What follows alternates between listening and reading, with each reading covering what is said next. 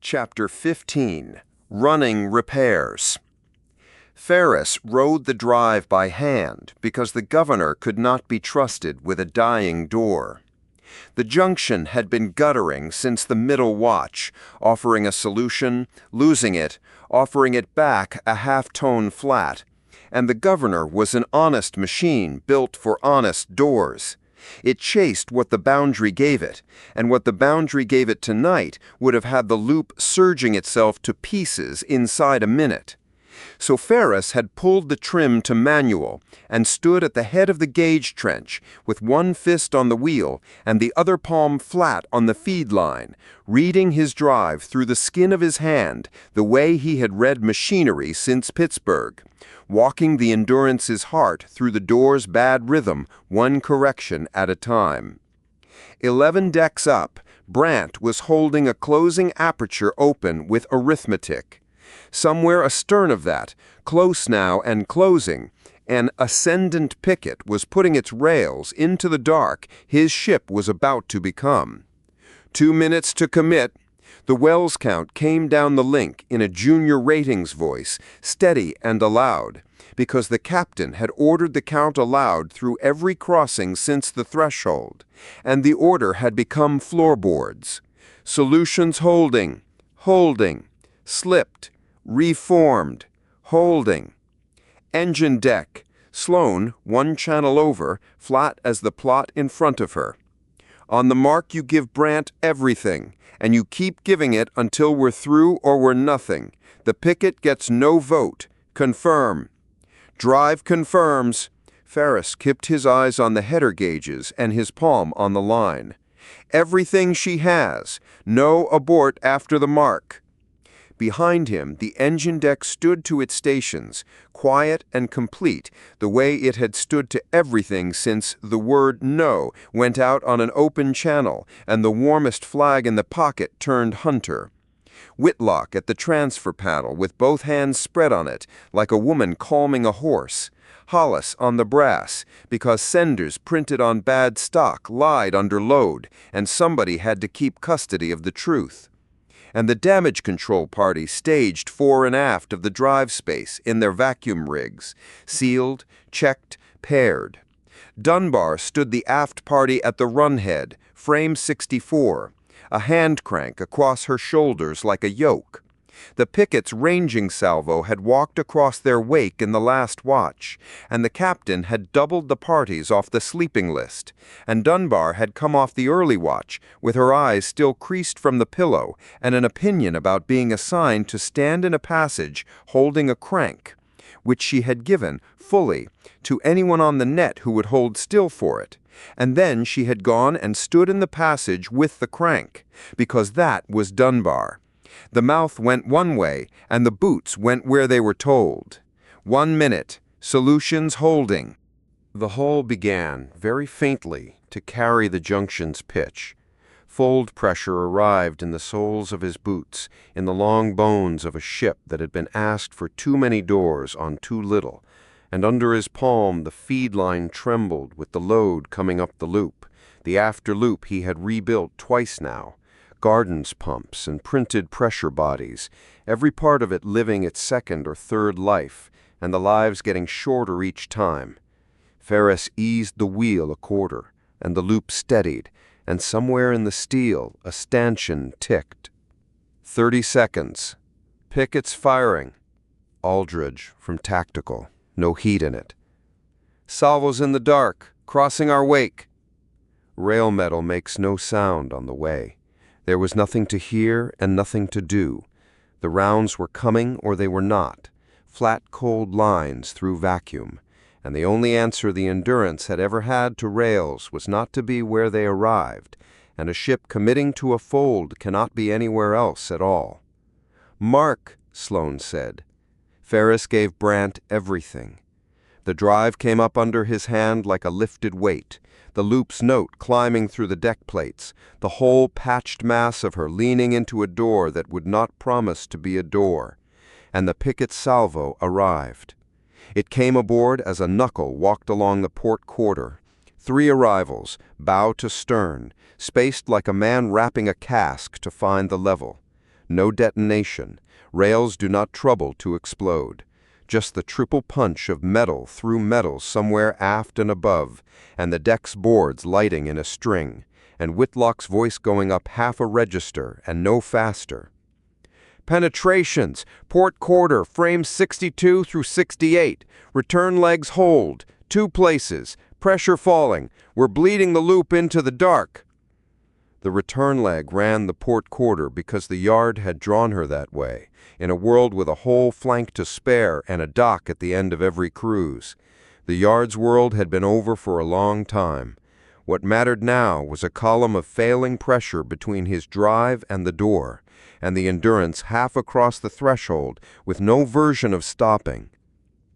Cross her to the matrix feeds. His mouth had it before the thought finished forming, because the thought had been formed for months, and he had hated every day of knowing it was there.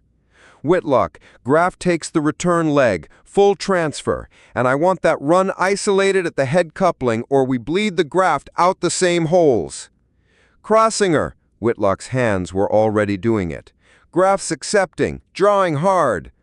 Bus is dead at the run head. The aft party's net, a ratings voice, young and pitched over the noise of venting somewhere behind it. Round took the trunking, no power on the coupling. Crank's going in, Dunbar's on it. Tell her the trunk's warped where the second one hit, Hollis said from the brass, level, eyes on his gauges. She'll feel it bind at half. She heard you, the rating said. She's in. The fold took hold of the ship. There is a stretch in every crossing where the boundary owns the hull more than the crew does, and they went into it wounded. The loop down to one lung, the drive drinking everything and asking for more. Brant riding a guttering solution on inference, while the fold pressure worked at 3 new holes in the quarter like a thumb at a scab. Ferris stood with his palm on the feed and rode the starving loop one correction at a time, and heard his deck do its work in pieces around him. Whitlock calling the transfer percentages, Hollis calling the truth against the sender's panic, the pumps on the dying yard-built leg beginning to cavitate one after another as the column emptied, number 1 chattering, number 4 seizing outright with a sound like a dropped chain, and on the aft net, under all of it, Dunbar at the crank, breathing hard, talking the way she worked. Half over. It's bindin'. Hollis, you smug old man, it's bindin' right where you said. Get me load off this line, Chief. 10 seconds, it's fightin' me.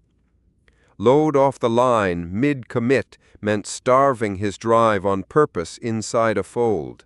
Ferris bled the header a half-turn. 3 seconds, 4, the loop's notes sagging, the whole ship's leaning, going soft under everyone aboard at once. Somewhere far forward, Brant would be feeling her solution mush under her hands, and not know why. And on the net, the crank's ratchet ran fast and free. Hard over, locked, Dunbar, with the fierce satisfaction of a job that had fought her and lost. Runs isolated, coming out. Ferris put the header back. The drive surged, caught its note, climbed. The loop's pressure stood, Graft alone now, the salvage feeds taking the whole of the return leg's work, and the boundary's pitch came up through the bones of the ship toward the long note that meant the door had agreed. The port quarter, stitched through in 3 places and carrying fold strain it had never been drawn to carry, did not hold the agreement. The run tore out of her between frames 62 and 66, trunk, catwalk, the isolated section entire, peeled off the quarter and gone into the boundary's dark with its freezing cloud of coolant still venting, and Dunbar went with it. Sections gone, the rating at the run head, the words arriving before the understanding did, the way they do. The run's gone, she was in it. Chief, Dunbar was in it, she was 2 meters from the hatch. Sealed the head, Ferris said. His hands were on the wheel and the line, and they stayed there, because the ship was inside a door, and everyone still aboard her was crossing it. Seal the head, confirm your party, and stand by for exit damage. Whitlock, Graf's state. Holding, one word, flat Welsh, scoured clean. She's holding, Chief. The resonance caught. The note ran out long and low through every frame of her, the door keeping its word at last, and the Endurance went through, wounded, lopsided, one lung and a graft, and the fold collapsed behind her and took the picket's whole sky with it, and the new dark closed over the ship like deep water. Stillness. The fold pressure let go of the soles of his boots. Under his palm, steady, alien, sufficient, the loop ran on. Through, the well said. Ferris stood at the trim with both hands still doing a job that no longer needed them, and made himself let go one finger at a time. The survey took him aft along the port quarter while the ship was still counting herself, because the captain needed numbers, and the numbers were his to get. The ship lay dark and silent on the far side of the door, drifting with her wake cooling behind her, every emitter cold, the receivers drinking the new neighborhood for the sound of anything that hunted. Nothing yet. The picket had fired its farewell into a closing fold, and the fold had folded its arithmetic away with it. Whatever Tan's people knew now, they knew it about a place the Endurance no longer was. It would not stop them. The chase had a shape everyone aboard had learned in the first days after the open channel. The front lost the scent at every door and bought it back with traffic and patience, because the front owned the lanes and the ledgers and the time, and the Endurance owned a patched hull and the cold between junctions. You could run a long way on the cold. You could not run forever on it. At frame 62, a shored bulkhead stood across the passage with vacuum behind it and a plate-sized inspection port, and Ferris put his work light to the port and looked at the wound the way you look at the bench when the casing comes apart in your hands. The yard's return leg ended in bright torn metal a meter past the seal. Beyond it, where the run had been, the trunk he had walked 1,000 times, the catwalk with the worn third rung, 40 meters of honest ISCA plumbing drawn in Houston by people who had assumed a navy, a network, a yard at the end of every cruise. There was the open dark and the stars of somebody else's parish, cold and small and indifferent through the hole in his ship. And threaded along the inboard side of the passage, glowing faintly where the work light caught it, the graft ran on. The salvage feeds had gone in during the first dark drift, alien lines lifted off a dead hull and married into the matrix Hale's people had welded aft of the slagged mast, plumbed in parallel with the yard's leg because Ferris did not trust them and had said so in writing. They did not look like plumbing. They looked grown, the way everything out of the matrix looked grown, a root system in dull pewter that was warm when the engineering said it should be cool. And through the whole crossing, while Houston's pumps cavitated and seized and died of the vacuum in their column, the graft had taken up the return leg's work without being asked, retrimming itself around each failure faster than any governor he had ever set, faster than his own hands on the wheel, drawing harder and harder from the matrix and balancing the loop so cleanly that the drive had never felt the wound that killed the run. The yard's work had failed her. The picket's work had carried her through. Ferris stood in the after quiet of his own deck with the work light on the grown lines and hated it with a thoroughness he had not felt for any machine in his life. Not the graft itself, which was innocent the way all machinery was innocent, but the sentence it wrote. Everything Houston had given her was dying of this place, one system at a time, and everything that kept her alive came more and more from out here, ascendant rounds in her racks, ascendant barrels in her hold, a dead stranger's roots running her blood aft of frame 60. The ship that had come through the first fold had been a piece of home, hurt but home. The thing drifting dark on the far side of this one was becoming something else, more pocket than yard, plank by plank. The way a boat rebuilt at sea belongs less to its builder with every storm. And tonight, the something else had saved all their lives, and he could not even have the decency of resenting it honestly. The graft had a cost. That was the other thing, the thing that had a book now. Since Hale had put her two traces side by side, and the captain had heard her out, the standing order ran fleet plain. Every adapted systems draw was logged and budgeted like the magazine, spent like rounds, counted. Survival here was spending here. Ferris took the chalk from his belt at the gauge board and wrote the crossings draw into the second column in his own hand. The matrix's whole share of the fold, the heaviest line anyone had yet entered, and the figure stood there under the day's feedstock count, two kinds of arithmetic about the same dark. Above the board, the muster flimsy hung where the watch had taped it in the winter, gone soft at the corners with the trunking stamp. 169. The number was wrong now, and the whole deck knew it was wrong, and nobody had touched it, because amending it was not theirs to do. Hollis came past him on the way forward from the shoring party, an older man moving carefully, his rig hood thrown back, and his face the gray of the watch he'd stood. At the corner of the flimsy, in pencil, the engine deck kept its private tally, the hash marks of every time since Houston the ship had tried to take one of them and been refused, Whitlock's arm, Mara sworn at on a ladder, the morning the casing burst. Hollis stopped at the board with his pencil out, the habit of every bad watch's end. Then he put the pencil away and put his hands up into his armpits and stood there a moment and went forward without writing anything, because the tally was a count of refusals, and tonight had not been one. The link clicked. Engine deck, bridge, Sloane. Captain. State, drives whole, loops whole. The yard's return leg is gone aft of 62. Gone off the ship, not repairable, there's nothing left to repair.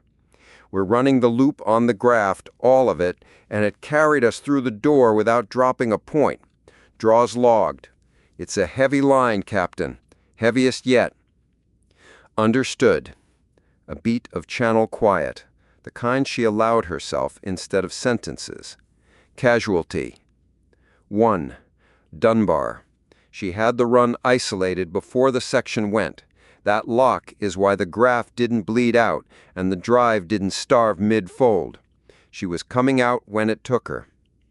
Ferris kept his voice level and paid for the level with the hand he had flat on the gauge board, out of anyone's sight. No recovery possible. The section's in the boundary. There's nowhere it is. Understood, Chief.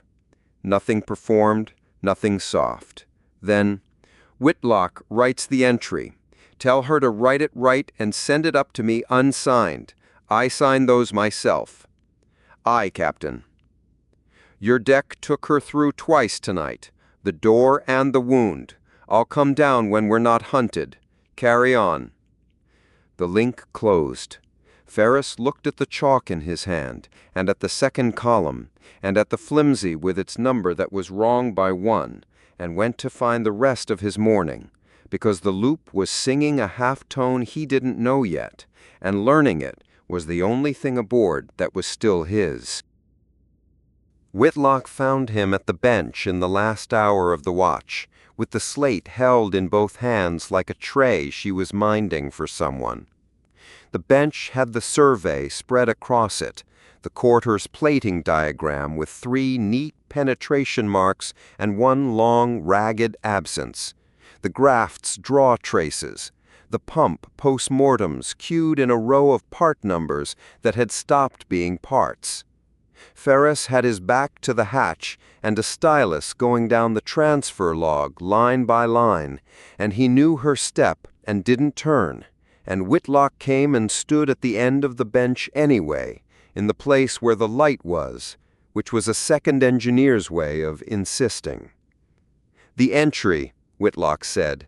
"Captain wants it right and I want it right, and you were holding the line she was on, so you're going to help me write it."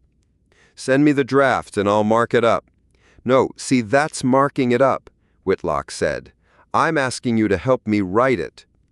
Ferris put the stylus down on the transfer log and didn't let go of it. "What does the graft show for the handover, Cass? I've got the loop accepting full transfer at commit plus 41 seconds, and the trace says the section failed twice before the section failed. Twice. I need to know if that's the matrix retrimming or my sender's lying again. Because if that thing is making decisions in steps I haven't characterized, Dom, then I'm running my whole return circulation on a machine whose mind I can't read, in a chase, with the next door God knows how far out, and the difference between those two readings is the difference between Dom. Not louder, flatter. The voice for tide tables and casualty lists, which were the same voice, which he had known for years and never once been glad of. "The feed numbers will still be there at 8 bells. She won't be deader if you look at me." Ferris looked at her. Whitlock set the slate down on the survey, on top of the plating diagram, and turned it so the draft faced him. She had written it the way she wrote everything, square and plain and without one spare word. And it said that Rating Dunbar, assigned damage control aft, had effected manual isolation of the port quarter coolant run under fire during a committed fold. That the isolation had preserved the loop and the drive through boundary transit, and that the run section had failed under fold strain before she cleared it. Time, frames, witnesses. The form's grammar filled square to its margins. "It's all true," Ferris said. "It's all true, and it isn't right." Whitlock's finger came down on the middle of it, on effected manual isolation. "That reads like the crank turned itself and she was standing near it. The trunk was warped, the coupling fought her the whole half, and she made you starve the drive mid-commit to get it the rest of the way. She gave you an order, Dom. A rating gave the chief an order inside a fold, and the chief took it because she was the one with her hands on the truth. The captain's going to sign this. The captain reads every name like it's a muster.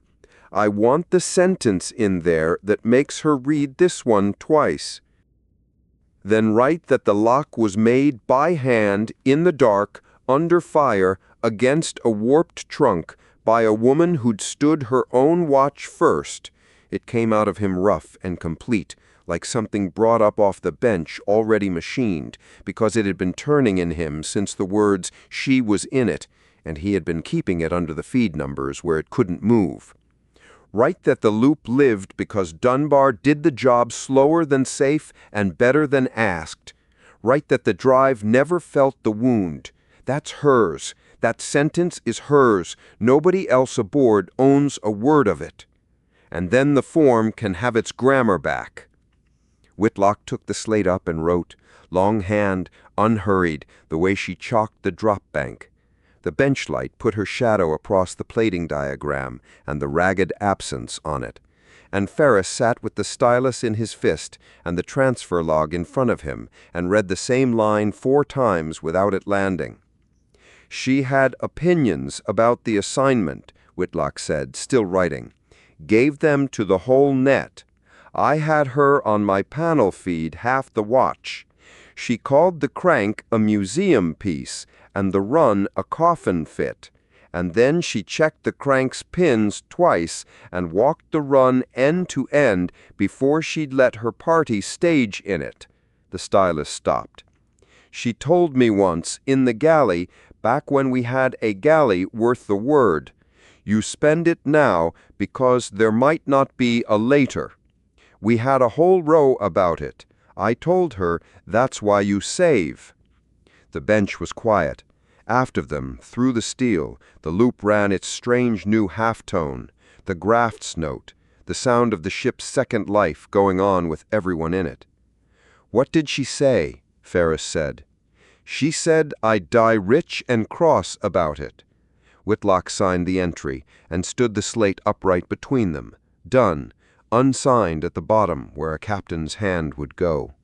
"She spent it, Dom, all of it, every day I knew her, and the last of it on your drive.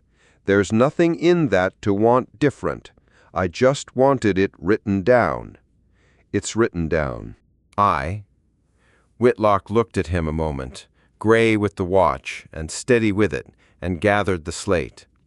"The handover trace is the matrix retrimming, by the way, not your senders. 2 steps, clean ramps, no overshoot. I pulled it while you were aft. The thing reads the loop better than the loop reads itself."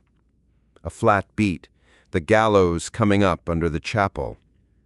"You're going to have to learn to talk to it, boss. It's the only plumbing you've got left on that side." Whitlock went, the slate under her arm, up the ladder toward the bridge and the captain's unsigned line, and Ferris sat at the bench until the watch turned and the deck changed hands around him with its low passing of words, the wounded ship's quiet shift change going on because it had nowhere else to go.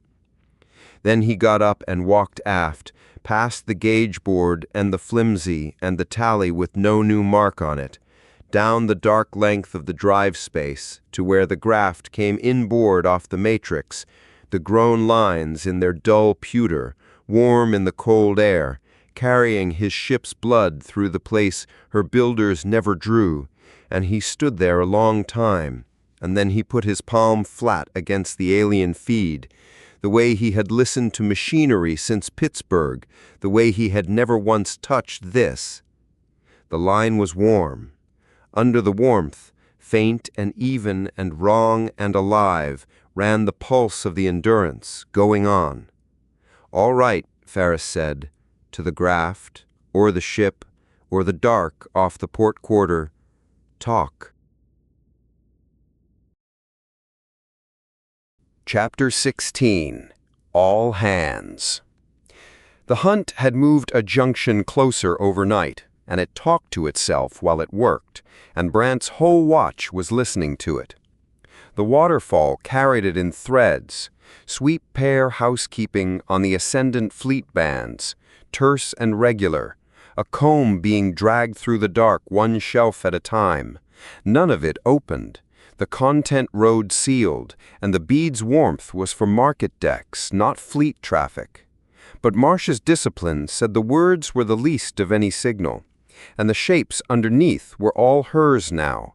2 pickets working a search ladder, rung by rung, reporting at the turn of every rung to something heavier that never spoke first. Methodical, patient, wrong shelf. The ladder stood 3 junctions out and pointed down a bearing the Endurance had never used.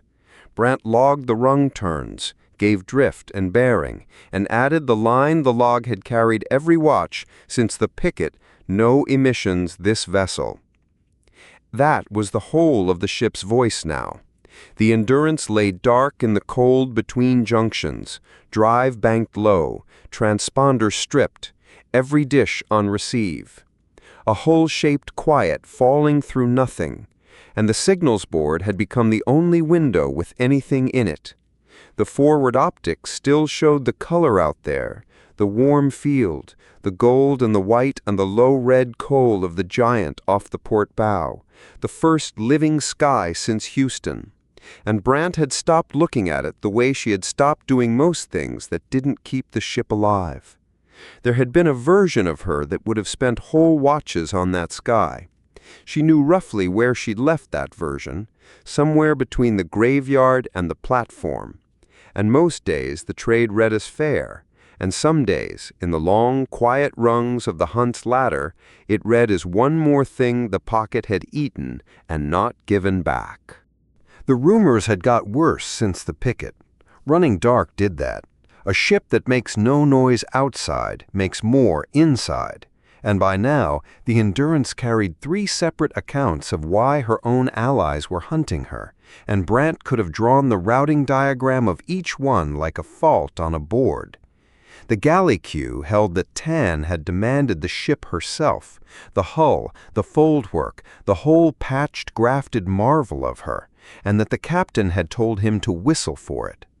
The berthing decks ran a darker one, that Command had been talking to the silent ones on the side, singing to them out of that rig the science deck had built in the after bay, and the Ascendant had caught the ship at it, and everything since was the price of officers playing both ends of somebody else's war. And the fabrication shop, practical to the last, had decided there was an object, something lifted off that museum world the science party had toured in the spring, something in a hold with a guard on it, and the hunt was nothing grander than a very large owner wanting their property pack. All of it wrong. Brant knew it was wrong the way she knew the traffic. She had been inside the comms picture for every hour of it. She had set up the channel the captain said no down. She had logged the open band refusal with her own hands and watched the fleet bands turn over, in the watches after, from courtesy to search grid. And the truth was that the picture did not explain itself. There was no version of the traffic that gave you why. The officers had the why. You could see them carrying it, and had been able to for a long time, if you were the kind who watched. Hale running some long sum behind every conversation since the winter. The captain refusing a flank she'd flown a dozen of. The wardroom hatch shut at hours wardroom hatches didn't shut. Half the ship had built its own why by now. The other half was queuing to pick one. A well rating came up mid-watch with a repaired demodulator card and stayed too long fitting it. "You'd know, though," the rating said, at the end of a loop that had started at the card and toured the galley version and the berthing version on its way round to her. "It all goes past this board. The whole break went past this board. You'd have it in the log." "I'd have the traffic in the log," Brant said. "Traffic's not reasons. But if you had to guess—" "I don't have to guess. That's the one good thing about this board." She thumbed the card seat closed. "It works. Tell your chief." The rating went, unsatisfied in the way they all went now, and Brant sat with the unfairness of that for a while, because the part she couldn't say was that she was in the queue herself. Sloane had put her on this board. The cross-posting nobody explained, the captain's quiet doing, more eyes on traffic, and since the resupply, Brant had taken the posting as a kind of trust and been immaculate inside it. Somewhere since the break, the trust had developed a hollow place. They had pointed her at the traffic and kept the reasons. Hale had taken a loom band offer with a straight face and a reasonable explanation, back at the station, with the holds open and everybody smiling, had stood at her own bench and answered a routine that should have got a laugh with "Boarders repeat, ensign, hands are hands, fours are fours." And whatever the officers were carrying, they had been carrying it then already, between the fry stands and the resupply manifests, while Brant walked a market deck, liking everybody on it. The faith she ran her watches on had not cracked. It had done something quieter, with no log code she knew of. It had started taking on water. The all-hands tone sounded at 6 bells of the forenoon. It came down every circuit at once, the 3-note rise the ship used for drills and musters, and everybody on the bridge did the drill thing, the small instant reorganization toward stations, and then the 4th element didn't come. No drill designator. The flat recorded exercise that had followed that tone every time it had ever sounded aboard this hall simply wasn't there, and in its place ran a quarter-second of open carrier, a live pickup, somebody breathing at the head of a ship-wide channel. Brant's hands went flat on the board. The well count stopped mid-figure, and up the companionway, with nothing in her hands at all, the captain came on to her bridge. Sloane didn't take the chair. She crossed to the dais and stood beside it, lifted the command pickup out of its cradle, and stood a moment looking down the length of the bridge, not gathering the room the way speakers gathered rooms, counting it the way she counted everything, while the open carrier ran soft on every deck of the ship, a whole crew listening to its captain decide to begin. "All hands, this is the captain." Nobody on the bridge moved. Down in the well, a junior rating sat with a stylus an inch off a slate and left it there. "There's no drill flag on this because it isn't one, and there's no alarm in it either. We're dark, we stay dark, nothing about your watch changes in the next 10 minutes. But this ship is going to hear what I have to say all at once, every deck, the same words, so that tomorrow there's one account aboard and it's mine." The captain had brought nothing up the companionway. No slate, no notes, no second voice standing by on the channel. Whatever she was about to say, she had it the way she had the muster, by heart, because she had decided somebody should. In the winter, before this ship ever docked at their station, Dr. Hale brought me an instrument finding about the Envoy Tan. In the spring, she found the proof of it in a heritage vault on their oldest world, and since then it has been tested every way this ship knows how to test a thing. Here it is, plainly. The ascendant are human. Air went out of somebody at the environmental console audibly, like a fitting letting go. Not human-like, not near enough to pass. Ours, a colony crossing out of our own deep past, so long gone they've worn the memory off themselves and built a founding story over the whole.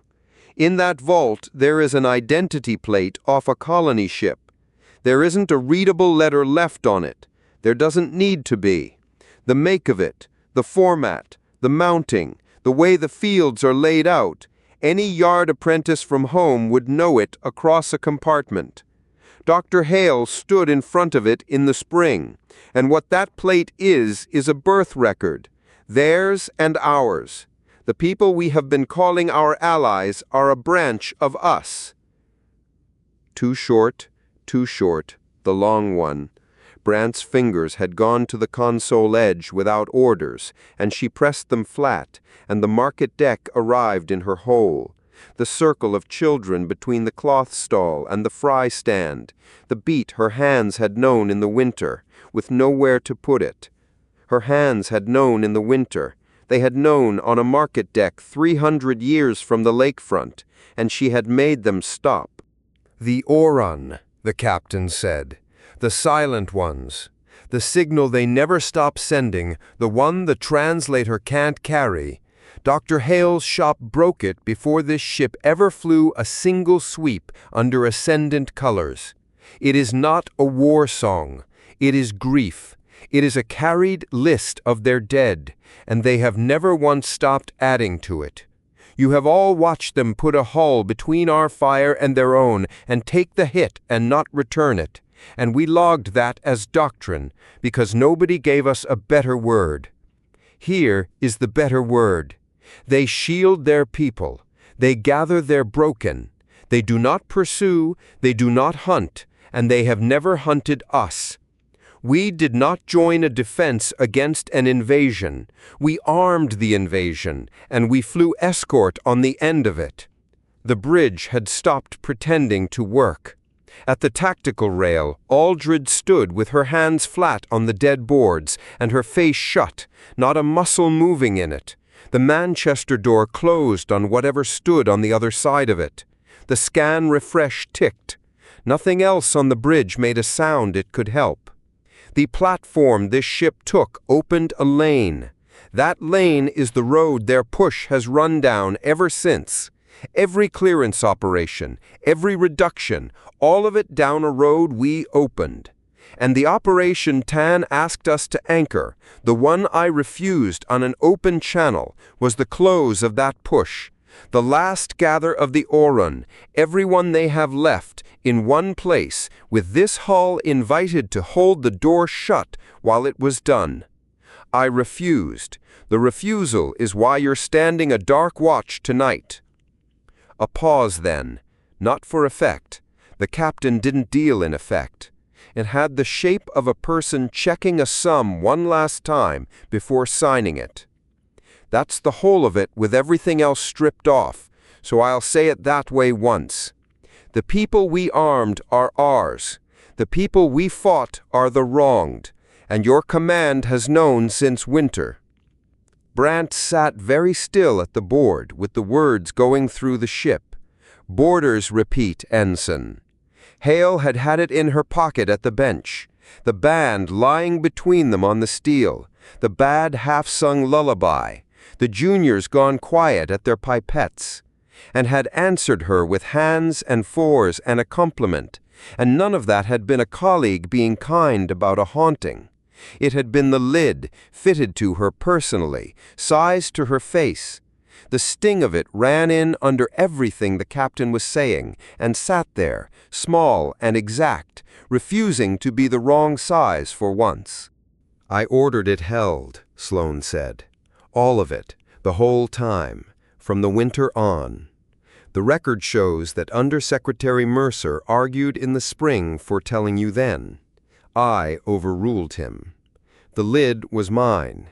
Here are the reasons, and they are not an apology. We were dry, we were toothless, and the only resupply in this dark wore their flag.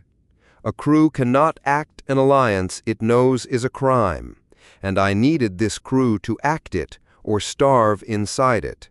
So I kept you able to act it. Every escort you flew, believing, every round you took aboard off their tenders, every dock you smiled at, you did honestly, because I had decided you would. That is what I took from you. Knowing what it was didn't stop me, and I'm not going to stand here and tell you what it cost me to hold, because what it cost me is not the bill that matters." Down the internal nets, Brant had the monitor ear in, duty habit, the ship's own circuits whispering under the address. Nothing moved at all. Compartment after compartment of the Endurance, lit and crude and silent, every working channel empty, the whole patched length of her stood still around one voice. "There's no order at the end of this," the captain said. "The watch stands as set. We stay dark, we stay quiet, and we keep this ship alive. And now you know why she needs keeping alive, which is more than you knew at 6 bells. What I've just given you is everything your captain knows, as plainly as I know how to give it.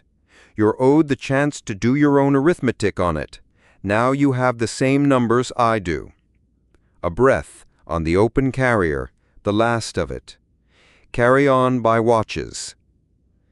The pickup went back into its cradle with a small domestic click that the whole bridge heard travel, and the carrier closed, and for a moment the only sound anywhere was the scan refresh ticking over the field of somebody else's stars.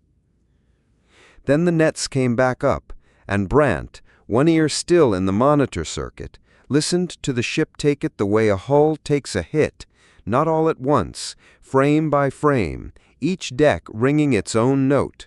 The engine deck maintenance circuit went loud inside half a minute, voices over voices, a fitter swearing with terrible fluency, somebody shouting somebody else down about the platform, somebody else shouting about Dunbar, the whole deck's grief gone straight to its voice and its hands, until Whitlock came up on the circuit, flat and Welsh and worn.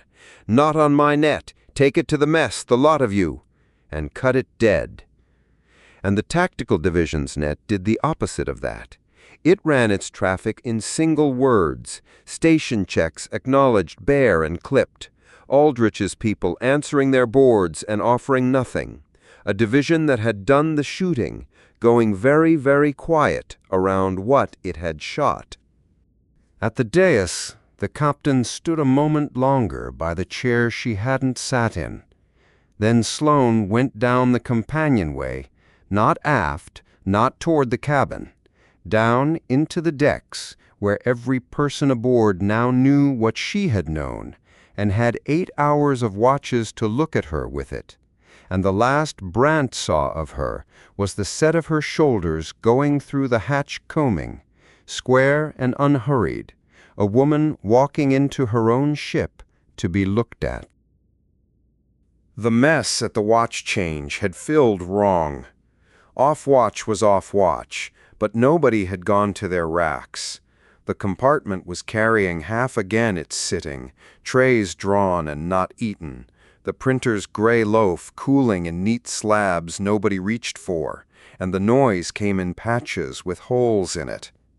One table arguing low and fast, the next not talking at all, the serving line shuffling forward on habit alone.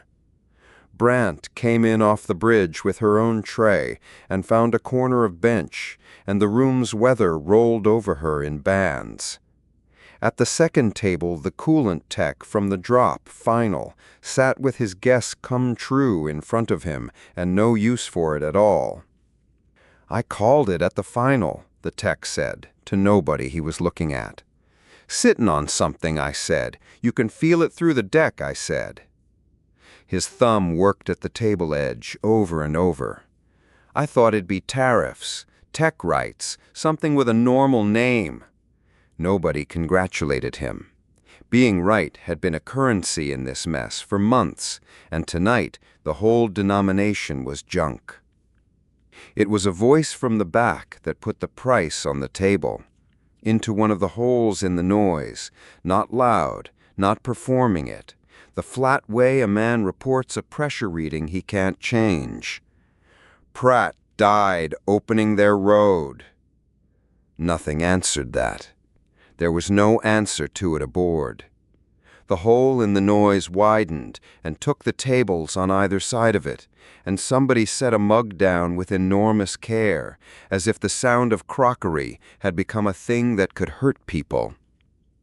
Then the noise came back, and came back angry, and it went everywhere at once because it had nowhere true to land. The science deck knew that was one current, hot and fast. The doctor had stood in their museum in the spring. The bench juniors must have known. Who else? How far down? Officers knew was another, wider and worse, and a fabrication hand with burn-scarred forearms wanted a number for it. How many mouths? How many months? Name them, and got shouted at from 2 tables for the list-making, and shouted back. Somebody's voice broke on the word escort. Somebody else kept saying, "We fed off them. We're made of their feedstock. Do you understand that?" in the loop of a person whose argument has stopped going anywhere and can't stop being made. The dead were under all of it. Pratt was under all of it, and Sen Gupta, and the new shape of what they had died doing, which nobody said again after the once, because once had been almost too much to survive. "If she'd told us at the station," Brant's voice went in before she had decided to send it, too fast, the argument arriving second-hand even in her own ears, the address an hour old and her mouth already running its lines. "With the holds open and their feedstock coming over the lock, somebody cracks. One face goes wrong on one dock, and a dock hand reads it, and they board us where we float. We were eating out of their hands." "Don't!" A feed rig hand off the engine deck, a big quiet man she'd never had a full sentence from in her life, not loud. "Don't run her sums for her, ensign. She ran them herself a half-hour ago, and it was better the way she did it." The man's hands were flat on the table, pressed down, the knuckles pale where they bore. "Dunbar got pulled into that run not knowing why anybody was shooting at us. Nobody handed Dunbar the reasons and a vote. So whatever the sums were, don't sit there doing them at me like they come out." "I wasn't," Brant said, and stopped, because she had been, and every face in reach knew she had been, and not one of them moved to help her out of it. The table looked at its trays.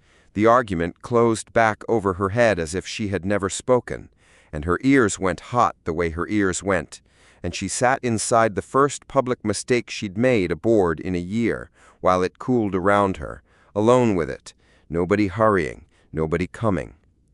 "She should have told us at the station," somebody said further down. The argument had moved past Brant entirely now. "Spring at the latest. We had a right to know what we were loading." "They told us when telling cost them enough." Hollis, the old gauge board hand, had the corner seat, a mug in front of him he hadn't drunk from, and he said it without raising his voice, the same planted mildness he'd shown a screaming foul line at the drop final, a man who had run gauge boards through 2 fires and had stopped auditioning for rooms a long time ago. "That's the only version I'd have believed." The sentence sat down in the compartment and stayed. Nobody took it up and nobody argued it, and it fixed nothing, because it wasn't built to fix anything. It was a reading off an old instrument, offered once, and the mess absorbed it the way the hull absorbed a sea state, with a long structural quiet that wasn't agreement and wasn't peace. The fabrication hand looked at his scarred forearms. The coolant tech turned his cold tray a quarter turn and back. Down the serving line, Boyd called the second sitting, because the second sitting was due, and his voice cracked on the second word, and he called it again properly. All of it stood up. Every name on the bill, on time, trays racked, benches cleared, boots going to the ladders in 1s and 2s, and then in the steady, ordinary stream of a working ship, men and women going up to stand a dark watch for a hull that had spent the evening learning what it had done. Nobody sang anything. Nobody swore anything. But Brant, racking her own tray in the stream of them, was close enough to the going to see, it seems, the half-beat hesitations at the benches, the man who looked at the ladder a long second before his hand took the rung, the rating who turned at the hatch and looked back at the wardroom passage with a face full of things and then went up anyway. Every one of them, somewhere between the tray and the ladder, deciding to. It happened all around her, person by person, barely and visibly, the whole watch choosing in single file to still be a crew. Brant went up with them. Nobody said anything to her on the ladders, and she had stopped expecting them to. The middle watch ran quiet, and the hunt was still out there, and it had not got any closer while her people learned what she was. Brant took the signals board over from a rating whose handover was 4 sentences and a bearing, all of it correct, none of it about anything else, and settled into the waterfall's slow weather. The search ladder had shifted 1 rung along its shelf, working away on the wrong bearing, patient as bookkeeping. The sweep pairs called their turns. The heavy thing that never spoke first went on not speaking first. She logged the rung turn, drift, bearing, the standing line. No emissions this vessel. Partway through the watch, the captain came up. Sloane did her rounds the way she had done them every night the ship ran dark, the walk through the stations, unhurried, reading boards over shoulders, a word where a word was wanted. And whatever the day had cost her was nowhere a watchstander could find it. Not hidden. Brant had spent a year learning the difference. Stowed. The weight had been taken below decks all evening, through compartment after compartment of people doing their arithmetic on her, and it had been brought back up the companionway, squared away and lashed down, because the middle watch was owed a captain with her hands free, and this captain paid what a watch was owed. At the signals board, Sloane stopped and looked at the waterfall a moment, the ladder of the hunt working its wrong shelf. "Anything moved?" "1 rung along, ma'am. Working away from us. No emissions this vessel." "Very good." That was all of it. No more than the job.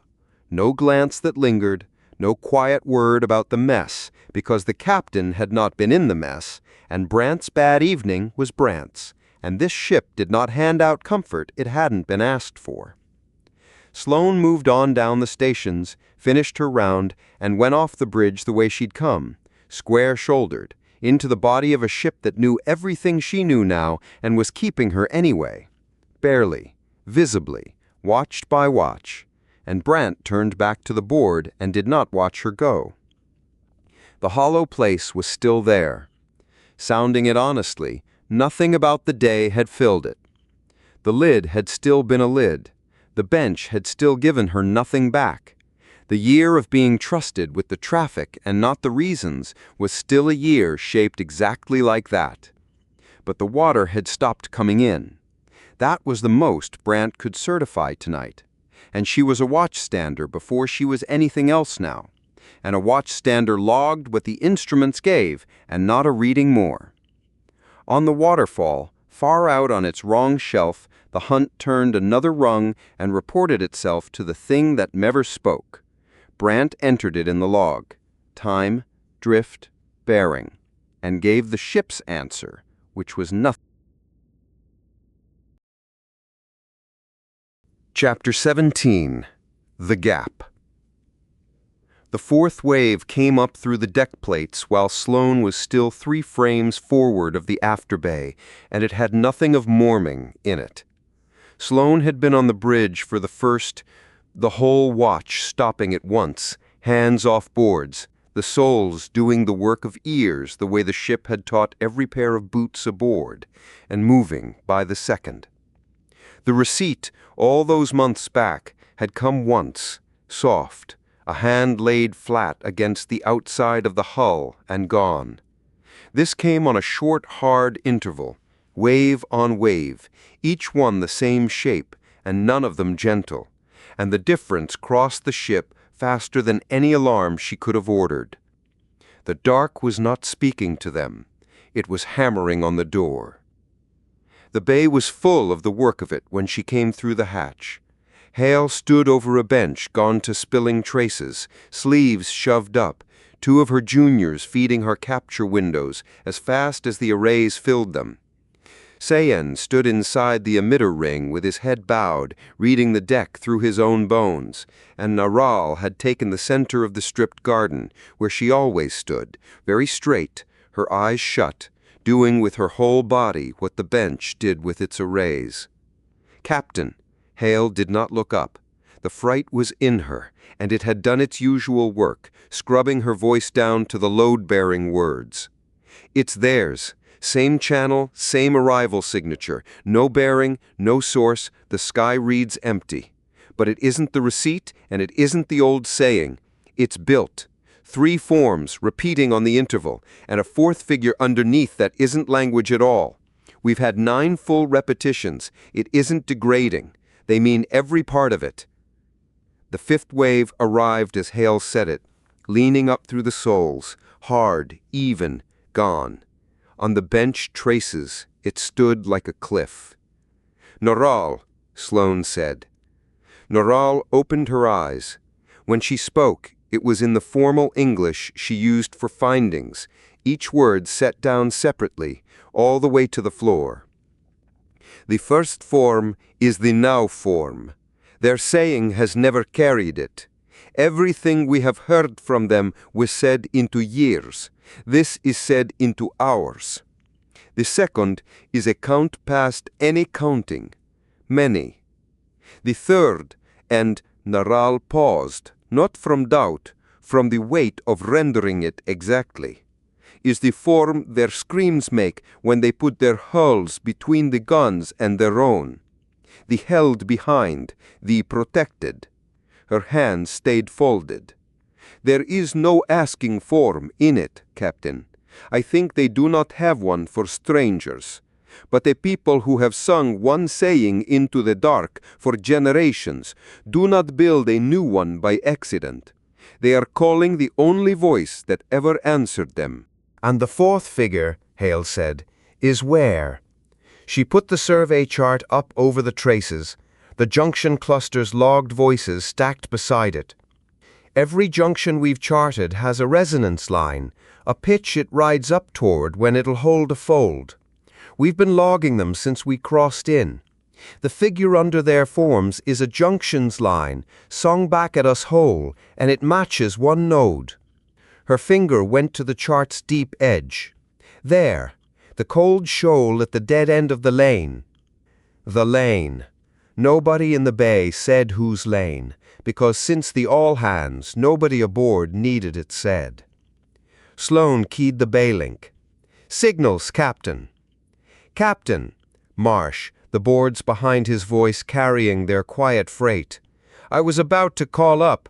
Passive's been taking fold wakes toward that volume since the middle watch. Front pattern, tidy intervals, more metal moving one way than I've logged since the station. Whatever it is, it's still building." "It's the closing operation," Sloane said. "Tan offered me the honor of anchoring its flank, and I declined for all of us on an open channel." She looked at the chart, the cold shoal, the converging weight. "The last gather in the pocket is being run down the lane we opened, and they've sung us the door they're running for." Once she would have stood in this bay weighing who could be told, and weighing it had been half the weight. That was gone. The order could go out in front of the whole compartment, plain, with nothing held back of it, because there was nothing left aboard that had to be. "Bridge, Captain. Brant, node on the survey chart. The deep shoal at the lane's end. Hale is sending you a resonance line to fix it by. Build me a fold solution that puts this ship out between that node and the lane. Ferris, the drive." "She'll fold." The engine deck gravel came up flat and fast. No decoration on it tonight. "She'll even mean it. Don't promise her a second one this watch, and don't ask me how I know." "Aldridge, the racks." 698, all mounts." Aldridge, already at her boards by the sound of it. "Resleeved, stock-proofed, and fed. They'll go where I send them." The sixth wave came up through the bay while the answers were still standing in the air. The same three forms, the same sung door now, many the protected. And Sloane put her hand flat on the bench edge and let it pass through her and gone. "Sound action stations," she said. "I want her closed up and the fold laid inside the half hour." The ship rigged for it the way she did everything now, without being managed. Mounts manned, and the re-sleeved rounds walked up from the racks. Soto's deck strapping down whatever could not fight, the printers cold, the galleys struck, the patch lockers broken out at every frame that had ever been holed. And under all of it, on its short, hard interval, the hammering against the hull going on and on, so that the whole of the closing up was done inside the sound of the thing they were closing up for. Sloane took the ship's circuit once, before the count began, and kept it to the length she had learned from a man at a rail. "All hands, this is the captain. The gather is under the front's guns at the end of the lane, and they have called this ship, this one, by the only name they have for us. We are going to stand in front of them. You know what they are to us. You know what we owe." Sloane closed the circuit. At the foot of the dais, where he had stood through every action since the chair changed hands, Mercer waited for her eyes to come to him, and then spoke quietly, in the voice with no polish left on it, the one that had turned out to be the better instrument. "The bill, Captain, not an argument, a price list." He held up one finger and then the others after it, a man itemizing. "We stand up out of running dark the moment the wake forms. Tan's net prices fold wakes. He will have our position by the end of the watch and go on having it. The racks hold 698 rounds, and there is no depot left in this pocket that will sell us one more. The feeds spend the very dark we'd be standing in front of. Hale's budget is on the log, and it is not generous. And if we don't go, no one out here will ever know it." A small, dry pause. "That one's free of charge. It's the only part of this that is." "Priced," Sloane said. "All of it. Then nobody can say we bought it blind." "No," Mercer said. "Nobody can say that," and went back to the rail. Brant folded them out of the dark on a solution built off a sung pitch and a survey log, and the fold was short and ugly and held, and the Endurance came out at the cold end of the lane into a sky already ruled into firing lanes. The picture built across the main display in pools of the long scan, and the well kept its count aloud, the habit this bridge had been rebuilt on, a junior ratings voice steady on the numbers. The gather lay spread below them like a slow river going over a fall, carriers low and dark and burdened, dozens of them, and more behind, streaming for the shoal where the floor read so low that the scan came back reluctant, and between the carriers and the lane, the screen.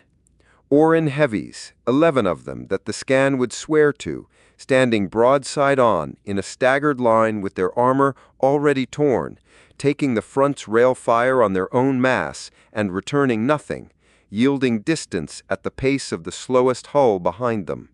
And down the lane, in tidy intervals, the push. The well counted the tracks as the net resolved them. 14, then 19, then 23. Gun line, gunships, pickets, the whole methodical weight of the front, advancing the way the front advanced. No haste anywhere in it. Salvo on salvo, walking the screen backward into its own protected. Range to the gather's stern, 11,000. Range to the push's van, 29 and closing. Signals, Marsh. Push command for the con.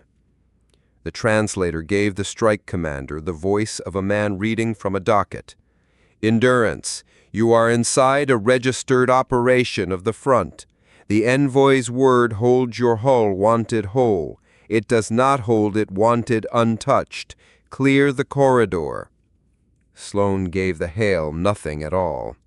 Helm, she was at the chair, one hand on the worn place along its arm, the plot repeater live under her stylus, and the orders came down plain and counted. Bring us about. Put our bow between that push and the gather. Aye.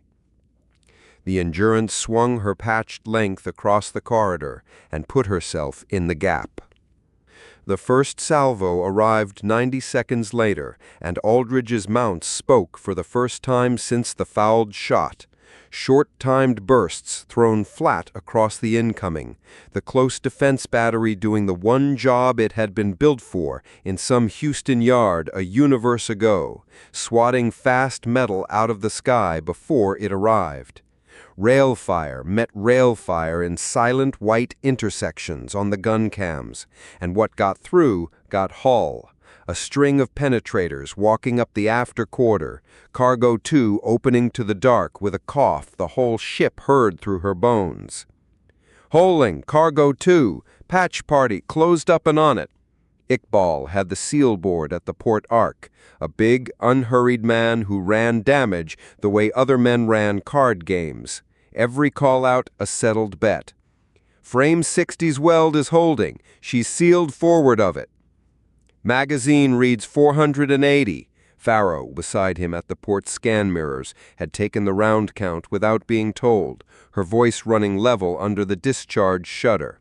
460. 451. Aldridge, Sloane's eyes did not leave the plot. Your line is 400 spent. Pass the line, you ask me. Line at 400, aye. The push came on, and the Endurance stood in its way and was, for the second time in her life, exactly what her bulk was worth. The gun line's solutions crowded and fouled around her. The gunship swung wide for deflection angles and lost them again as Sloane conned her own mass across each one in turn. Small, ugly accelerations, a fat, patched explorer dancing in quarter degrees, and behind her bow the screen yielded and the river of carriers poured on over the fall, down toward the cold that no docket would ever price a pursuit into. Under the gunfire, faint against the soles, the hammering kept its interval. Now, many, the protected. Feeds past half budget. Whitlock on the link from the bus room, Welsh and flat. laying it down the way she laid down all bad news. "Say it where the log can hear, Captain, or I start switching things off. Keep them fed, logged, my order, my name on it. Your name on it, feeding." The push's van tried the stern. A picket pair came down the dead side of the corridor and put a flat double salvo across the Endurance's wake, and Brant walked the ship's tail out of the wash with a margin nobody would ever measure, the patched hull groaning down her whole length like an old door. "Third time they've tried that stern line, Captain," Brant said. "She's wise to it now." "You're wise to it, Brant. Don't let her take all the credit." "Wouldn't dream of it, ma'am."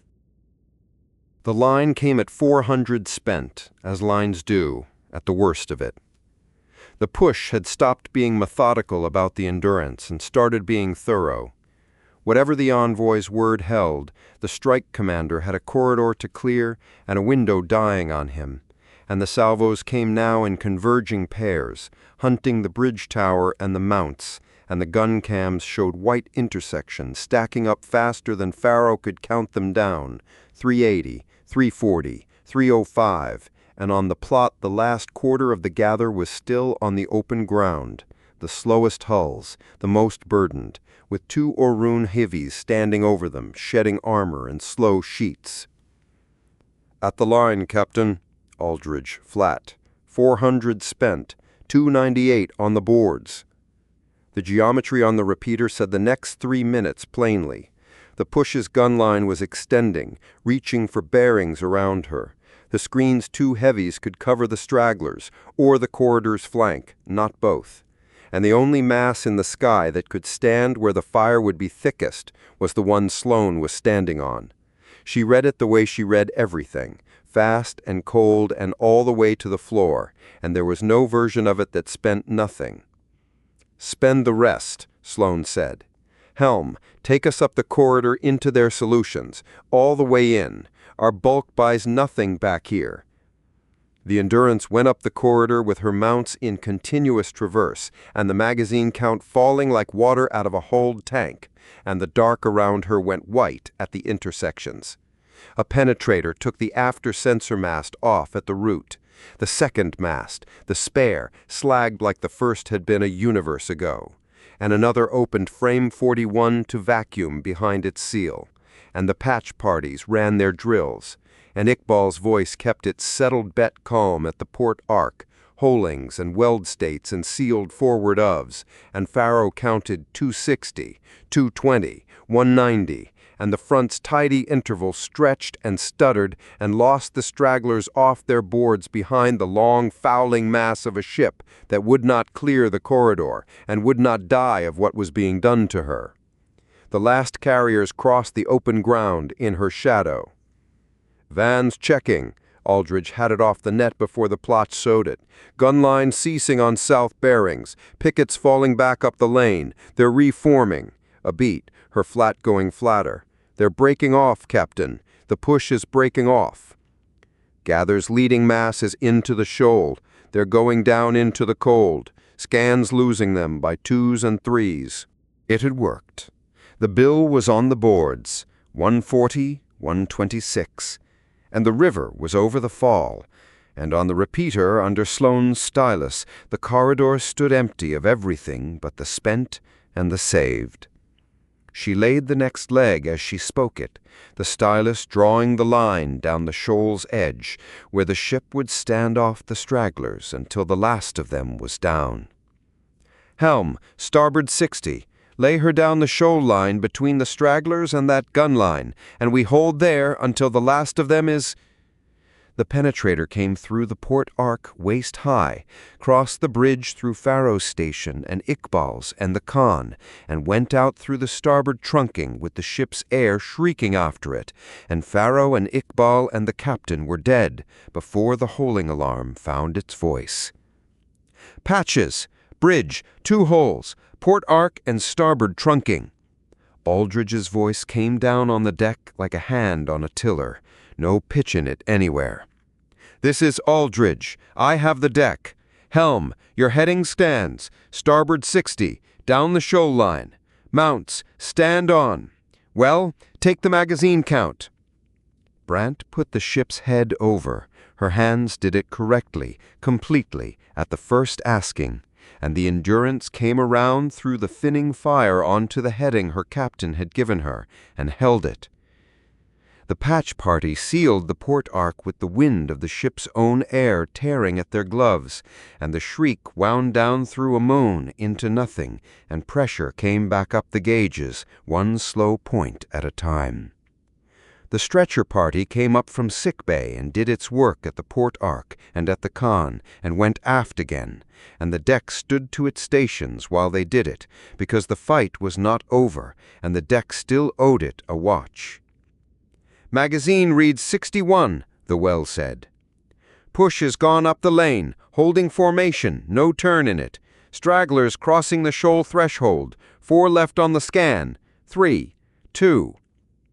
The last Oran heavy stood off the shoal's edge until the final carrier had gone down into the cold below the fold line, and then turned, slow, ponderous, torn along its whole flank, and bore off after its people stern first, the way they always went, and the scan lost it by degrees, and the corridor was empty, and the dark out there had the gather in it somewhere, deep and cold and alive, where no solution in the pocket could price the following.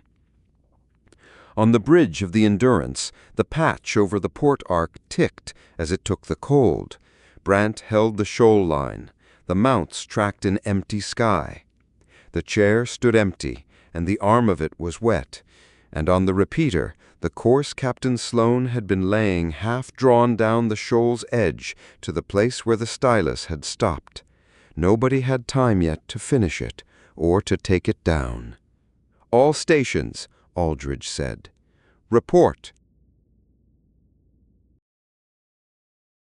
Chapter 18.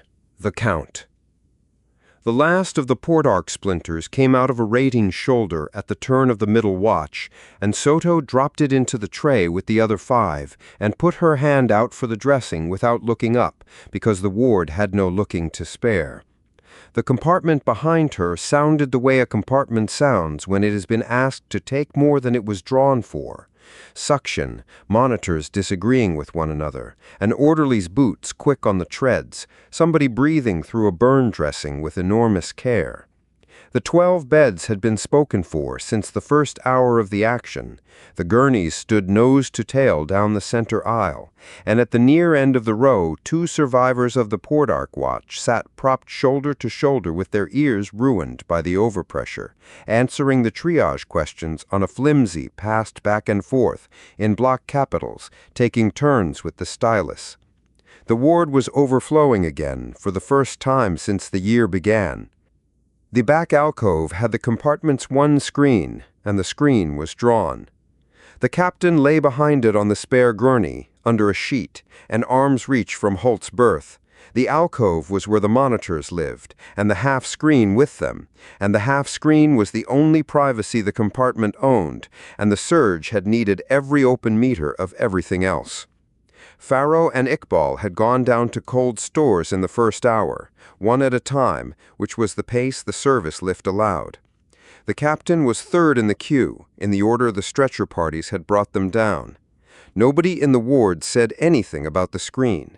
The compartment had simply arranged itself, across the night, so that nobody worked with their back to it for long, and Soto put that on the night's chart with everything else, and went on sewing the living. It was the duty rating who came for her, deep in the middle watch, at the pace trained never to look like running. "The alcove, Doctor." The trace had been climbing its slow stairs since the spring, steps and holds, each step a floor for the next, a tide so patient you could forget it was coming in. And Soto stripped her gloves and stood at the foot of Holt's berth and read what the night had done to it. The steps had shortened. The holds had shortened more. The line was doing in hours what it had spent the summer doing in weeks, the whole long climb gathering itself for the top of the stairs. And she ran her eye up it twice and got the same answer twice, which was the only way she accepted answers. "Fragments inside a day, maybe 2. Words after that if the curve keeps its manners. Soto handed the gloves to the rating and kept her voice at ward volume, which it had never once left. Quarter watch, Doctor. Quarter watch, Doctor. And this bay goes back to work tonight. She turned to the screen and the shape behind it, and gave the rest of it the way she gave dosages. Tell cold stores we're coming down. They don't need the certificate to take her. It follows in the morning. 2 orderlies, the aisle kept clear, the sheet squared the whole way. The orderlies came, and the gurney went out down the center aisle, feet first, the sheet squared, and the ward kept its eyes on its own hands for the whole length of the run, which, in a compartment that crowded, was its own kind of attention. Soto pulled the screen aside while they worked the gurney round the turn at the hatch, and let it fall to behind them, and went back to the burn at bed 8. Behind the screen, in a bay that was a working bay again, the trace climbed. The certificate took 4 lines and most of an hour. The lines were cause, place, identification, date. The round had left no work for the differential. Instantaneous was a word the form accepted, and for once it was also the plain truth. And Soto wrote 26 September 2241, where the form wanted it, and signed beneath, M.S. Soto, Chief Medical Officer. The hour sat between the lines and went where it went. The queue assembling outside the dispensary hatch ended it, and she was grateful to the queue, and dressed the first wound of the morning with a hand that behaved itself. Aldridge ran the deck now, every watch of it by the look of her, and came at the start of each forenoon for the casualty state, pressed and squared, the deck log under her arm, her voice running on rails, critical, serious, returned to duty, anything further for the deck. The same 4 beats, in the same order, every morning, the drill doing the standing up for her. On the 3rd morning, she copied the same column down twice, top to bottom, without anything in her face admitting it, squared the flimsy, and went. Soto added sleep to the list of prescriptions nobody aboard was filling. The week's anger came through the ward in its ordinary presentations. A fabrication hand arrived with 2 knuckles driven back level with the wrist and a story about a slipped wrench that did not survive the imaging.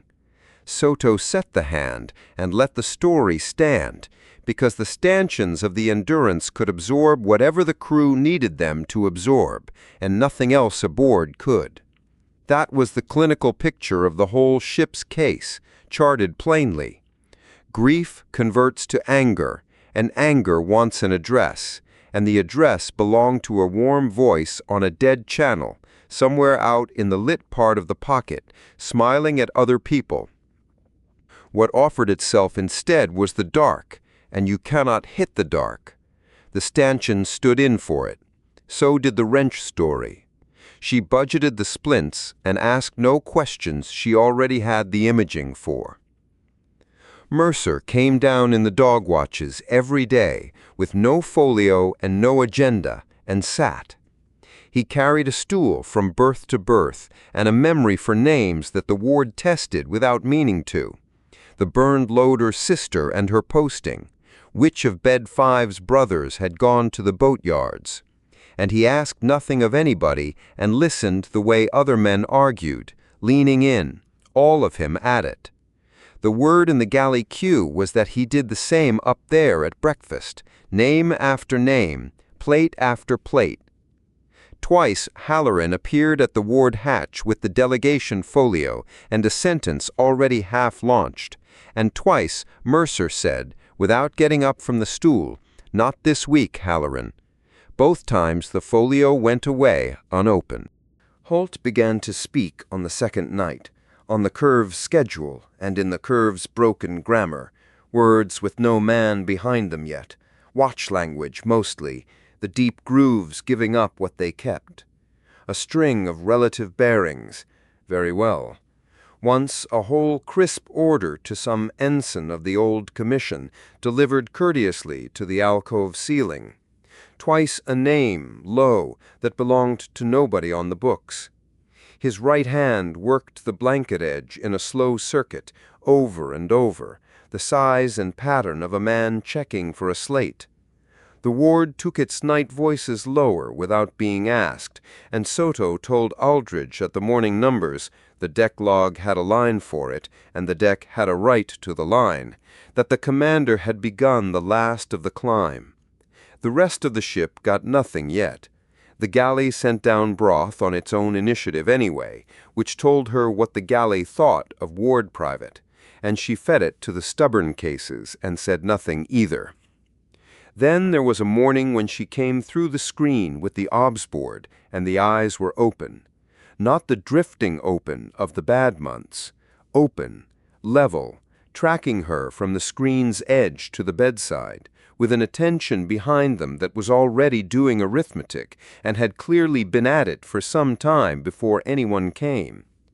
Soto set the board down on the blanket and gave him the bedside in the order the book gave it, because for exactly this the book was right. Commander Holt, you're in your own sick bay, aboard Endurance. I'm Soto, you know me. You were hurt in the shakedown fold, and you've been under a long time. Under and then climbing, and the climb's done now. It's the 1st of October, 2241. The date went in and worked. Nothing on the face moved while it worked. His mouth shaped something first and discarded it unspoken, the discipline of a man drafting and striking in a voice he had not used yet. And then it came, scoured down to wire, 4 words laid on the table one at a time. Who has my ship? Soto pulled the stool to the bedside and sat, which is what she did for the conversations that were doses. She's underway, she's dark, and she's whole, and the people on watch are people you'd want there. That's the whole of today's answer, Commander, and I'll tell you why. The rest of it is more than a year long, and you've a pulse I can read from the foot of the berth. You'll have all of it, in doses, at my pace, in order. Today you drink, and you grip my hand on the count, and you let the ship mind herself one more watch. She's had practice. The eyes stayed on her through the whole of it, doing sums.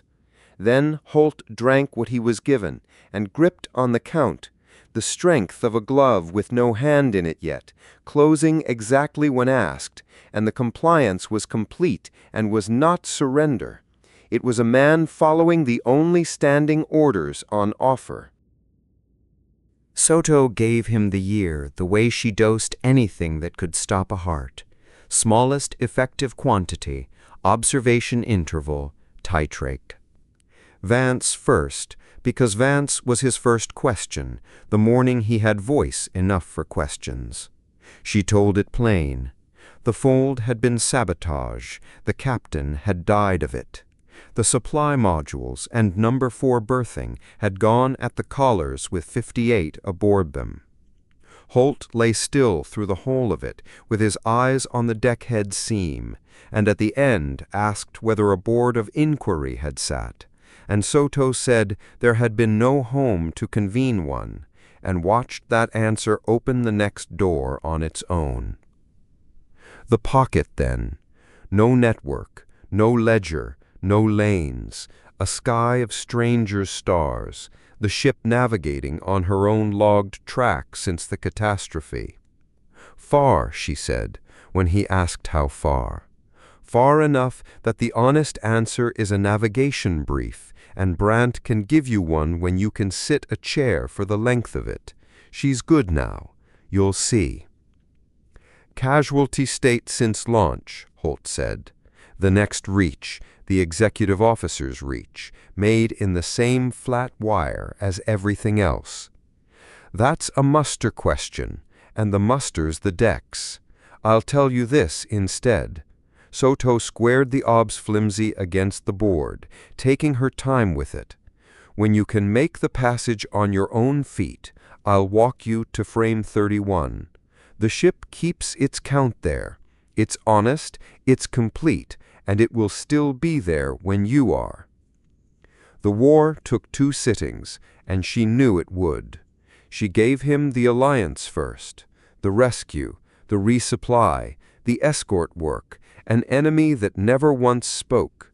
And then, the next day, with his ob steady under her thumb, the other half, the proof, the vault, the all hands, the people they had armed being people, the people they had fired on being the wronged. Holt said nothing for a long time. The right hand went back to the blanket edge, the slow circuit, the slate that was not there. When he spoke, it was procedure, because procedure was the handhold nearest the bed. Under what authority did we engage? The chairs. It's been held twice since Vance. And that was the next dose anyway, so she gave it. The Undersecretary's emergency instrument, asserted through the delegation. Frame 31, the 90 seconds, the 5 who went out the hole. The handover, logged by Petrarchus against the delegation's recorded objection, a man spending the last of Geneva's standing, to put the ship in the hands that had been working her all along. You'll want the log entries, not my prose. You'll have them. And Sloane took her. Holt had the chain now. She could all but hear him walking it, link over link, the way he would walk any chain handed to him broken. Captain Sloane. The eyes came off the deckhead seam and found her, level, a man auditing a sentence she had given him days before. You said the watch bill has her. You never said the captain has her. No, Soto said. I didn't. The ward went on behind the screen. Suction, treads, somebody's monitor keeping its own council of beeps, and she sat where he could see the whole of her and told him in the voice she would have wanted it told to her. A rail round came through the bridge port arc days before you woke. Mid-action, mid-order. It killed Faro and Iqbal at the port arc stations, and it killed the captain at the con. The action ended right. The people she'd put the hull in front of got away whole, and the strike broke off, and the ship came through around her. There was nothing slow in it, Commander.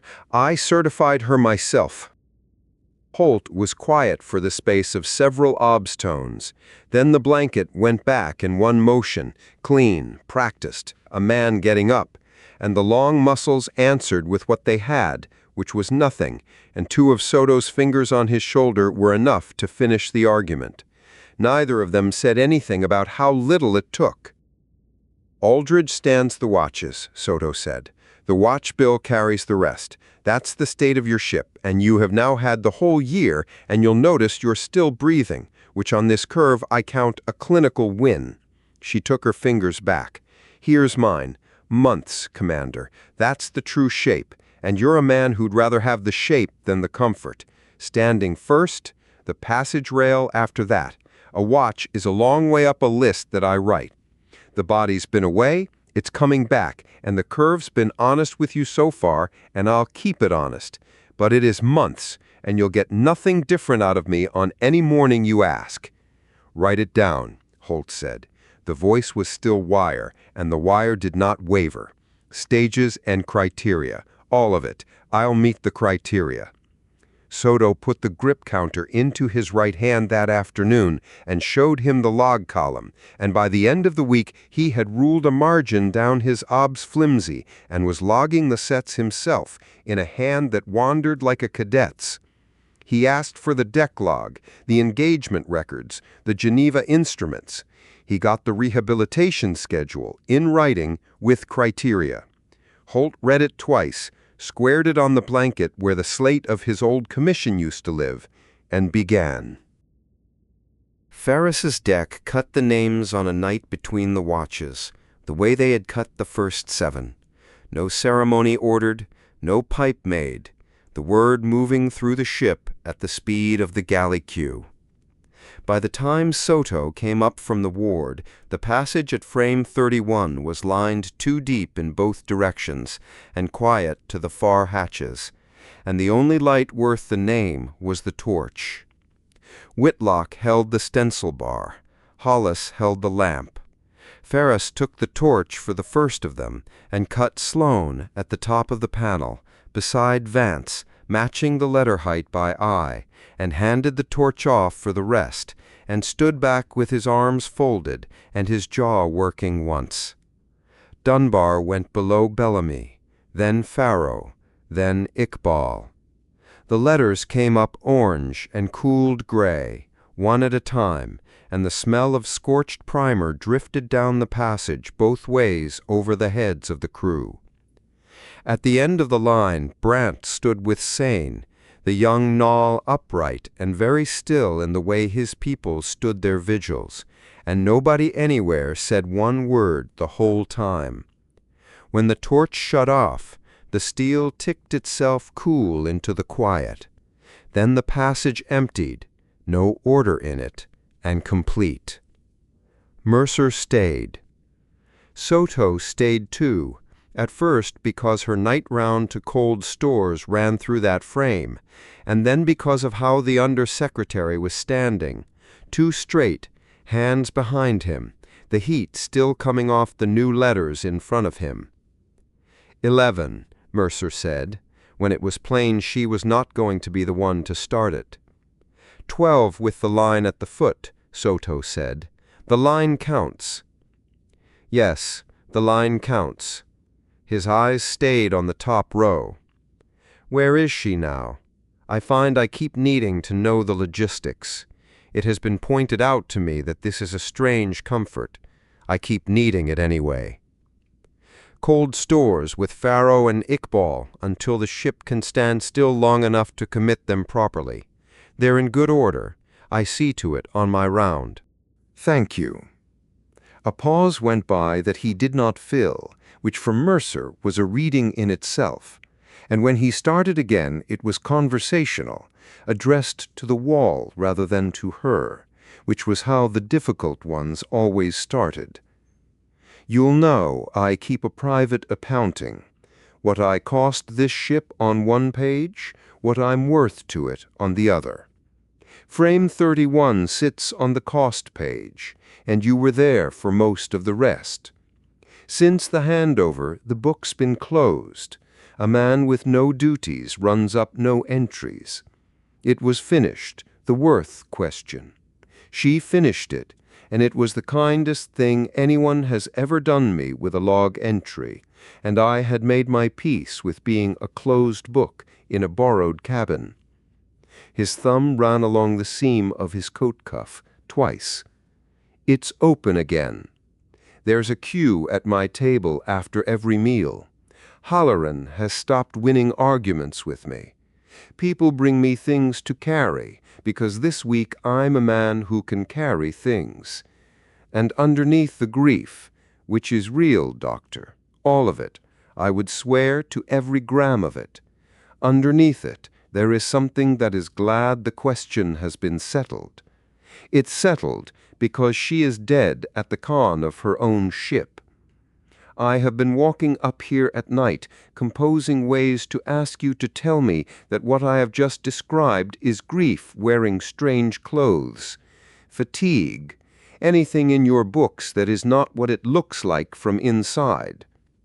The polish had gone out of it entirely by the end, and the last of it came at the pitch of a man asking for a verdict. Tell me you can't see it, Maria. No. Soto let the word stand until it had finished being the whole of the first answer. Mercer did not move. You've come to the one shop aboard that stocks nothing but readings, she said, and you're asking me for a cosmetic. I don't do those. It's there, I can see it from across a passage. It's real, and it's what it looks like from inside, and I won't certify it as anything else for you. She came a step closer to the wall where the letters had gone from orange to gray to the color of everything else, and gave him the rest of it level. It stands next to the grief, not instead of it. That's a description, Undersecretary, not an absolution. The absolution isn't stalked, not for you, not for the man who put his fist into a stanchion on Tuesday, not for me. You'll do the cue again tomorrow, with it sitting exactly where it sits tonight. Mercer looked at the wall a while longer. I had a speech ready, he said, for the version of this where you were kind. Save it, Soto said, and went. The route down took her past cold stores, where she made her usual checks on her round, and the ward, when she reached it, was running its night obs in the low light, the stubborn cases holding their own, the screen at the back standing half open on a man asleep with the grip counter still in his hand. Soto eased it out of the fingers, read the tally, and logged the sets on his flimsy 1/over schedule. She docked tomorrow's count by 1 and initialed the docking, and the man slept on, gaunt and tidy and present now, all the way present, behind his own closed eyes. Then she sat down at the duty desk with the records. The ward's standing notification list for the commander's trace had one name at the top of it, and had had all year.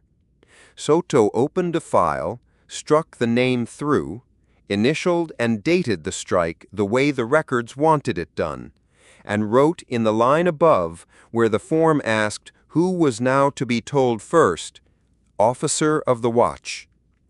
The form accepted it. She closed the file and went back out to the living. Chapter 19. By the Book. The fold signature crossed the long scan at the turn of the middle watch. Distant, oblique. Somebody's door opening and closing far out in the cold. And the order was out of halt before the well had finished reading the bearing. Helm, starboard 40, down 8, and gently. Bleed us across her projected line, not away from it. All housekeeping emitters to cold standby. Brant, that includes the docking ring's beacon this time.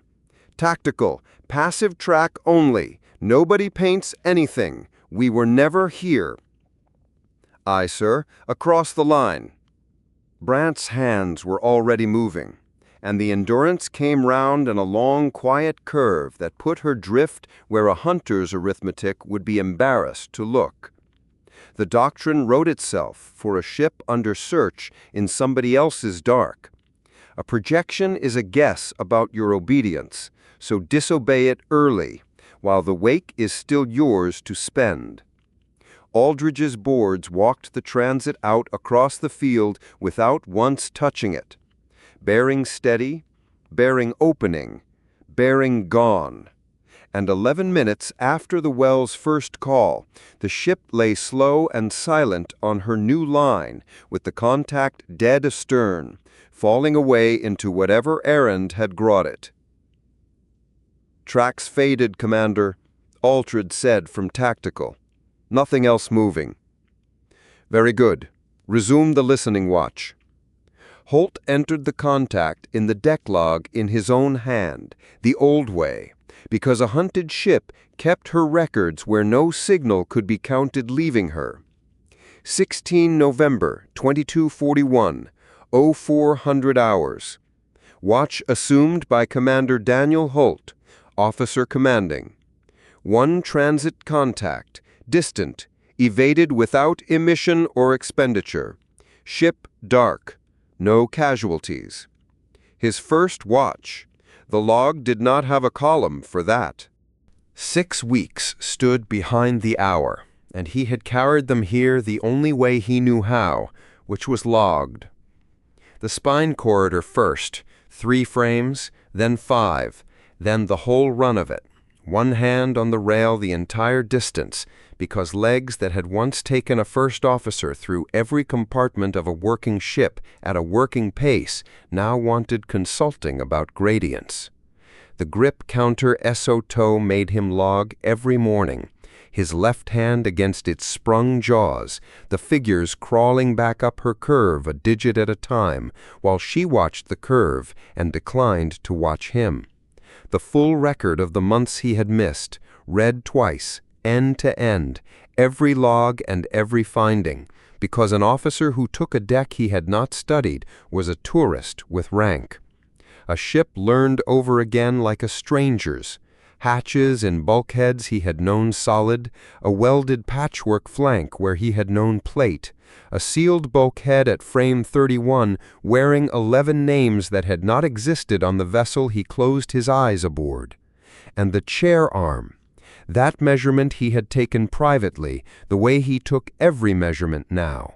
How much of a man's weight the left arm of a command chair could accept in the ordinary attitude of a seated officer, without the posture showing a gram of it. The answer was, enough. Nobody on this deck had seen it. He audited that as regularly as he audited the log. The watch ran on around him, correct to the minute. At the change, helm and tactical and the well talked among themselves in the easy half-voice of people who had crossed something together. And the talk stopped at the dais step as cleanly as if the dais step were a pressure door. Not hostility. He had checked for hostility in his first hour up here, with the part of him that had once graded junior officers for a living, and found none anywhere on the deck. The crew gave him everything the regulations required of a watch, to the letter, on the first asking. Volunteered, they gave him nothing at all. A commander who could not read that distinction had no business in the chair. Holt read it the way he read weather, logged the change of watch, shifted his weight off his left side before standing for rounds, and gave the deck the only thing he had ever trusted an officer to give one, which was the next correct order. The chair had been won in sick bay first, before any watch of it was stood, across the desk of the one person aboard with the lawful power to keep him out of it. The finding stands. Soto had his file open on the desk between them, and she read from it without softening a syllable. Unfit for watchkeeping duties. Left-hand grip at a fraction I'm not giving you in round numbers because you'll memorize the number and start lying to it. A fatigue wall in the 5th or 6th hour that you've begun planning around instead of reporting. Yes, Commander, I can tell. Planning around a symptom is a symptom. Vestibular damage that calls itself recovered until the deck moves wrong underneath it. Re-examination when the curve says so. The curve doesn't ask my opinion, and it doesn't ask yours. I don't dispute any of it. Holt stood in front of the desk at parade ease, both hands behind him where they could hold each other. Your medicine is sound, and I'll sign every line of it. Is there a copy of Fleet Standing Orders on that slate? You know there is.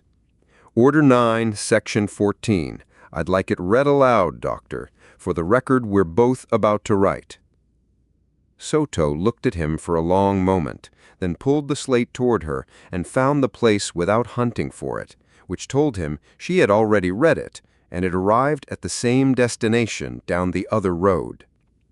Where the established chain of command of a commissioned vessel stands vacant or below safe complement, a line officer of watchkeeping grade, having been informed in writing of the surgeon's finding against him, may in his own person accept the recorded risk of duty. The surgeon's objection shall be entered with the waiver, and neither shall be removed from the record. She set the slate down. That order was written so a convalescent could take a ship home through the last week of a war, Commander. Some fleet lawyer's tidy mercy, written for a fleet, with a yard at the end of the cruise and a relief crew one signal away. Read me the clause that says so. There isn't one. You know there isn't one. Then here is the test the order actually sets. A captain dead at her con. A first officer all those months in a bed. The deck run, well run, I'll sign that finding too. run by a lieutenant so far past her own fatigue wall that she navigates by it. A Geneva undersecretary with no commission. That is a chain below safe complement by any board's reading, Doctor. And the one officer aboard whom the establishment tables put in that chair is standing in front of you, informed in writing, accepting the risk in his own person. The order asks 2 questions. The answers are yes and yes. It doesn't ask whether it's wise. No, that's what your objection is for. I'll want that read aloud as well once you've written it. I'll countersign anything true. Soto wrote it then and there, longhand against the slate's glass, and read it back to him in the same chart-flat voice. It is the finding of the undersigned that Commander Holt is unfit for watchkeeping duty, that the waiver executed this day is lawful, and that it is unwise. The undersigned objects, stands by her medicine, and will reopen this question at every interval the regulations allow. Conditions, she said before he could speak. The grip counter logged daily, to me, not to your private satisfaction. The fatigue wall reported, not managed. No consecutive watches. No consecutive watches, Holt said, and the watch bill will show my reliefs by name, in advance, so the question never has to be argued at the dais. Add it. Add anything else that's true. Soto sat back and considered him, tired and unhurried, the way she must have considered the trace through all the long months it wandered under her curve. I staked every week of that bed on you waking up, she said at last. Nobody aboard had any use for the belief, and I kept it anyway. So understand me, the objection isn't against you. It's against the hole in my curve where this goes wrong. If the book gave me the power, I'd have you horizontal another month. The book gives you the objection. Holt signed the waiver where her finding ended, small and legible, the signature he had put on watch bills for 20 years. At the hatch he stopped and took the rail openly, because she would have only written it up if he hadn't. For the record, Doctor, since we're keeping one, the regulation doesn't ask whether I'd rather be horizontal either. I would. The chains below complement. Both go in the log. They're both already in it, Soto said, and initialed the page.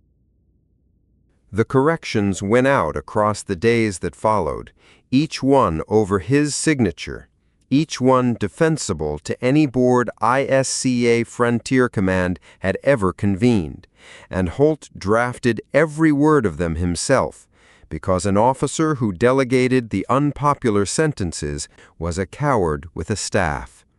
The watch bill came first. The rotations the long emergency had improvised, pairs welded together by grief and habit, watches built around who could stand the sight of whom at 4 a.m, went back to establishment. 3 watches, reliefs named, qualifications spread so that no station depended on 2 particular people being alive at the same time. The reasoning sat in the order itself. 1 paragraph, plain.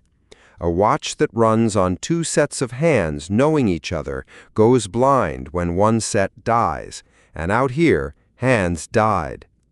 Cargo 3 went next. The largest intact staging volume forward of the engine deck reverted to readiness condition. Board struck, gear racked, deck clear. Because a ship running dark from a hunting fleet keeps her damage control spaces empty, and that sentence stood in every manual the service had ever printed. The reactor tape lines of the drop court came up in long peeling strips under a working party's solvent. The chair that had stood at the foot of the first tier went back to the racks last, carried the whole way by one rating who would not let the party take it from him, and Holt, who did not know what the chair was, could read perfectly well what it meant that a man carried it alone. The rig's transmissions he suspended pending review, and tightened the rest of the voice of the ship in the same order. Nothing transmitted, on any system, by anyone, without the counter-signature of the officer commanding. The reasoning there was not even doctrine, it was the record. Every transmission is an event. Events can be counted, and counted events were precisely how the envoy's ledger had been built. Halt had read the log of that wardroom screen twice, the pleasant voice producing the fouled shot and the vault inventory and the rig's own traffic, like a tradesman producing receipts. The ship had been heard once. Under his signature, she would not be heard again. Aldridge came to the day cabin when the bill posted, because he sent for her, and stood in front of his desk with her cap under her arm and the Manchester flat at its flattest. "Speak freely, Lieutenant. I'm asking for the deck's read, not its execution." "You'll have both, Commander." Nothing moved in her face. "The bill's sound. The rotation spreads fatigue to establishment, and the pairs you've split were single points of failure. I'd have split them myself if I'd had the rank and if somebody had stood over me while I did it. Cargo 3 is the biggest staging space forward of the engine deck, and a hunted ship keeps it clear. That's in every damage control course I've ever signed for. The rig was a transmitter bolted to a hole that's hiding. There is not one order on that slate I can fault, and if a board ever asks me, that is the evidence I'll give under oath. That isn't what I asked for. It's what I've got, sir." Holt let the pause stand long enough to be sure she had finished. "You've given me the deck's obedience, Lieutenant. I asked for its confidence. Confidence isn't mine to issue, Commander. It's not Store's." Aldridge's eyes came up to his, and what stood in them had no insubordination in it anywhere, only a tiredness with a very long keel. "Permission to say one thing past freely?" "Granted. Captain Sloane wouldn't have posted half that bill. Not for want of the doctrine. She'd have known what it cost, posted what the ship could pay, and carried the rest as risk. I'm not telling you she was right. Half the time I could have built the case she wasn't. I'm telling you every line of yours is correct, and the deck knows it's correct, and that has never once made a bill smaller." "Thank you, Lieutenant. That will be all." Ensign Aldridge put her cap on, squared, and went, and the hatch closed on the same silence the dais step made, the silence shaped exactly like a door being held open for him out of discipline rather than welcome. And Holt took the watch bill and read it through once more, looking for the error, and the error was not in it. The error was nowhere a regulation reached.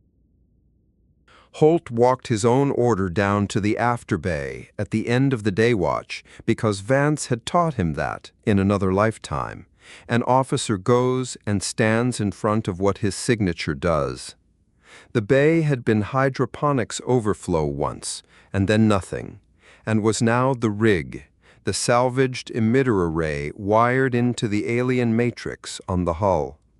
The benches of it tidy and powered down, the long housings cold. Naral stood at the center of it in the null stillness, hands folded, gray and straight in the work lights, and she did not turn at the sound of his boots and the rail. "Commander," she said, "you have come to look at what you switched off." "I've come to inspect a suspended system, but yes." Holt came to a stop at the dead bench and gave her the reasoning whole, unasked, the same paragraph that stood in the order, because she was owed the courtesy of hearing it in a voice rather than a posting. The hunt, the traffic, the arithmetic of events. The envoy found this ship by counting what she transmitted. I won't add to his ledger while the review runs. That's the whole of it, delegate. It isn't aimed at you or at them. The reasoning is sound. Naral's voice was even and formal, the way it was always even and formal, and the agreement came with no warmth attached and no rancor either. Transmissions are events. Events are counted. The envoy counts. I dispute nothing in your order. She turned then, unhurried, and considered him across the cold housings. So I will tell you instead what the instrument is, since your logs can only tell you what it does. When this crew had nothing, no rounds, no gardens, no road home, it built a voice out of salvage so that a mourning people would know they had been heard. The only cargo it has ever carried out of this hull is grief, and the only promise it has ever made is that someone was listening. Your review will weigh the risk, weigh that also. It will be in the review. Your representation goes on the record, delegate, verbatim, with your permission. You have it. A fraction of stillness, then. The quality of her standing changed by something smaller than movement. Record this also, then. You command a ship Vance commanded. It is not aboard. Holt stood with that, the way he stood with any finding against him, at ease, without argument, pending evidence. The difficulty, which he did not say, was that no part of his training covered a finding he agreed with. He had gone under on a ship of 240 with gardens and a full magazine and a network at her back, and a captain whose tea went cold on the chart table every single watch. He had woken inside her hull a war later, and found her crewed by veterans of a war he had slept through, fluent in losses he had to read about, governed by customs that appeared in no order book because the people who improvised them had needed them to live. The ship on his commission and the ship around his rail shared a name and a keel, and very little else.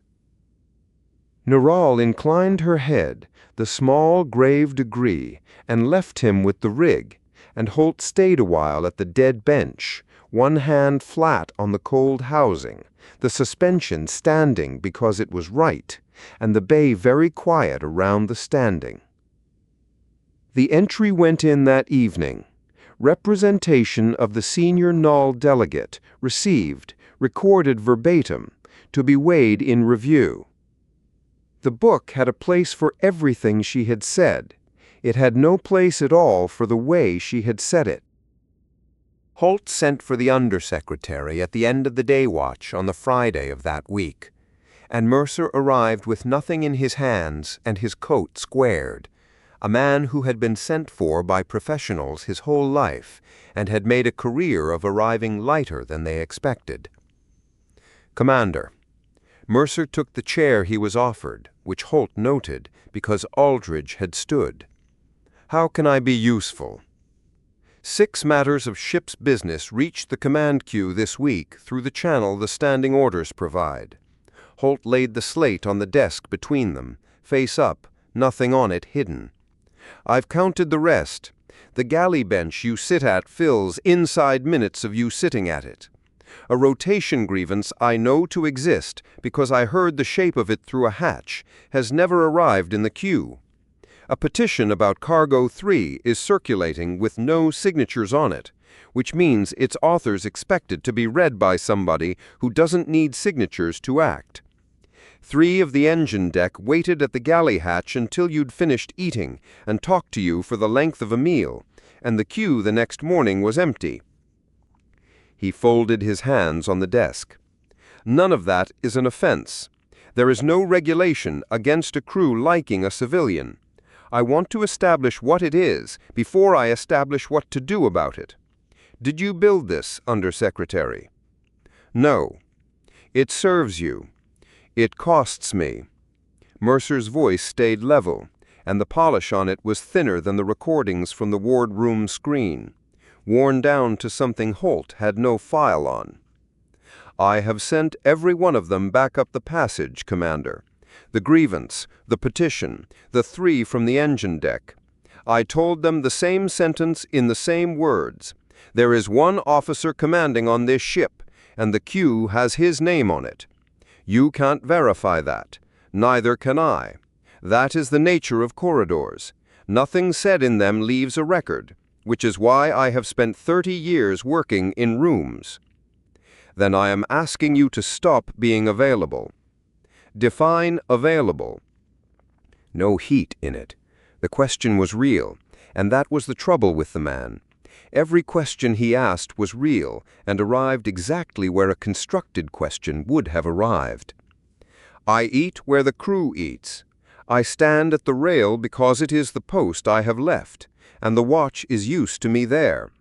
If the order is that I confine myself to quarters and take my meals alone, then give it, and I will comply with it to the letter.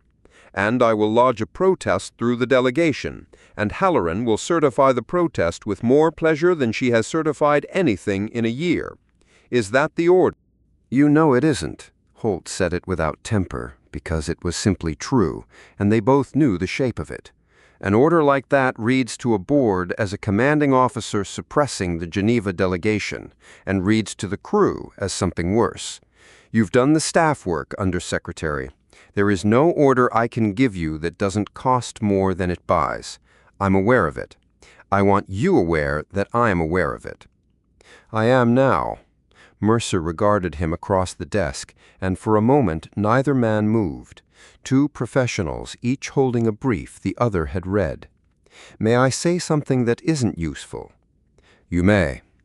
You gave a correct evasion order on your first watch, and the deck executed it cleanly, and I have certified careers to Geneva on less.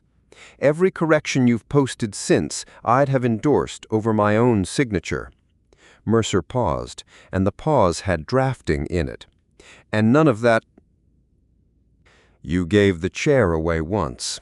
Holt let it land where it landed. The ship logged it as a virtue.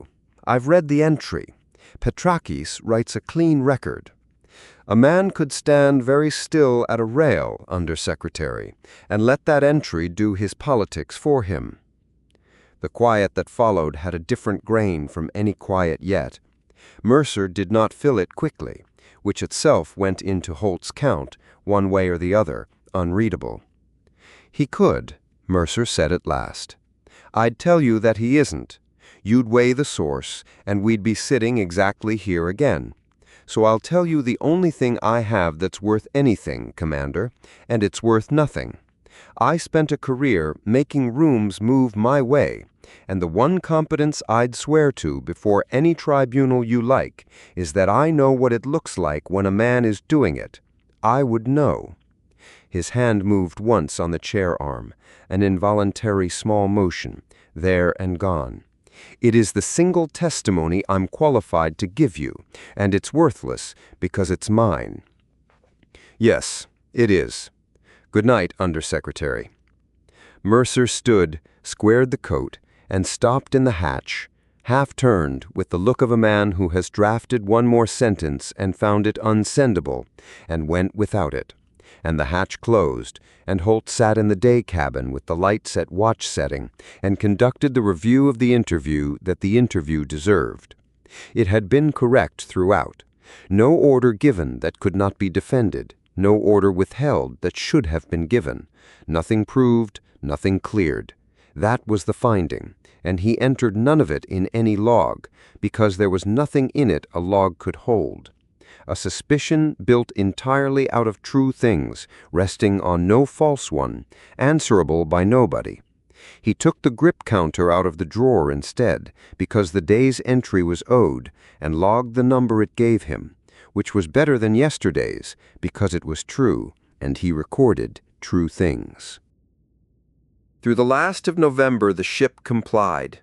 The rotations turned over to the bill to the minute. Cargo 3s stood clear and ready, the ghost lines of the court still faintly legible on the deck plates where the solvent hadn't reached, and nobody played anything anywhere that appeared on a watch bill. The rig sat dark under a review he conducted honestly, line by line, and which kept returning the same defensible interim finding at every line of it. The deck executed his orders cleanly, every watch, every hour. The evasions, the drills, the emission discipline of a ship lying quiet in a hunted dark, and once, at the end of a long middle watch, Brant reported the field in language a board would have entered as a model of the form, and wished him a good morning at the change in a voice with nothing in it but the words. And the deputations began. They did not come to him. They went past him. The engine deck's 3 at the galley hatch again. A watch pair from the well, off shift, falling in beside the undersecretary in the spine corridor, and matching his pace for 30 frames. One of Hale's juniors, twice. Whitlock, with a folded flimsy that never reached any cue, Holt administered. Nothing in any of it leaned on a single regulation. There is no offense in the book called Walking with a Civilian, and Holt had read the book more closely than anyone alive on this side of the pocket. The crew obeyed every order he posted, to the letter, on the first asking, and carried everything else, every unposted human thing the ship ran on, to the man at the bench. The book had an answer for mutiny, for insubordination, for failure to obey. For this, it had nothing whatever to say. At 4 the next morning, Holt took the deck. The change of watch talked itself through the hatch in the easy half-voice and went quiet at the dais step. The ship lay dark and slow in somebody else's sky. The contact board stayed empty, and he checked it anyway on the interval the doctrine set. He settled into the chair, gave the left arm the weight nobody could see, and stood his watch. Chapter 20. The Demand. You blocked the board for my deck. Ferris said it sitting down, said it in the act of sitting, swinging onto the bench across the table with a mug in one hand and no tray, so that the sentence and the man arrived as a single installed fixture, and nobody in the third watch galley looked up, which was how Mercer knew that every soul in it had been waiting for exactly this. Mercer had taken to eating at third watch for the same reason a man with a cracked tooth changes the side he chews on. The forenoon galley had become a place where conversations were waiting for him, and the dog watches had become a place where conversations were being arranged, and so he had moved his one real meal of the day to the hour when the Endurance was at her emptiest, the running dark lights down to their lowest legal setting, the duty cook minding the printers while the morning's loaf built itself in slow blonde layers, the few hands present too tired or too tactful to want anything from a civilian eating alone. For a while, it had worked. Then the engine deck off-watch had begun arriving at the same hour, in 2s and 3s, with their stood-down drop season and their nowhere to be, and they had settled at the far table, not watching him with a discipline Aldridge would have been proud to drill into them. And Soto had started bringing her end-of-rounds mug to the near table, instead of her own cabin, and tonight Ferris had come in off the dying end of his watch and crossed the compartment without collecting anything but the mug. And here they were. "You blocked it twice," Ferris said. "3 times if you count the one that never made the log. And I count it, because I was getting the deck's affairs in order that week like a man expecting weather. Geneva wanted a name under the word preventable, and the name was going to come off my deck, and you stood in the doorway until they put the knives away. You never told me.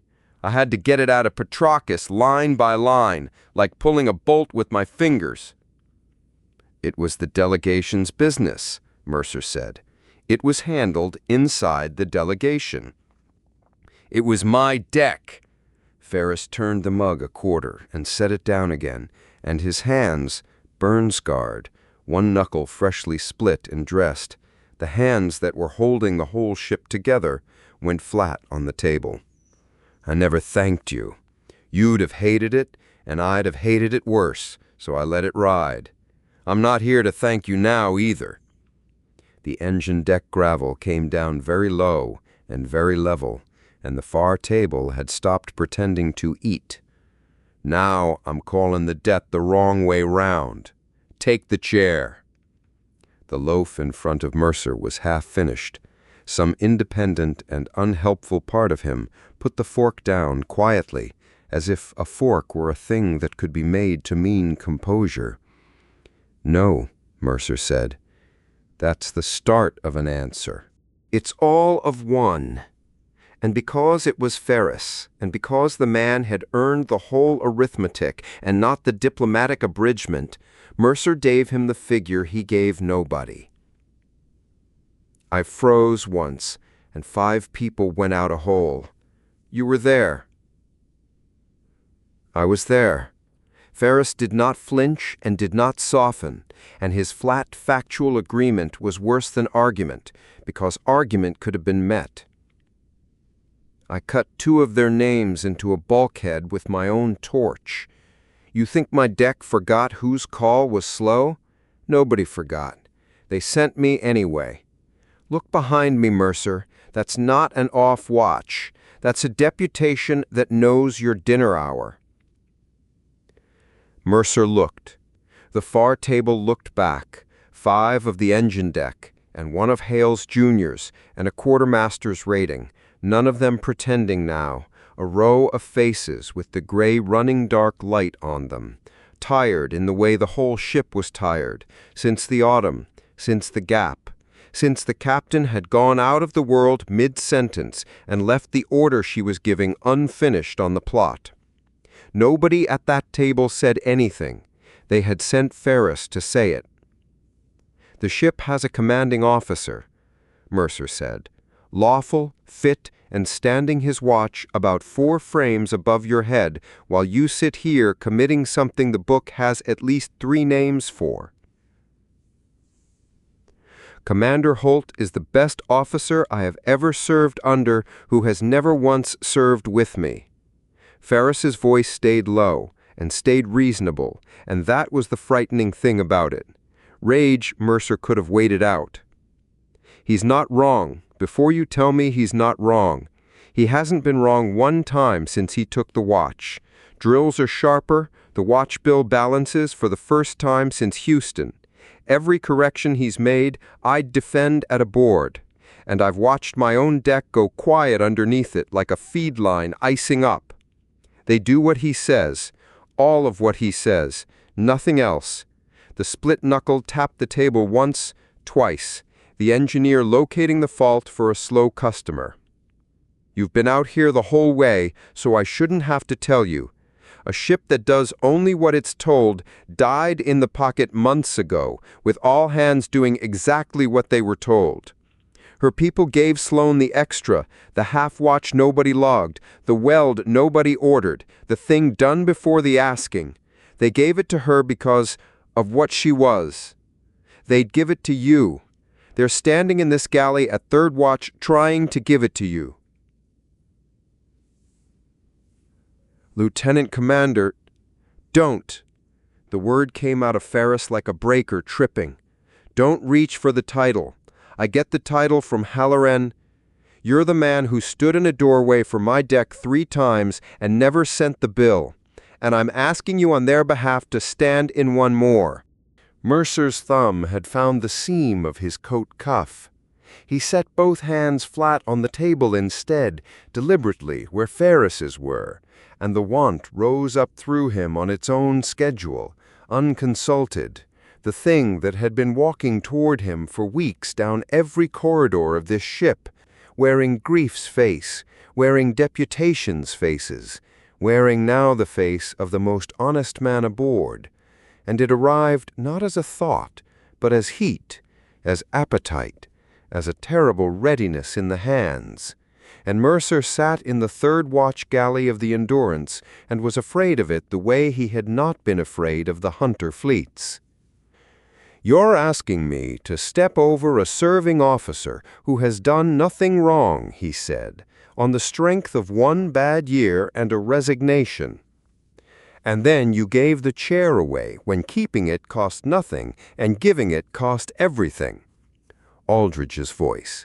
She was at the hatch, had been at the hatch for some part of this, a shoulder against the combing and the watch-change flask in 1 hand.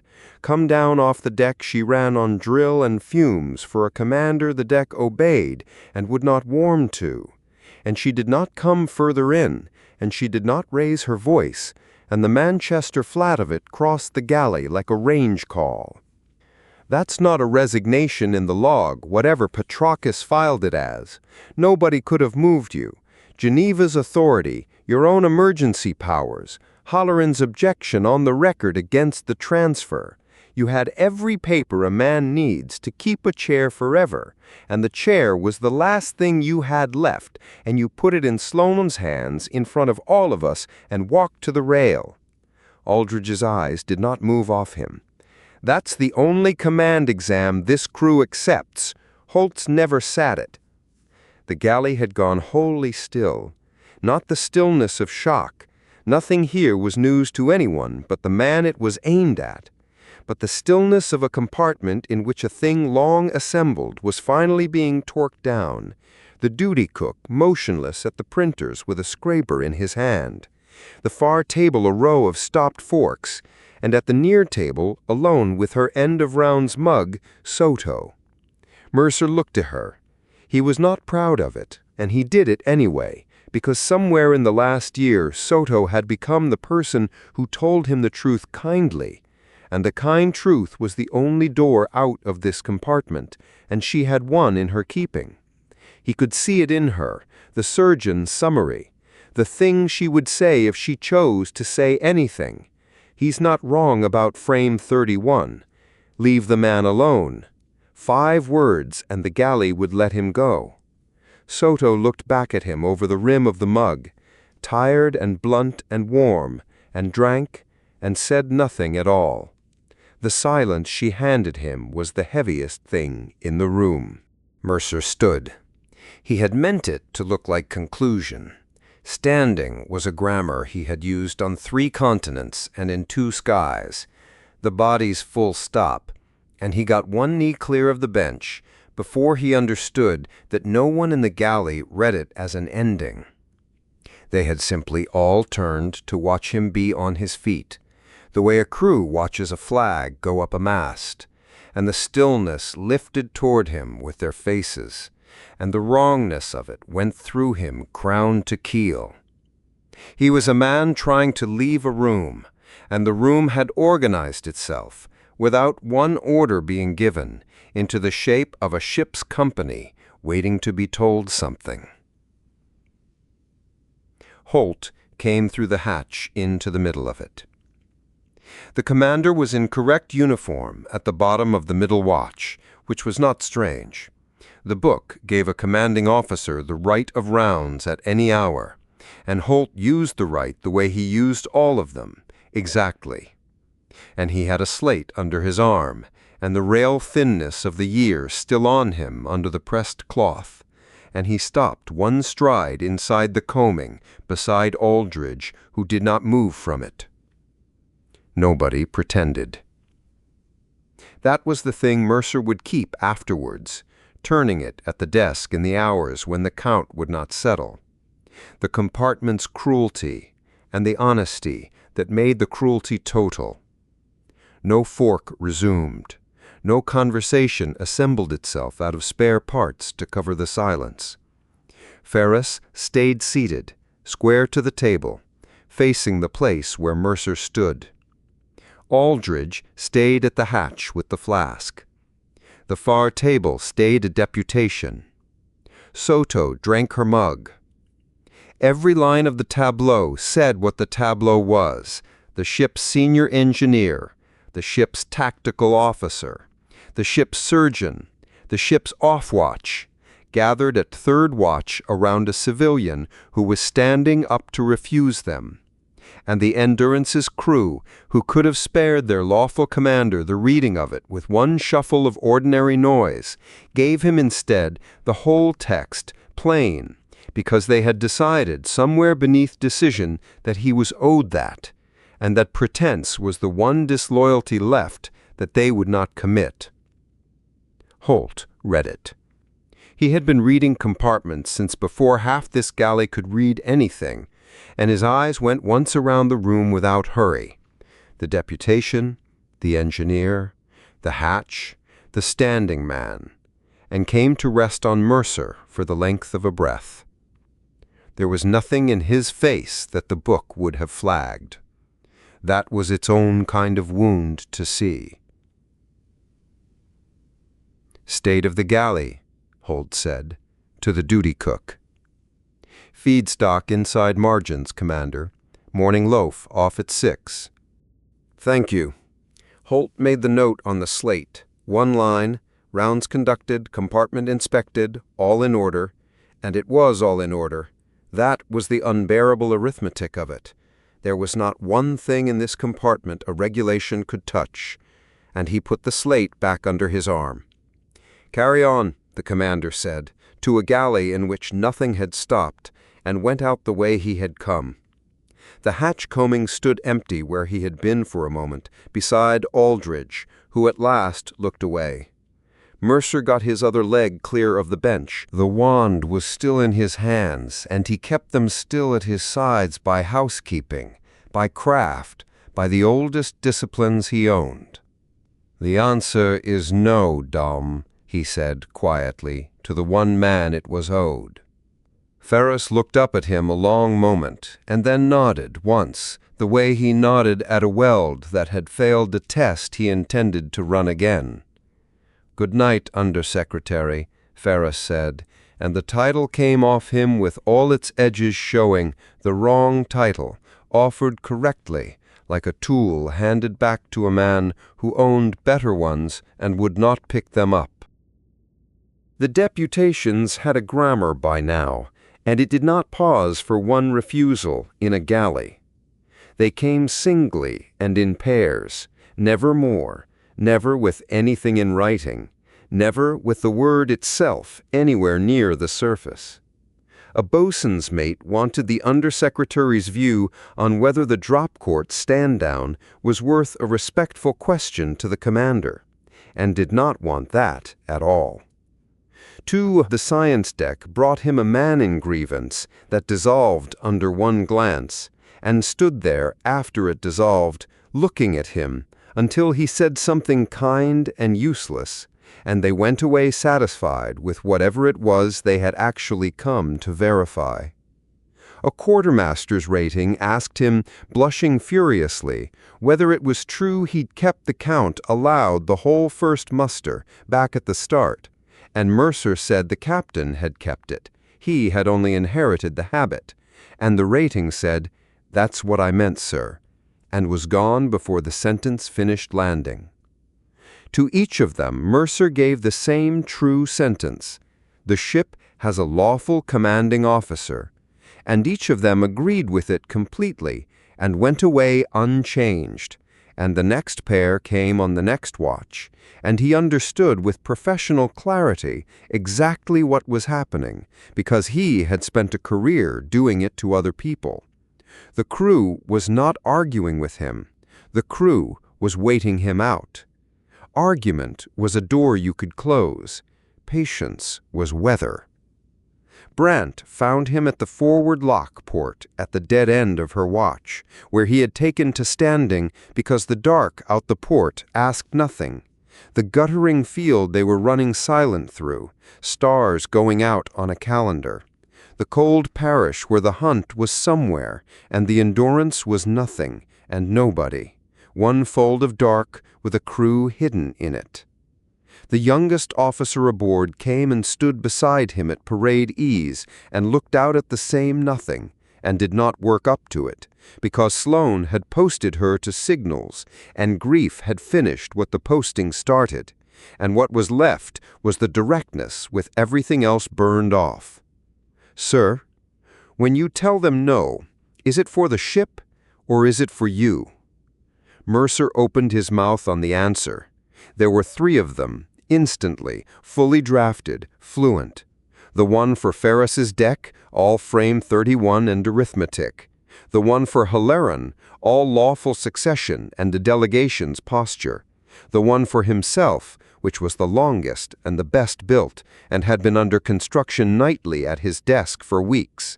And every one of them answered her first 4 words, and not her last 4 words. And he stood at the lockport of the Endurance with his whole inventory open, and nothing in it that fitted. And the pause went on past the length any negotiator alive would have permitted. And heat came up his face like a boy's, and Brant watched him not answer, with her hands easy behind her back, the way her hands were easy on a guttering solution. "That's an answer too, sir," Brant said. "Good night."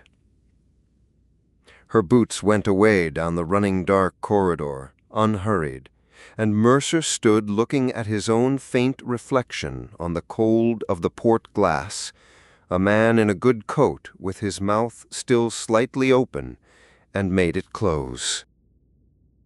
The Count would not settle that night. Mercer ran it the way he ran it every night, at the desk, in the quiet, the manifest carried whole in his head since the first weeks, every name, the ledger balanced against the dark. And the names would not stay names. OKK, Bellamy.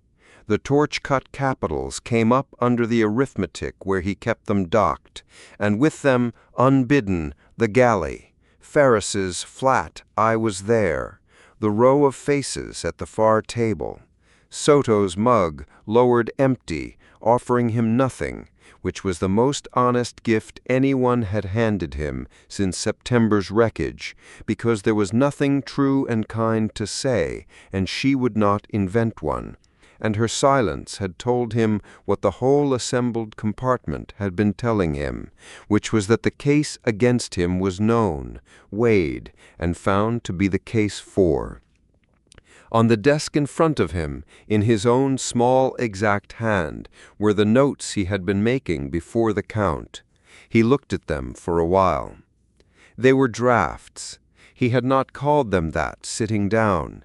He had told himself he was ordering his reasons, a man entitled to be clear in his own quarters, and what lay on the paper was the refusal in 3 registers, worked and reworked, a phrase struck and a better one set in, the sentence about frame 31 tuned until it carried, and Mercer sat very still at his dead captain's margin of an hour and looked at the work of his own hands the way Hale had looked at her slate at the rail.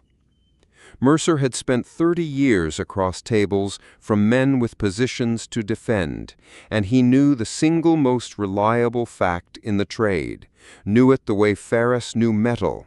A no that is true does not need drafting. A no that is being polished is a price being set. He had watched ministers rehearse their refusals with exactly this care, this love, and had gone back to his principles and told them to wait. The gentleman is negotiating. The gentleman does not yet know it himself. And the recognition came up through him now with no mercy in it, and nothing cerebral about it at all. A cold drop, crown to keel, his body informing him of what he was before his mind could file an objection. The refusing had become performance. Somewhere in the weeks of deputations, perhaps in the galley tonight, perhaps long before, the no had stopped being a wall and become a position. And a position was a thing you held while the other party assembled your price, and the crew of the Endurance, who could read weather better than any delegation he had ever sat across, had known it before he did.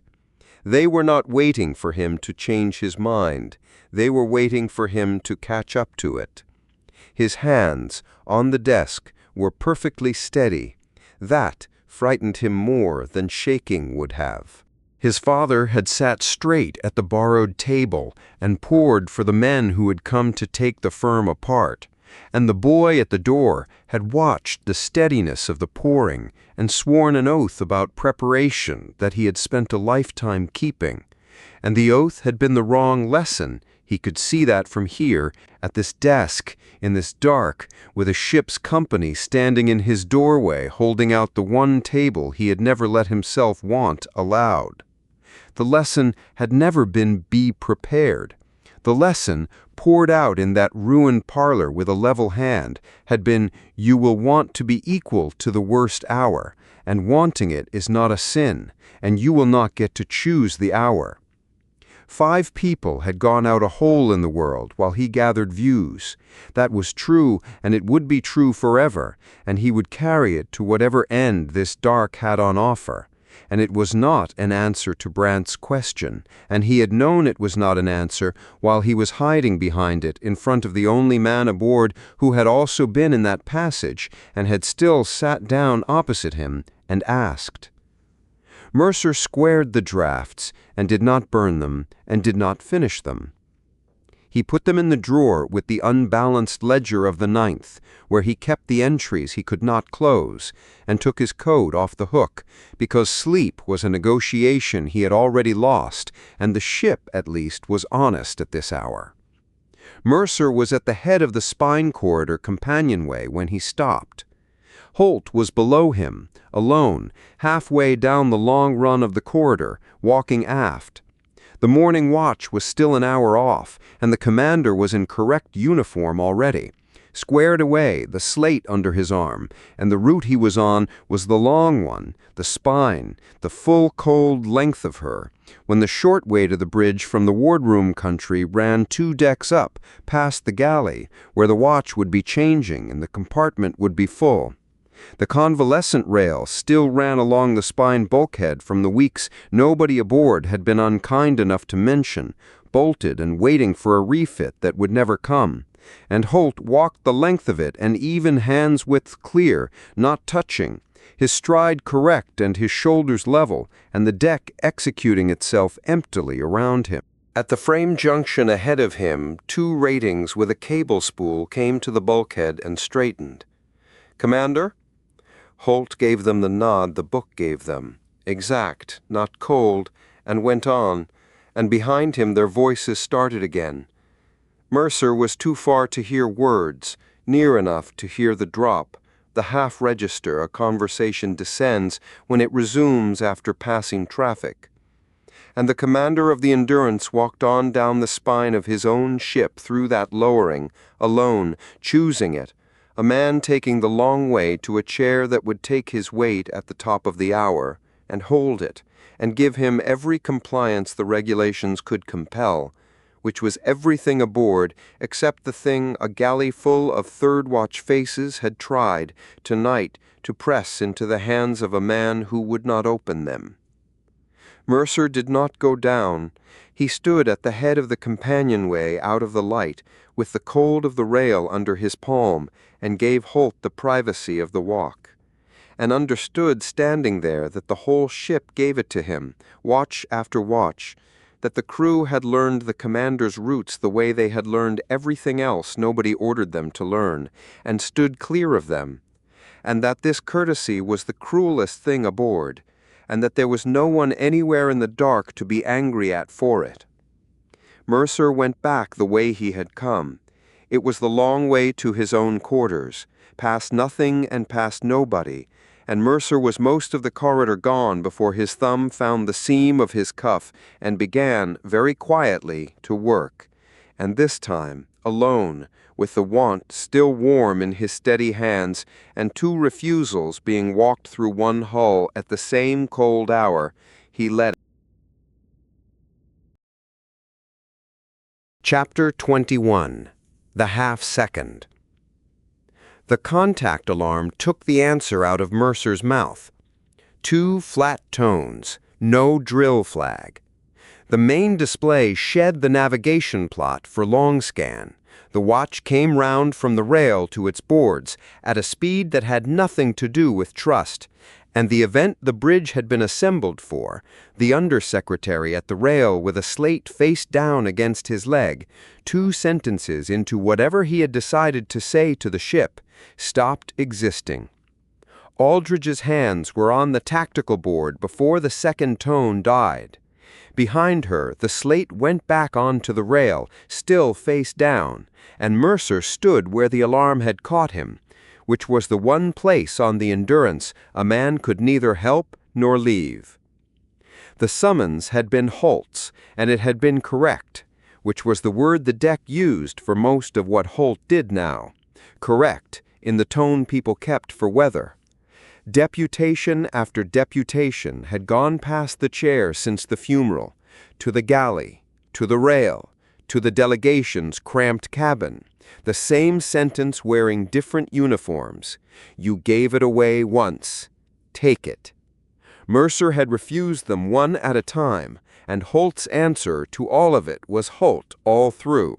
No corners, no quiet word, nothing done by maneuver in the dark.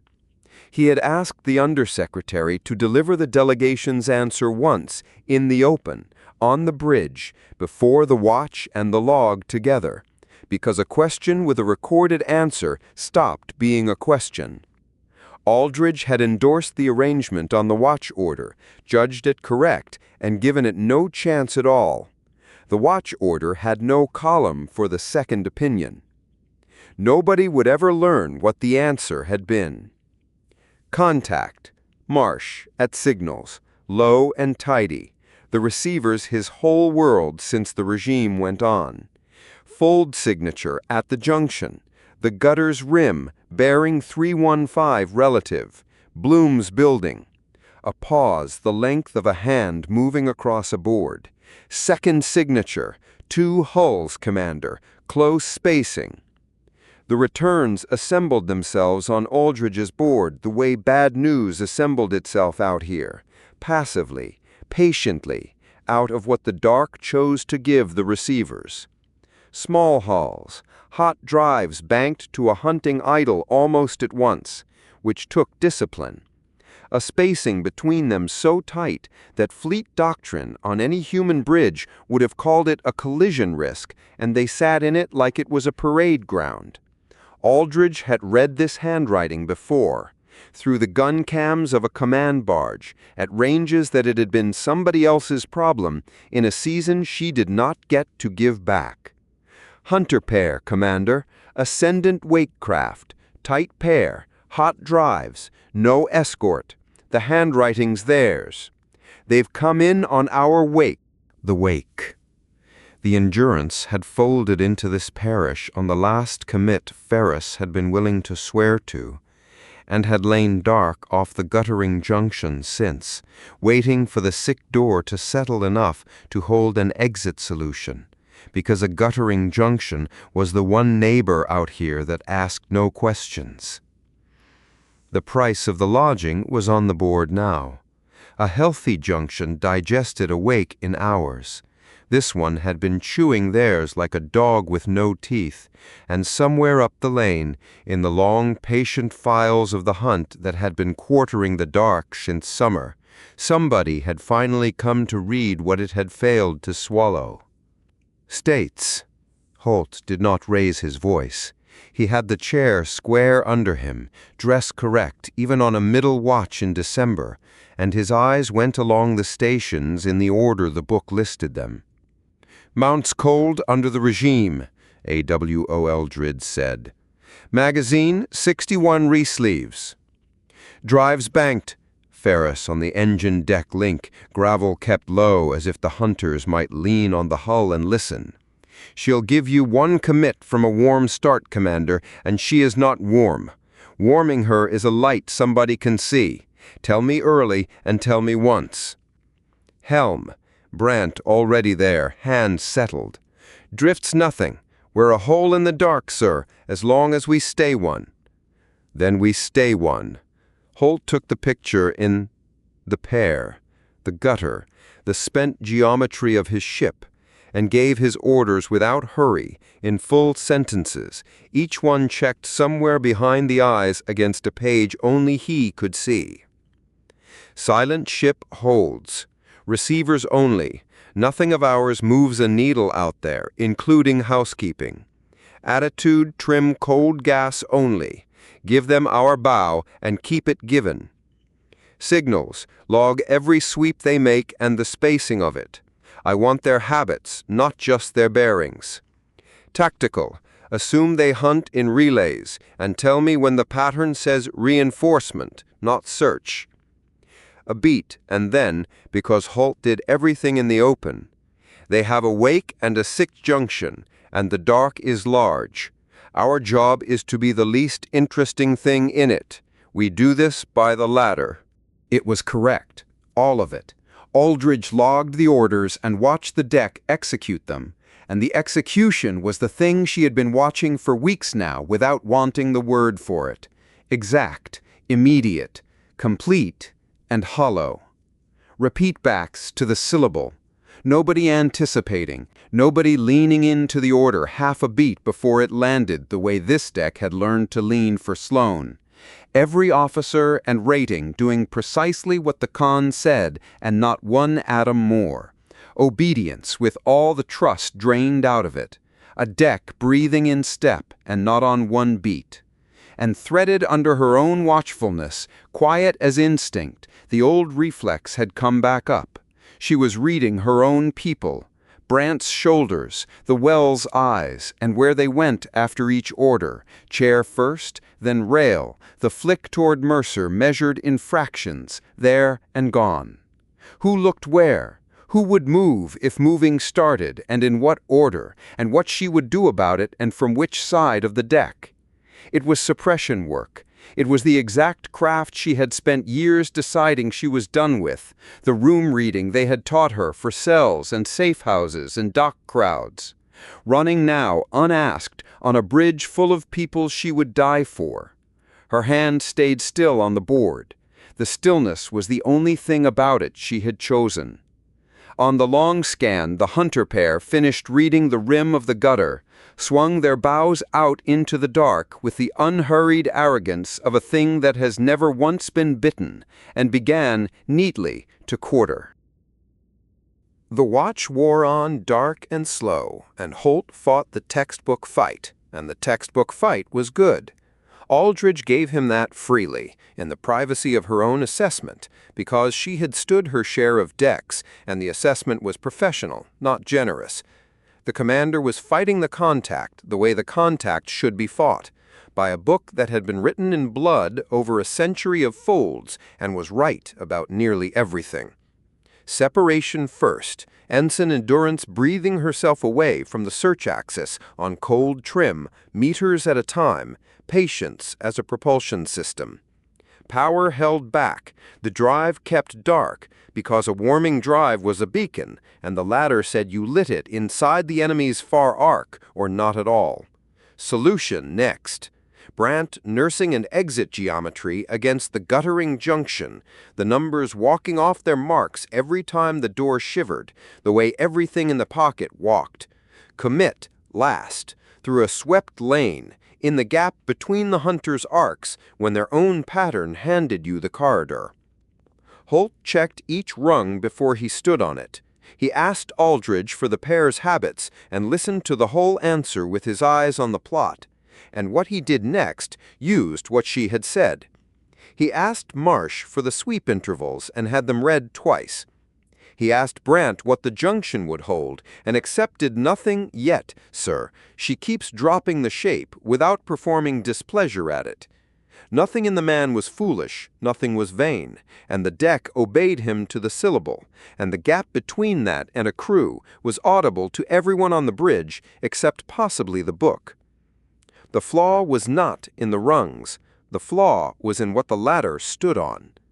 Aldridge ran the pair's arcs forward on her own board, an hour of their habits extrapolated, and the corridor the ladder needed was not there.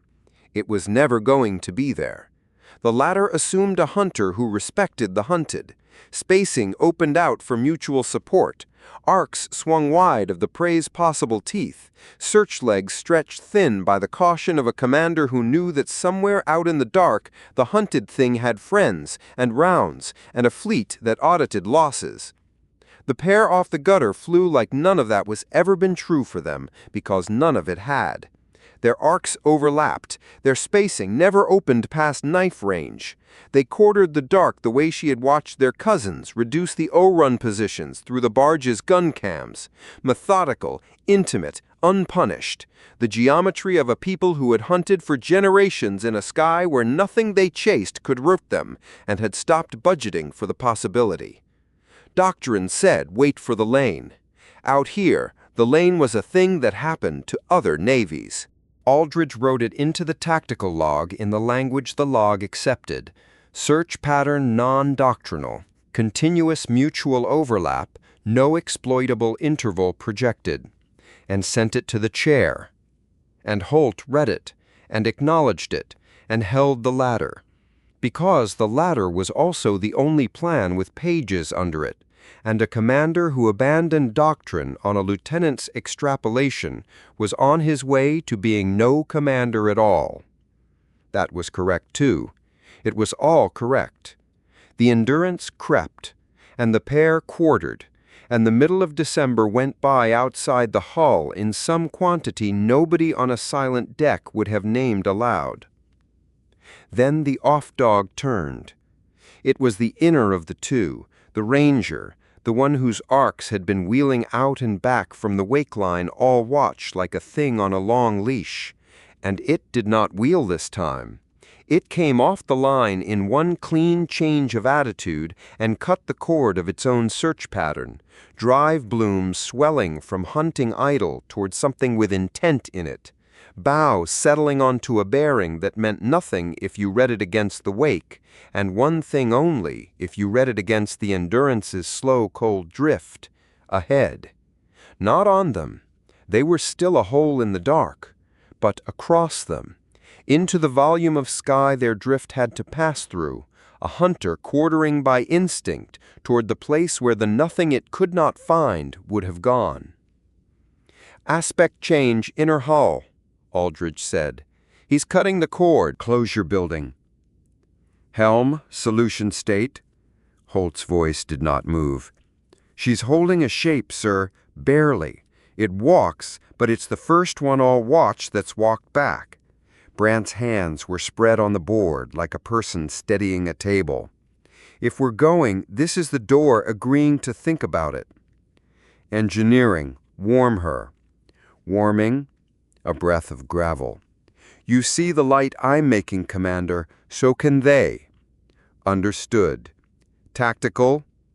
Aldridge ran it. The board ran it with her, and the numbers came up the way numbers came up out here, indifferent, exact, and sat there being what they were. The off-dog's cord crossed the Endurance's commit carger. On the tables, the engagement tables, the book's own arithmetic, ranges and rates, and the envelope of a wakecraft's railfire. The crossing fell astern of them. The hunter arrived at the edge of his own effective envelope as the fold threshold took the ship. His firing window died half a second before it opened. By the book, they crossed ahead of the knife, and the knife shut on the knife's wrist. Survivable, it called that. It gave the crossing margin. "By the tables, the cut falls astern of our threshold," she said, and gave him the figures, and her voice did its work at its flattest, while everything underneath it stood up and said the other thing. "Half a second of grace at the crossing, Commander. Inside doctrine envelope." "Then we commit on the tables," Holt said. "Helm." A half-second. Aldridge had lived in the pocket's half-seconds. The tables envelope was a fleet envelope. It assumed rail fire opened at doctrine range because hunters who closed past doctrine range against a defended hull paid for it. And the assumption had been bought true in home sky 100 times by close defense fire and consequences. Out here she had watched the Ascendant work inside their own safety figures through the gun cams, casually, daily, the way men lean over machinery with the guards off because the machine has never once kicked. The off-dog would not open fire at doctrine range and accept the geometry. The off-dog would do what every hull they flew had learned in a sky without punishment. Keep closing, ride in to spitting distance, and put its salvo not at the ship, but into the boundary wake at the commit, into the soft, blind opening of the fold itself. The last hull that fired into this ship's boundary wake mid-commit had vented a coolant run and written a name on the memorial wall, and the patch was still on the port quarter, and the Endurance's own dead had taught the whole surviving deck exactly what a fleet table's half-second was worth in the pocket. Survivable was a word from a sky with a fleet in it. Here it was the wrong side of the wall. Brant's repeat back did not come. It was the first hesitation of the whole watch. A beat, then another. Brant spread hands not moving to the commit. what every man and woman on the deck knew breaking through the perfect hollow drill of it, and in that gap, Aldridge's own mouth was already open, with the chain of command standing in it like a bone, protocol on one side and the port quarter on the other, and no sentence yet on her tongue that was not either obedience or the other thing. Into the gutter.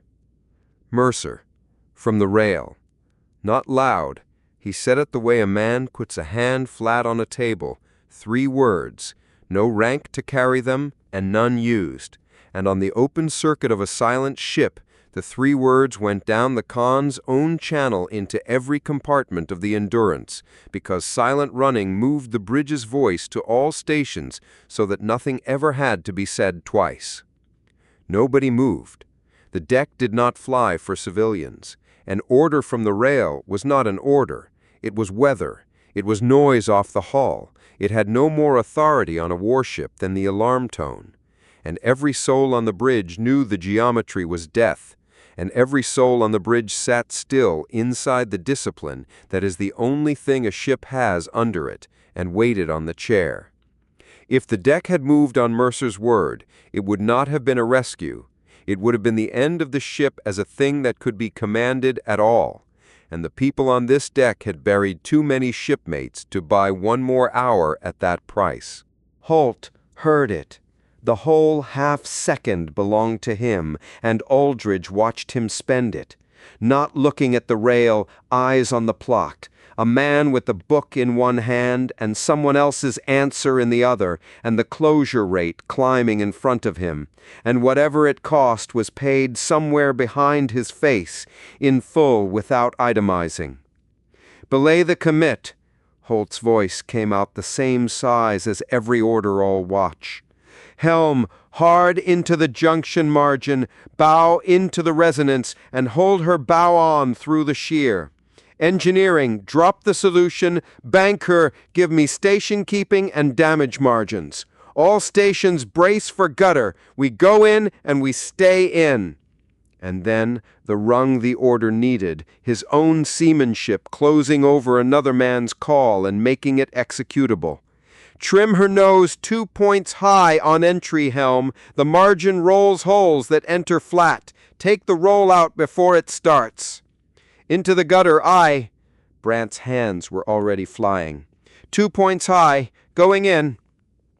The Endurance turned off the corridor the tables had blessed, and put herself into the one volume of sky the book hatched red, the failing rim of the dying door itself, the gutter, the churn of half-collapsed resonance where solutions rotted and returns smeared, and no sane hull went, and the junction took her the way bad water takes a boat. The deck shivered in a register below sound, the old fold pressure with the evenness gone out of it, a flutter through the souls like the hull was being read aloud badly. Frames that wore the first year's patches complained down their welded lengths. Something aft carried a long grinding harmonic that was the gutter itself, sheer against the hull's own bones, and Ferris rode his drive through it on the open link in a low continuous instruction to his own people that nobody told him to take off the circuit because the sound of Ferris working was the sound of the ship not dying. On Aldridge's board the world went to snow, returns smeared, bearings ran, the clean handwriting of the hunter pair fattened into blur, and the wake, the long failed to be swallowed scent of them, smeared with everything else into the gutter's churn, one more ribbon of disturbance folded into a volume that was nothing but disturbance. The off-dog came on to the rim and broke the cord. It did not follow. Aldridge had known it would not follow the way she knew the rest of it, and from the same gun cams. The Ascendant did not trade hulls. They were unpunished, not stupid, a hunting people with a long ledger and an exact sense of price, and the gutter's price was a hull, and no wake in the pocket was worth one. The hunter stood off the margin with its drive blooming frustration in the smear, and its partner came up the wake line to join it, and the pair reformed at the rim with the tight parade spacing of their whole arrogant, unpunished lives, and quartered the edge of the churn, and found what the Endurance had paid the gutter to make of itself. Nothing. A hole in the dark. Inside, a hole in the dark. The pair held the rim while the gutter chewed. They swept it and re-swept it, patient as the hunt had been patient since summer, and the junction went on doing the one thing a dying door did reliably, which was ruin information. And somewhere in that long, blind, grinding interval, the wake they had crossed a parish to read stopped being a wake at all. When they folded out at last, the twin blooms lit the long scan through the smear like two coals going down a well, and the dark off the guttering junction went back to being merely dark and merely theirs. Holt kept silent ship and the gutter both, long after, unhurried, by the book. The book was right about that, too.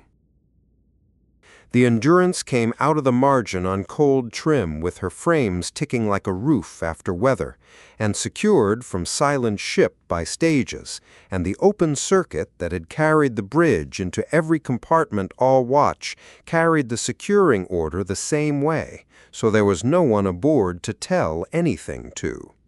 The galley watch had heard it.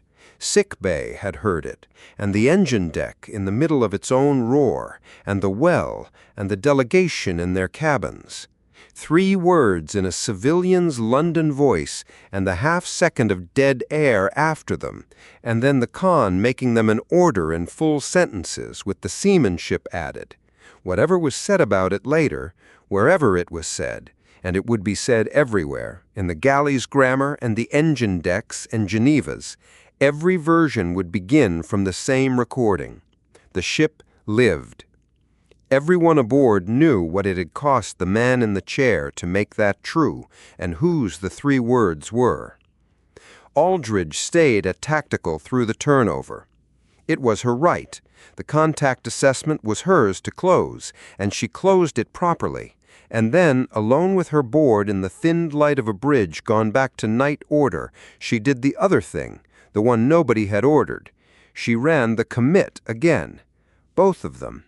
The corridor on the tables with the off-dog held to doctrine envelope, clear astern, half a second of grace, survivable, the book's tidy arithmetic shutting the door on the knife's wrist. Then the same corridor with the off-dog flown the way she had watched ascendant hulls fly since the Alliance was a thing she had been proud of. Closure held through the doctrine line, rail fire reserved for the boundary wake at the soft blind top of the commit, and the board put the salvo into the fold's opening with the Endurance's whole length still crossing, and declined, with machine politeness, to estimate survivors. Aldridge had known it on no arithmetic at all. That was the part she sat with. All watch the old craft had been running in her, reading her own deck for the break, building the order in which her shipmates would move if moving started, holding a plan for people she loved the way she had once held plans for strangers in safe houses. And when the real moment came, it had not been any of the things the suppression years had trained her to be ready for. Nobody had broken. The deck had sat lawful and still inside its discipline, with death 40 seconds wide on the plot. And the thing that saved the ship had come from outside the discipline entirely, from the rail, from the one man aboard whom no part of the structure obliged to be right. The craft had no column for that. The craft, the part of her that quartered rooms, had spent the whole watch braced against her own people, and her own people had been the trustworthy thing. And what put the cold in her, securing the board in the small hours, was not that the reflex had come back. It was how comfortably it had fitted, how much of her old hand was still on the old tool. She shut the replay down with the two solutions still standing side by side, the one that cleared and the one that lived, and made herself look at her own deck the way the deck had earned, one station at a time, names and not bearings. Holt came back up to the dais at the end of it, in the night order's quiet, and Mercer was still at the rail. The undersecretary had stood the whole engagement there and stayed through the securing, because there was nowhere for him to be that was not somebody's question now, and the rail was at least a question he was used to. The slate with the answer in it lay where the alarm had put it, face down. He had not picked it up. Aldridge did not leave and did not pretend to be furniture. She was at her station, closing her board, in plain sight. Holt's eyes crossed her on the way to the rail and took her in and did not wait for her to go. What he had to say, he said in the open. It was Holt all through. "That call was mine." "Yes," Mercer said, "and I took it. That's the whole case against me, Commander. It's also the whole case." The two of them stood with it, the dead air after the three words still somewhere in the hall between them, and neither man blinked, and neither man softened it, because both things were true, and they were the only two aboard for whom both were true at full weight. The officer who had given another man's call to his own deck, lawfully, correctly, to his lasting credit and his lasting wound. And the civilian who had taken, in half a second, without committee or rank or right, the call he had once frozen on at frame 31 with 5 names worth of the wall in the balance, taken it clean, taken it right, and put it where only a captain's mouth could make it real. Holt nodded once, the way he confirmed a state. Then the commander went back to the chair that obeyed him and sat his watch out straight. And Mercer took the slate off the rail without turning it over and carried his answer, whatever it had been, off the bridge and down into the ship, past the galley and the engine spaces and sick bay and all the dark compartments of the Endurance, where every soul standing post had heard the half-second for themselves and no longer needed anybody's answer to know what they knew. Chapter 22. The Chair Given. Holt had put on dress order to give the ship away. The uniform had come out of a locker nobody had opened since Houston, cut for the man Holt had been before the fold and the beam, and it sat on him the way a good coat sits on a coat stand, squared, correct, a size of him missing inside it. The collar stood off his neck. The creases down the sleeves were the locker's creases, not an iron's. He stood at the head of the wardroom table with his cap under his arm and a slate squared in front of him, and there was nothing broken anywhere in him that Mercer could find, and Mercer had spent a career reading rooms for the break. Only the precision turned all the way up, a man who had worked a problem to the end of its arithmetic and would now show his working. "Undersecretary," Holt said, "thank you for coming. I'll do this in order. Order is what I have."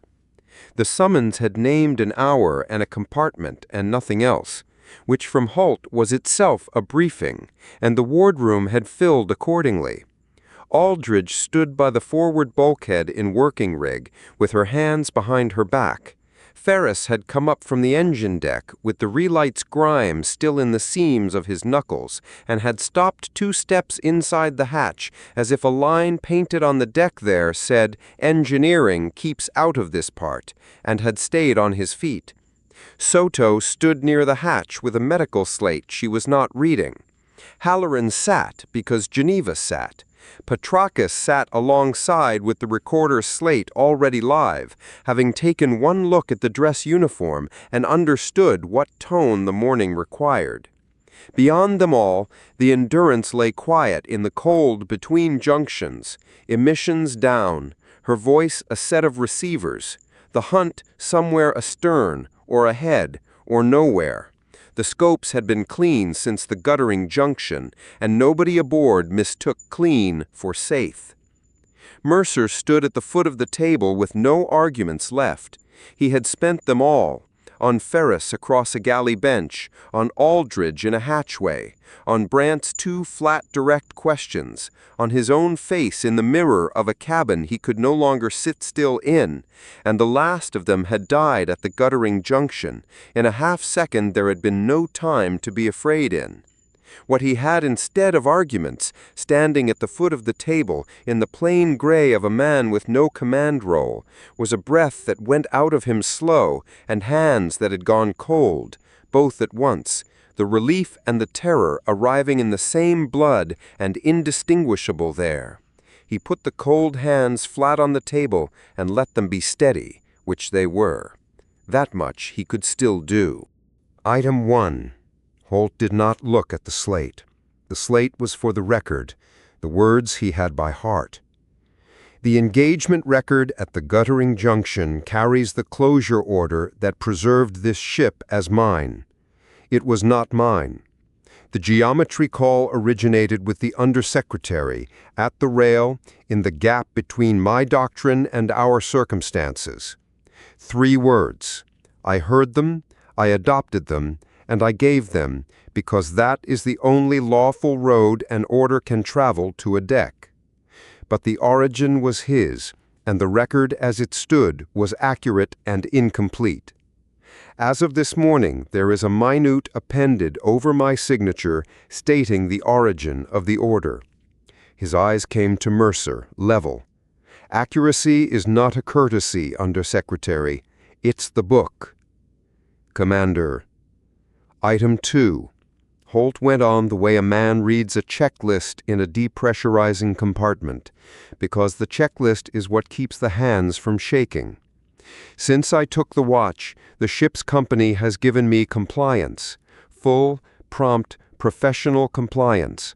There is not a charge I could bring against one of them, and I have looked, because it would have been easier. And 4 deputations have gone past my hatch to yours, and the deck executes my orders and follows you with its eyes, and the book is not sentimental about what that adds up to. A commanding officer who has lost the confidence of the ship's company is required to weigh that loss as a hazard to the ship, the same column as a cracked frame or a bad gauge. I have weighed it. A beat, no longer than the ones between his other sentences, and not one muscle of his face spent on it. I will not be a hazard. The wardroom kept very still. Ferris was looking at the deck. AWRIDJ was looking at Holt, and her jaw had set somewhere in Item 1 and stayed set. Item 3. Fleet standing orders provide for the grant of an honorary line commission in a command vacuum on the recommendation of the senior surviving line officer and with the concurrence of the embarked civil authority. The provision is old, it is intact, and I have verified it twice because I intend to be quoted on it. The senior surviving line officer of ISV Endurance is me. Holt squared the slate a degree it did not need. I am standing the command down, Undersecretary, and recommending its transfer to you, today, while the sky is quiet enough to log it properly. Mercer had spent half his life in rooms where the next sentence decided things, and he knew every honest and dishonest way to fill the pause before it, and used none of them. The old argument came up in him one more time on its own, by habit, the way a dead system trips its breaker. Frame 31, the 90 seconds, the 5, and he opened his mouth on it. "You'll offer me frame 31, Holt said. "The minute I appended this morning is the answer to frame 31, and you wrote the answer yourself at the rail, where there was no committee to be had. I have nothing further on that point, and neither do you." And there it ended. Out of arguments was not a figure of speech. It was a place, and Mercer was standing in it. and the place was level and cold and had air he could breathe. Halloran stood up. Mercer knew the stand. He had been on the receiving end of it across 2 decades of Geneva corridors and 1 long year of this ship. The deliberate unfolding, the half-second taken to settle the coat, the breath drawn from the diaphragm to carry a formal objection the length of a room. Petrakis's stylus moved to the margin where objections lived. Holt turned with the unharried correctness of a man who had built the morning to withstand exactly this. "Before the Undersecretary answers," Halloran said, "the delegation will be heard." "It will," Holt said. Halloran looked at Mercer for a moment, and something moved behind the dryness that in another lifetime might have been called amusement and might have been called surrender, and was probably both and neither, and very tired. "The delegation objected when a civilian gave the chair away," Halloran said, dry as dust. "Consistency obliges me to note it cannot now object to the reverse." A pause, exactly long enough to be heard not objecting. "That is the whole of the delegation's statement. Geneva pays for my consistency. It can read it." Halloran sat down.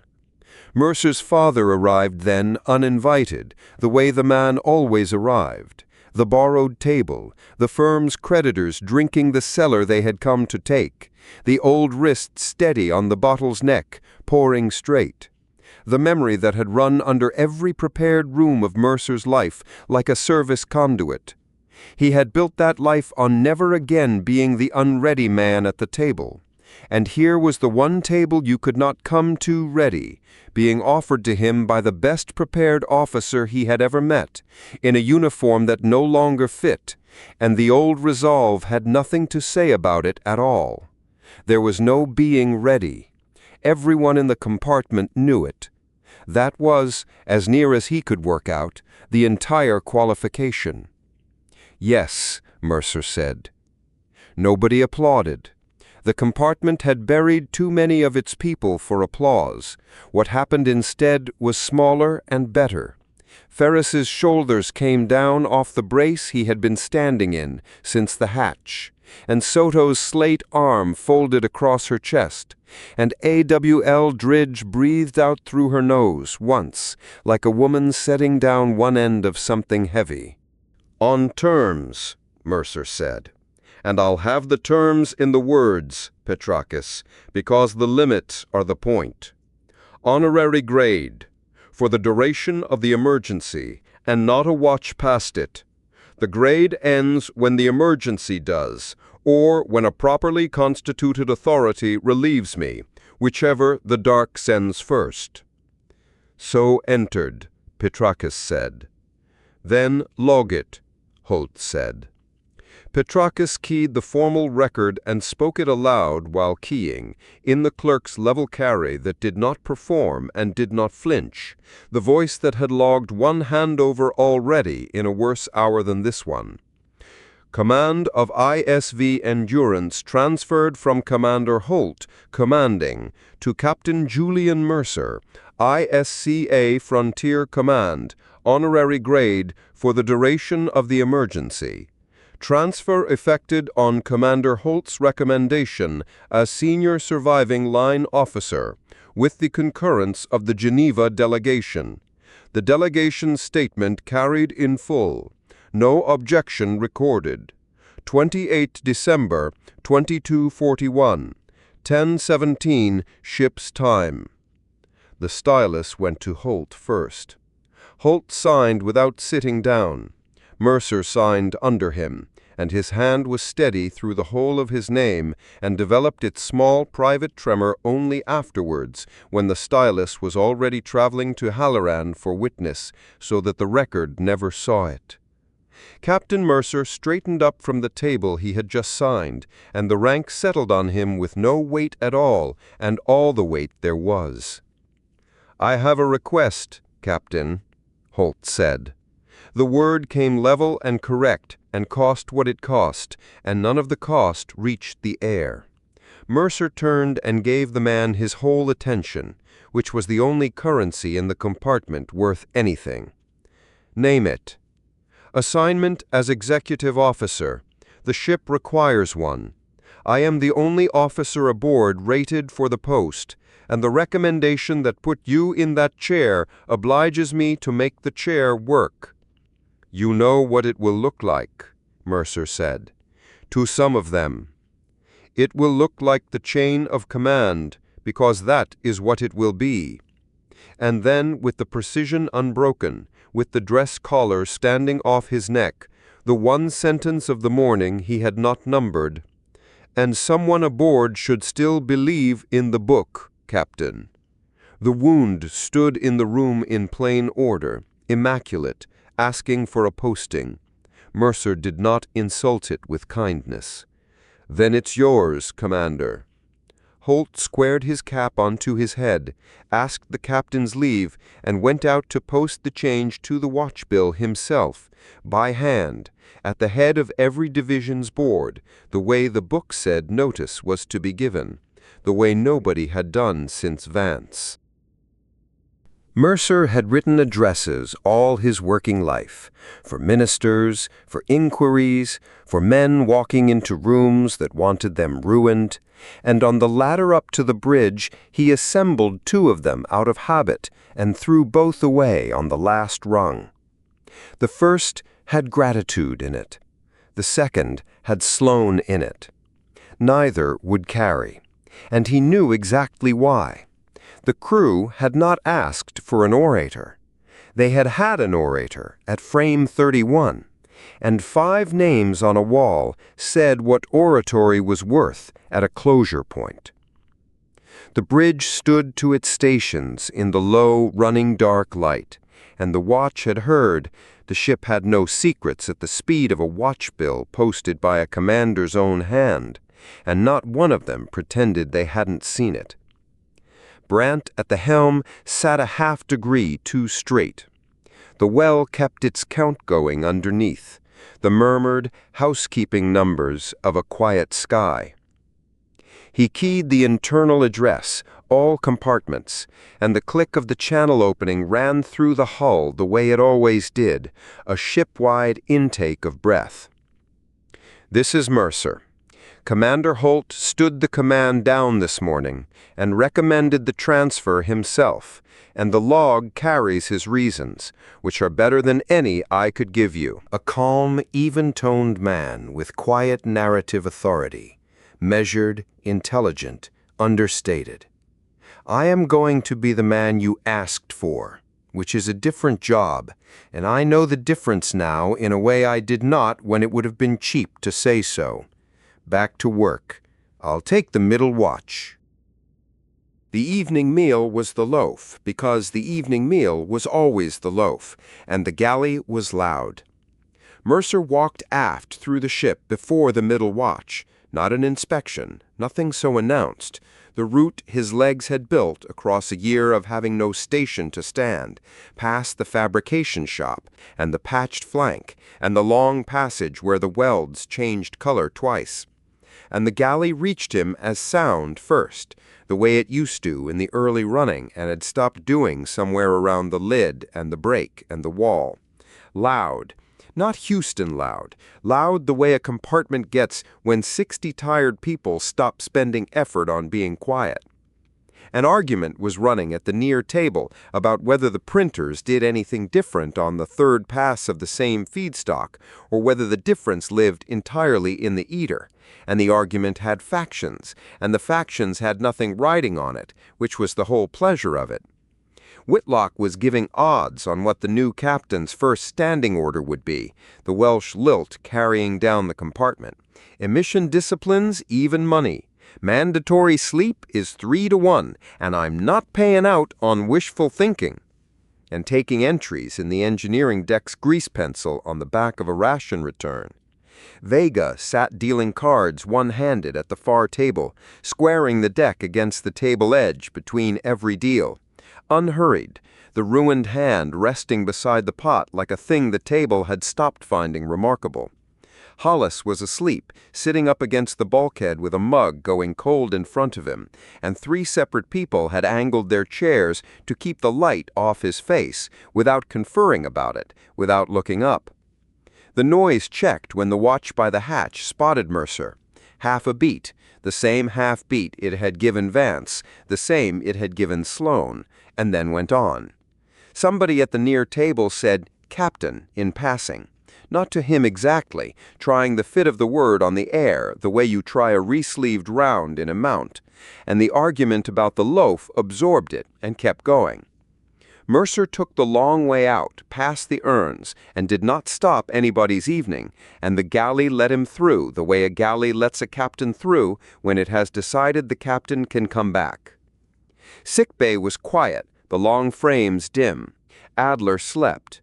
Rhodes had gone back to light duties off the evening list, and the empty bed had been stripped and squared, and Soto was at the duty desk with the day's returns, and she had a flimsy already set aside at the corner, waiting for him, because Soto's desk knew the book as well as Holt did.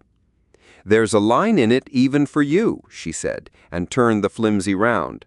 "Medical certification, officer assuming command. Holt signed his half before he went to change.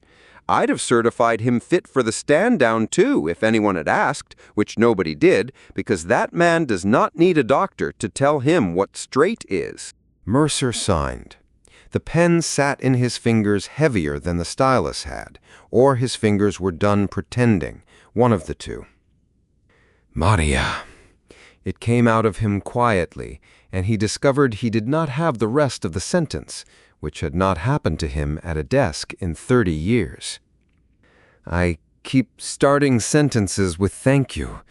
To Holt, to the galley just now, nearly, to you. They're all wrong, and I can't find the one that isn't." "Because there isn't one." Soto took the flimsy back, squared it with the day's returns, and looked up at him with the blunt, worn warmth she spent on captains and ratings at exactly the same rate. "Don't thank the crew. Deserve it slowly."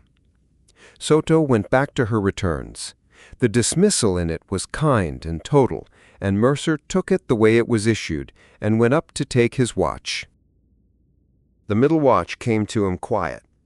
"Captain on the bridge," from the duty rating at the hatch, in the low, running dark voice the whole ship spoke in now, and the off-going officer gave him the picture, sky empty, receivers cold, drift nominal, the count running, and went below. The chair had a worn place on the arm where Vance's thumb had rested for years, and Sloane's after him, the smooth patch in the composite that 2 captains' watches had polished into it. Mercer had stood beside that chair since it changed hands and never once touched the arm.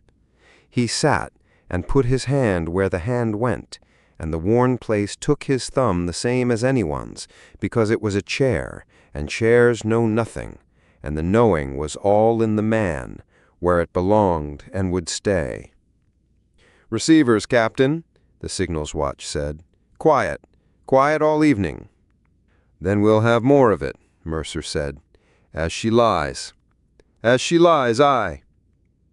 The watch ran, the pump that had been due replacing since the green world sang its half-tone flat somewhere far aft, and the well murmured its numbers, and the cold sky gave them nothing, which was the best thing it had given them since September.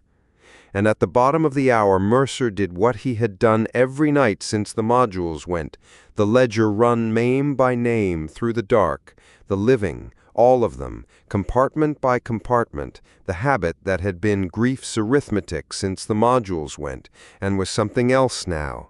And he ran it slowly, and found out what. A debt. That was what he had been counting night after night. Tonight it was a charge. Mercer let the difference stand where it was, the names unchanged, the chair changed, his now, and awake, with the words in the log and the limits in the words, for as long as the dark decided the emergency would run. Chapter 23. Too Clean. The hash came up wrong at the bottom of the third watch, in the hour when the only things moving aboard the Endurance were the air handlers and the hunt. The hunt went over first on its schedule. Far out beyond the guttering junction the ship lay nearest, and ascendant deep sweep crossed the dark the way it crossed it every watch now. A long pressure of search energy swung over the field like a lamp over still water. And every receiver the Endurance owned drank it, plotted it, and gave nothing back. The waterfall rendered the sweep as a broad, soft band sliding down the displays, brightening, peaking, gone. In the well below the signals board, the duty rating called the mark in the low, flat, dark ship voice the whole watch used now, as though the sweep could pick a human voice out through a hall. It couldn't. Everyone aboard knew exactly what it could and couldn't do. Aldridge had briefed the science of it twice. The watch kept its voices down anyway, the way you walk softly past a sleeping thing, no matter what the book says about its ears. Bront logged the sweep's passing and went back to the books. Reconciliation lived at the bottom of the third watch because the third watch was when the lanes thinned and the index came over whole. Out in the lit part of the dark, the ledger went on without them. Postings, settlements, clearances, the relay layer carrying the index of all of it from junction to junction with the patience of tide tables. And the Endurance, dark and dry and officially non-existent, took the index in on her receivers and kept a mirror of it current, because Aldridge wanted the neighborhood's picture, and the picture was built of exactly this. Brant's part was the housekeeping under the picture. Walk the newest segments against the mirror. Walk the mirror against the division's carried log. Initial the agreement.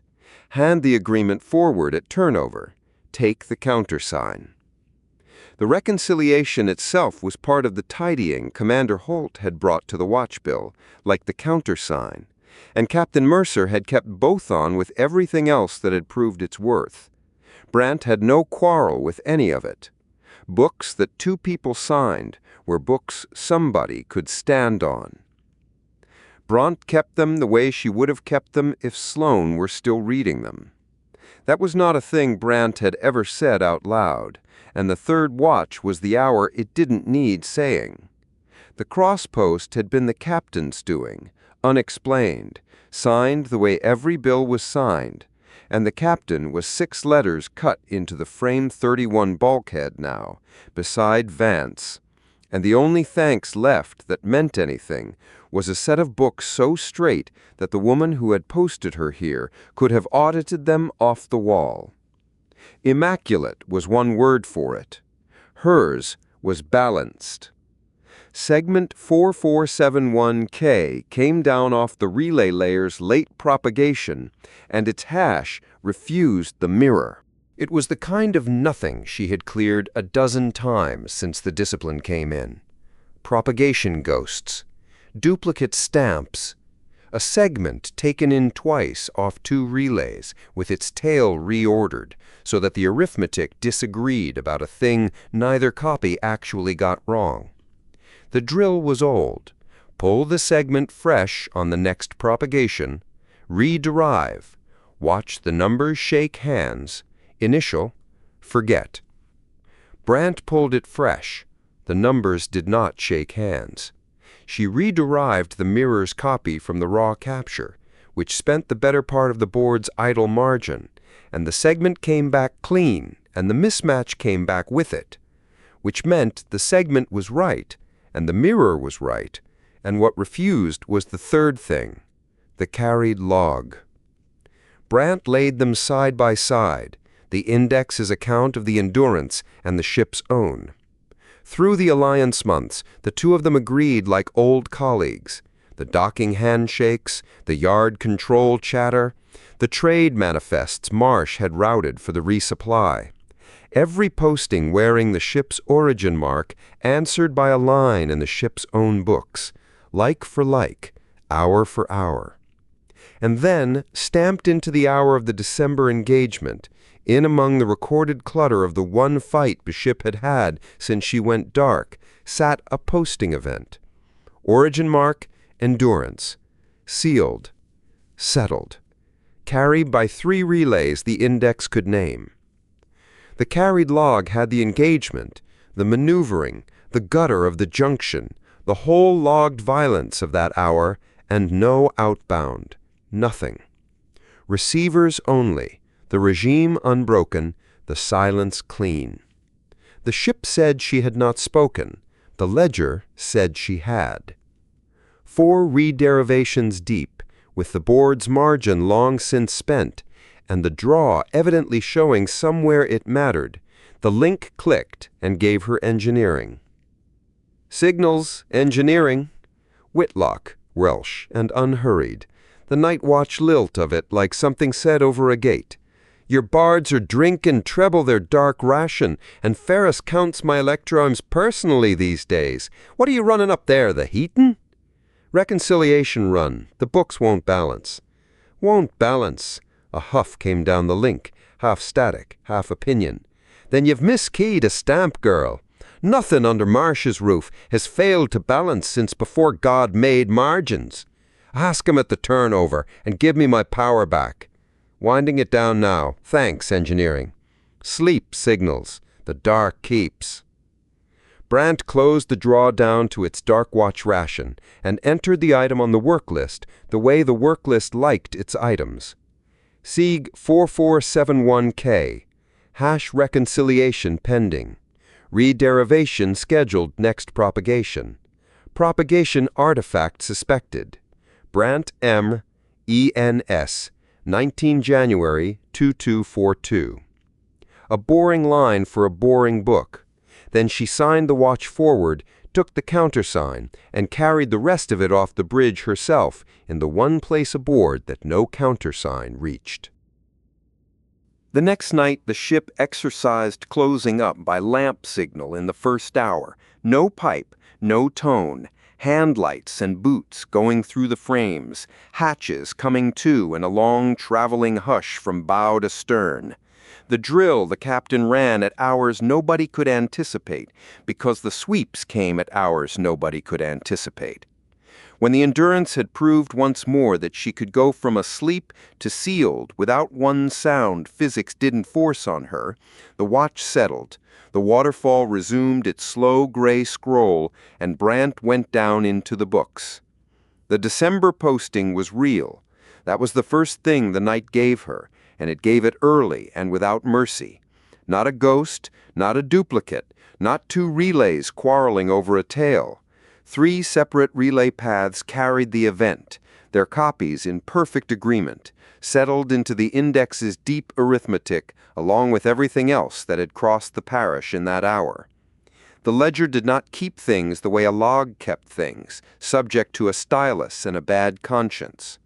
The ledger's whole nature was that what entered it could not be unentered by anybody for any reason, ever, and she could no more lift that posting out of the index than she could lift December out of the year.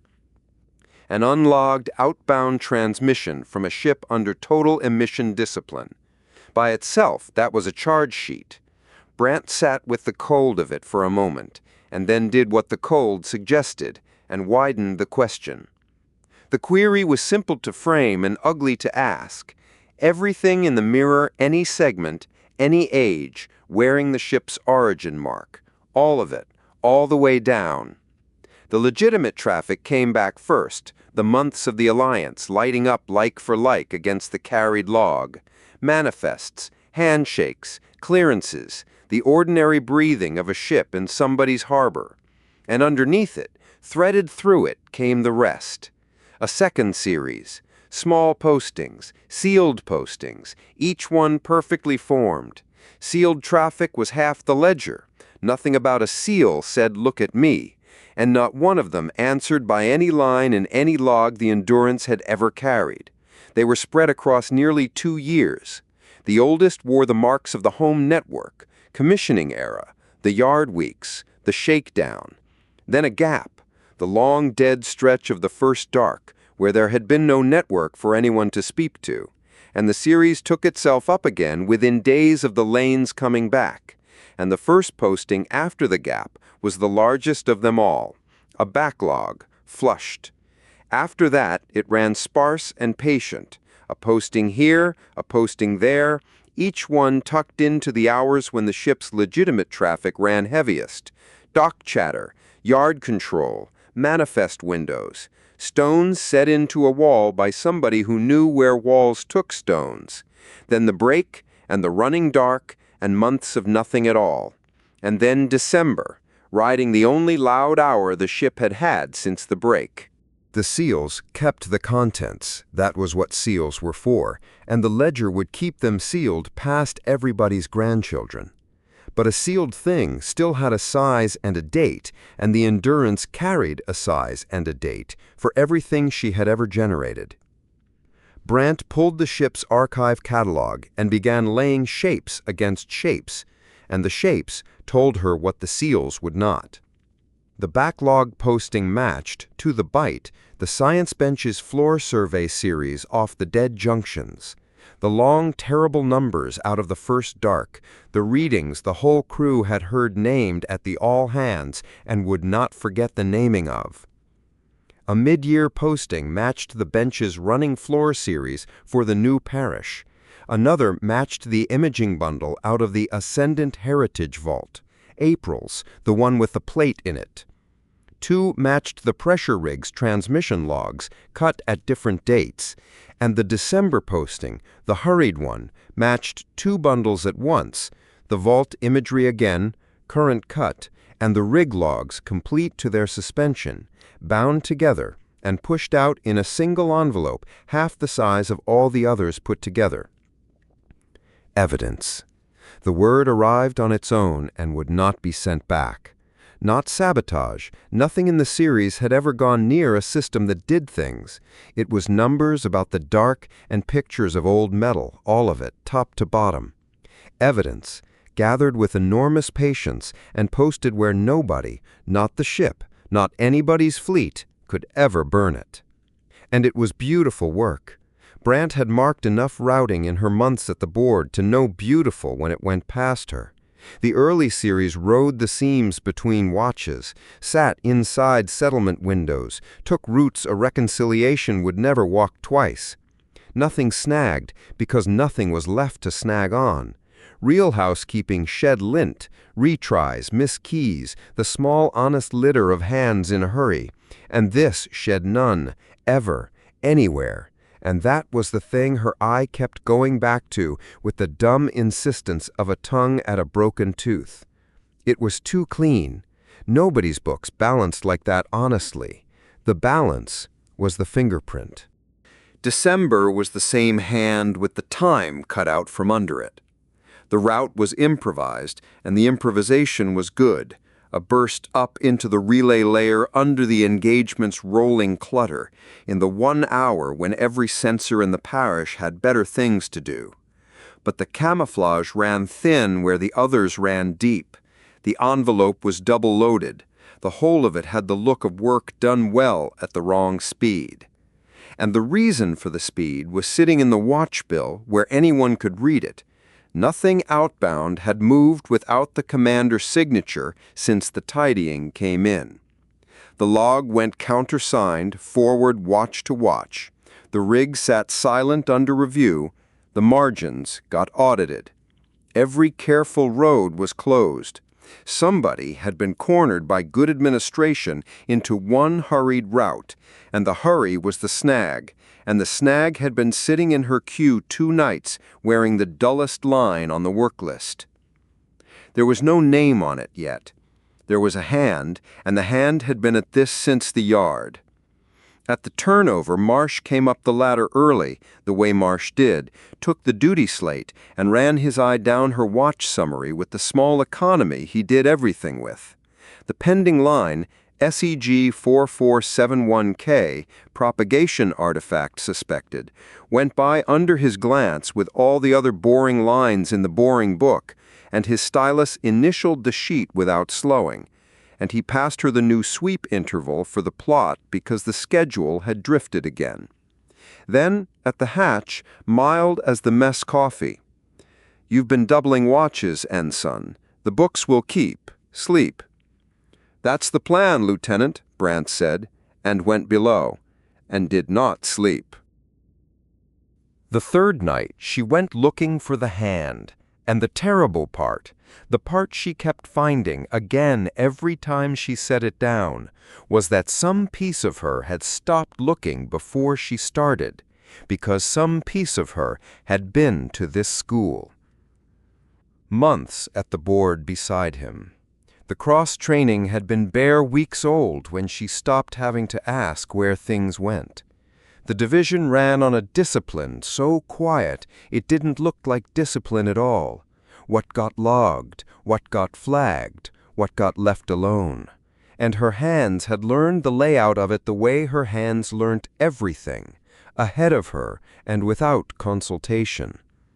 She had been proud of that. It was an apprentice's pride, and it was real, and it had a bill on the back of it.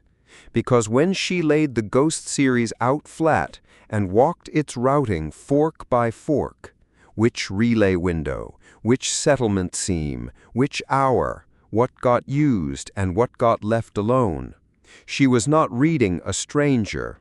At every fork the route went the way her own hands would have gone, and her hands had been taught at this board. Everything that happens out here goes past this board before it happens. Her first hour at signals, the second seat pulled over with a boot, the latch that bit. For what it's worth, Ensign, you'll be less bored than you think. A feeling was not a finding. The board she sat was the one place aboard where the difference could be made absolute, and that was no accident to fittings. It was the bargain at the bottom of the whole architecture. The ledger sealed what was said. It had never, anywhere, on any network, sealed who said it. A posting without provable authorship was noise, and the network's physics refused noise at the door. Every posting the Endurance had ever originated carried its origin attestation folded into the settlement itself, board, session, watch stamp, co-signed by the ship's own node at the moment of commit. You could groom a log. You could not negotiate with a commit. Brant asked the node for the attestations on the series, all of them, oldest to last. The sessions came back, nearly 2 years of them, and she put the watch bill of the whole commission beside the stamps, and the correlation closed like a hand. Every posting in the series, from the yard weeks, to the backlog, to the parish, to December, had gone out inside a watch one man stood, from the board one man ran. Hundreds of watches, 3 watch sections, a whole crew's worth of rotations to hide in, and the series had never once fallen on anybody else's hours. And December, the cornered one, had not even dressed for the weather. The attestation on the December commit carried the board's duty authentication naked, the session signature of the officer of the watch himself, because the laundering took time, and the engagement had given him none. Brant asked the node for the attestations on the series, all of them, oldest to last. The node gave her the name the way the node gave everything, without weight, in the gray type of the attestation frame, a record like every other record it had ever kept. Marsh. Brant ran it again, not because the answer could change. The node did not have moods, and the arithmetic did not have a second opinion, but because she wanted, in the account she was already assembling for somebody senior, to have run it twice. Marsh. Her fingers had gone to the console edge at some point without telling her, too short, and stopped there on their own, halfway through, the old rhythm dying against the alloy. Brant looked at her own hand lying flat on the edge of his board. Captains move people. It's a hobby. The good ones don't explain it, and the bad ones explain it wrong. His line, her first day, friendly and dry and true, and the captain who had moved her was on the wall, and the job the dead captain had posted her to had just come back up the line with this in its mouth. There was one more choice to make at the board, and she made it before she stood up. Her own queries sat on the node now, too, time-stamped, attributable, hers, 3 nights of somebody asking the index who the ship's ghost was, and the apprentice in her could see, without trying, the routes by which a person might make them less conspicuous. She left every one of them exactly where it stood. The books were going to show what she had asked and when she had asked it, because the one thing this ship did not need was a second person at this board deciding what the record could live without. Then the chain. The book said the officer of the deck, the XO, the captain, and she would have defended the book to anybody. Up her own division there was one name, and the name was the finding. The wardroom was 3 hatches and a world away, full of people who had carried the ship through worse than this, and Brant, 22 years old, with the worst thing she had ever found riding flat in both hands, went where the night the captain died had taught her to go. Aldridge had taken the deck that night mid-order, on pure drill, and the voice had not broken stride, and Brant had flown the rest of that hour on that voice. When the thing in your hands is too heavy, and the deck goes strange under you, you take it to the voice. Aldridge answered the hatch awake, in shirt-sleeves, the cabin behind her squared away like an inspection due at dawn. If the hour surprised her, nothing about her spent any motion on it. "Lieutenant," Brant held herself steady on the combing. "I need 10 minutes off the record, and I need them to be yours." Aldrich looked at her for one beat, at her face, then at the slate carried flat in both hands like something that could spill. She stood back from the hatch. "In." Brant gave it in order, the way she had assembled it on the way down. The hash that wouldn't clear. The December event 3 relays deep. In an hour the ship had made no authorized sound. The series under the traffic, small and sealed and perfect, spread across nearly 2 years, the gap where the first dark was. The backlog flushed the week the lanes came back. The archive shapes, the floor surveys, the vault imagery, the rig logs, matched to the bite. The workmanship and what the workmanship was worth, the attestations. The watch bill correlation that never missed, the duty authentication, naked on the December commit. She kept her voice flat and the sequence straight, and there were no jokes in any of it, and somewhere in the middle she understood that she was giving it the way the well gave the count during a crossing, aloud, steady, so that the person who had to be equal to it could hear exactly where they were in it. Brant did not say the name. At the end there was the name, sitting at the bottom of the attestation frame on the slate between them, and Aldrich read it for herself. "Say it anyway," Aldrich said quietly. "You found it. It gets said by you once before it goes anywhere else." "Marsh." The word came out smaller than the 3 nights it had cost. "It's Marsh, Lieutenant." Aldridge took her through it again, slower, from the hash, and the second time she stopped the account at stations along the way and pressed. Could a key be lifted? Could a session be ridden, somebody standing his watches in the record without standing them on the deck? Could the node itself be got at? Anybody can steal a key once. Nobody steals the same man's hours for nearly 2 years and never misses. The watch bill's the watch bill. He was on that deck every time, hundreds of times. And the log can be groomed, ma'am. That's the whole problem. The node can't. That's the whole reason ledgers exist. And your work? If somebody walks your 3 nights the way you walked his, they'll find every query under my own stamp. I didn't hide anything. I wasn't going to be the second person aboard curating that record." Aldrich nodded once, slowly, as though that answer carried more weight than the arithmetic. Then she set the slate down flat on the desk and stood looking at it and stopped moving. The stillness went on. It was not the gun deck stillness, the coiled, patient thing Brant had stood next to through boardings and bad watches. This had gone somewhere else entirely, somewhere further back, and nothing in the lieutenant's face offered a road in. The cabin's air handler ticked over. Out past the hull, somewhere, the sweep would be coming round again on its schedule, and neither of them looked at anything but the slate. Aldrich finally spoke, and her voice had moved to somewhere flat and far away, a place Brant had not heard it go, not even the night she took the deck. "Has he seen you see it?" "No, ma'am. My queries are on the node, but he's got no cause to look, and the work list item reads like a propagation ghost." "Good. Who else knows?"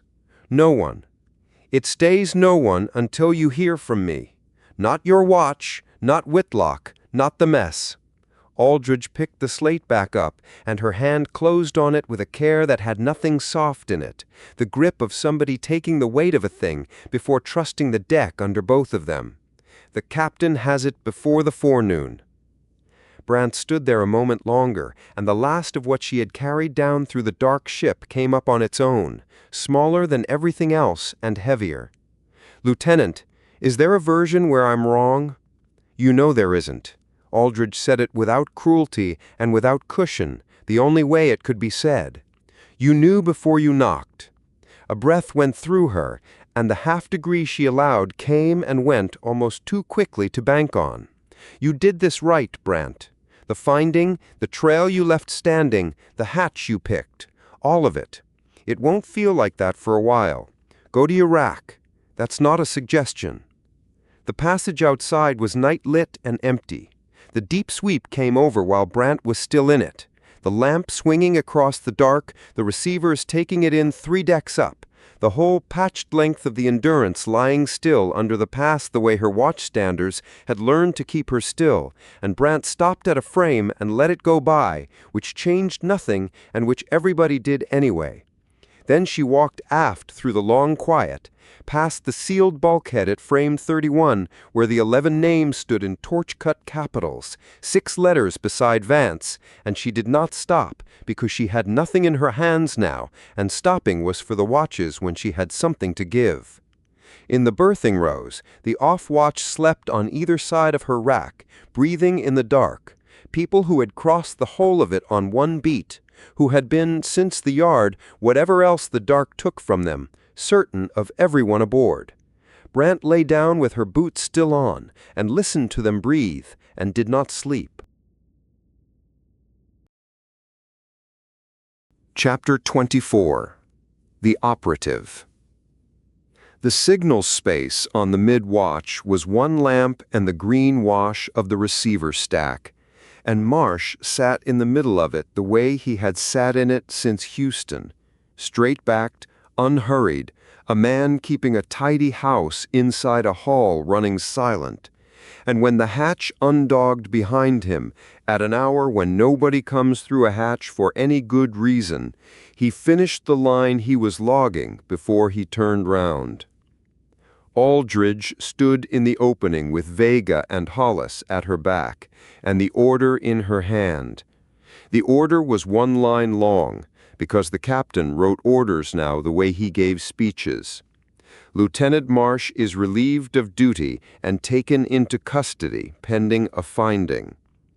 No charge named.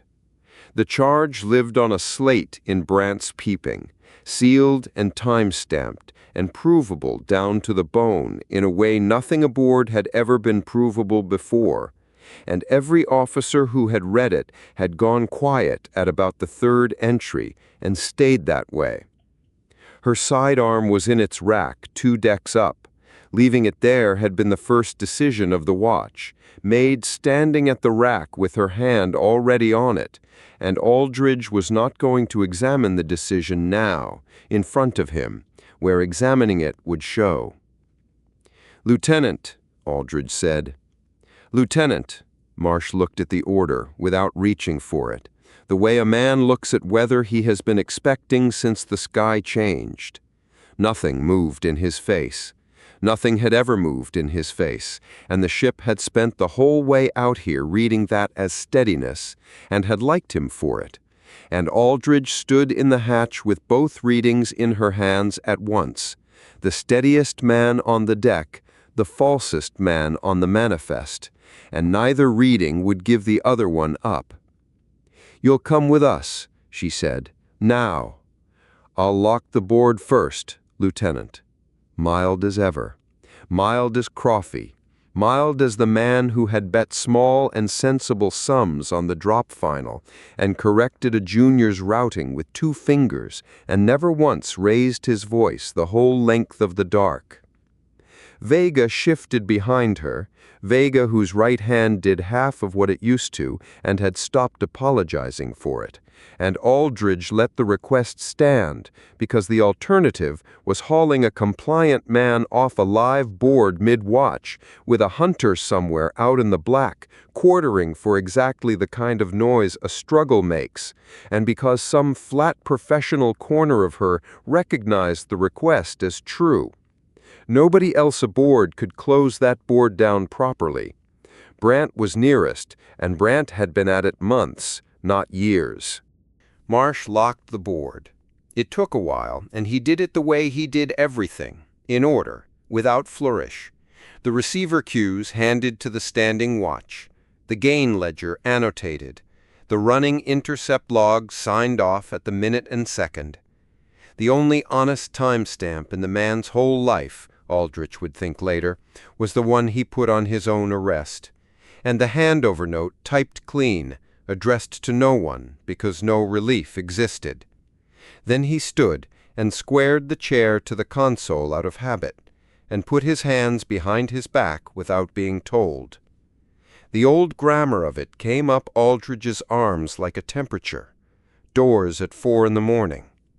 The compliant ones, the ones who put their hands back for you, were always the ones whose faces you kept.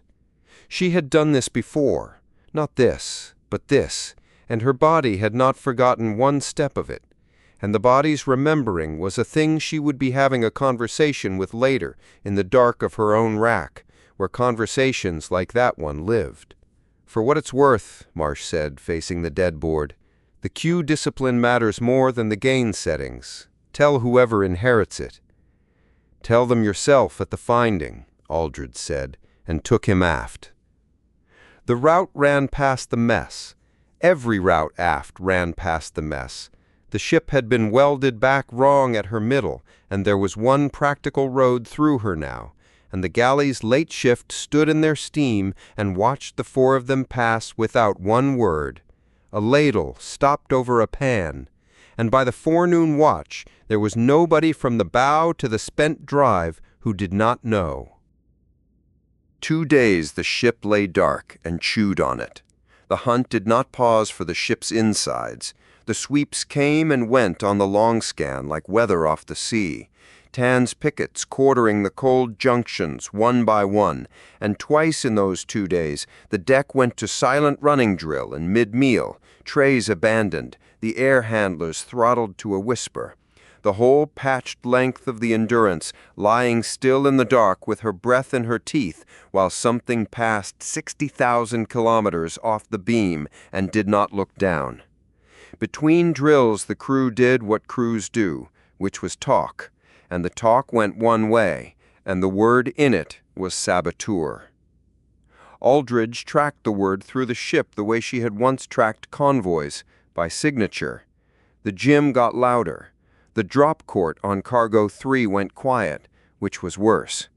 A fabrication hand put a chisel through the laminate of his own bench and stood looking at it, unable to say how. And under all of it, swelling the arithmetic the ship had never once needed explained to it, 58 people sheared off at the collars with the modules. Captain Vance dead of a console he had no reason to distrust. Holt's skull opened. The gardens, the magazine, the autumn, the gap, the wall at frame 31. The whole bill of the dark presented at last to a face that could be made to pay it. The cell that cut the fold had been anchorage. Marsh was anchorage. The ship was not in a season for the difference. Mercer let it run exactly 2 days, and Aldridge understood the 2 days when she stood in his cabin and read the assembly order. Long enough that the first blood heat had a chance to pass, short enough that the rot had none. A finding tried in the passageways is a lynching on an installment plan. The captain had written, "Off watches to the mess deck at the forenoon turn. The prisoner will be present. The record will run." "You're putting him in front of them," Aldridge said. "I'm putting him in front of the record with them watching." Mercer looked older than the chair had so far made him, which was a thing she would not have believed in the delegation man with the polish, the one who had asked rooms for consensus while windows closed. "They'll hear it from him and from the evidence, Lieutenant, not from the passageways. The passageway version kills somebody by March." So at the forenoon turn, the off-watches packed the mess, tables shoved back to the bulkheads, crew standing on the benches at the rear. The overheads had running dark levels, so that the whole compartment sat in the brown half-light the hunt had taught them all to live in. Petrakis stood at the side with the record running and the date spoken into it plainly. "Assembly of Ship's Company, 22 January, 2242. And the formality of the old Geneva voice did a thing to the compartment, set a floor of procedure under it, though anybody could see how thin the boards were. Soto had posted herself down front before anyone else was through the hatch, arms folded, square between the first row and the cleared space where the prisoner would stand, and she had picked the spot the way she picked a vein, and meant to be seen having picked it. Vega and Hollis brought Marsh in, and the sound the crew made was not a roar. It was lower than that, and wider, a weather front of a sound. And Aldridge walked at the prisoner's shoulder into the middle of it, and her own blood came up to meet it. That was the thing. That was the thing she had not said to anyone. The crowd's heat crossed the deck, and her body took it in like a tuned string. The old briefing room righteousness, the pure, clean way it ran down the arms when everyone around you wanted the same simple thing. She knew the taste before she could name it.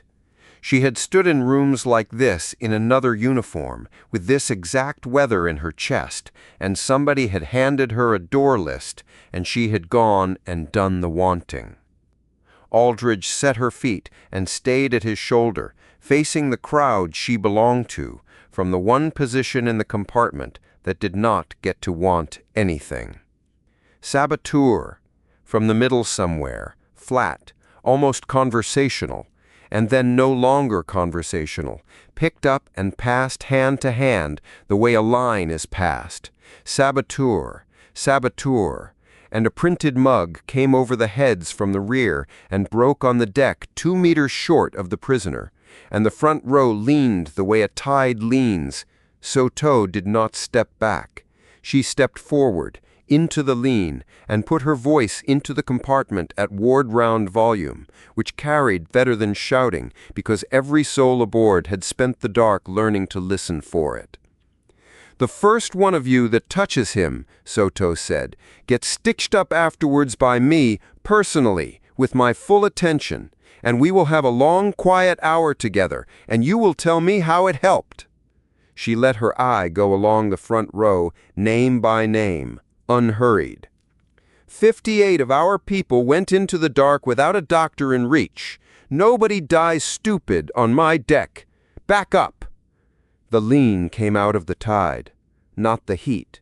The heat had nowhere to go, and Ferris gave it a mouth. The chief engineer came out of the crowd's edge, where he had been standing with his hands jammed under his arms. He had come straight off shift, still printed with the after loop's grime, and he had not slept. Anyone could see he had not slept, and pointed past Soto at the prisoner with a driver he had not bothered to set down. Dunmore had 31 years in, Ferris said. He was off watch in number 4 berthing with his boots off. He was going to keep bees. The driver shook, very slightly, at full extension. Your people cut him off this ship at the collars, with 3 modules of our dead around him, and we couldn't even go and get them. And you sat at that man's wake. You sat in the 2nd row.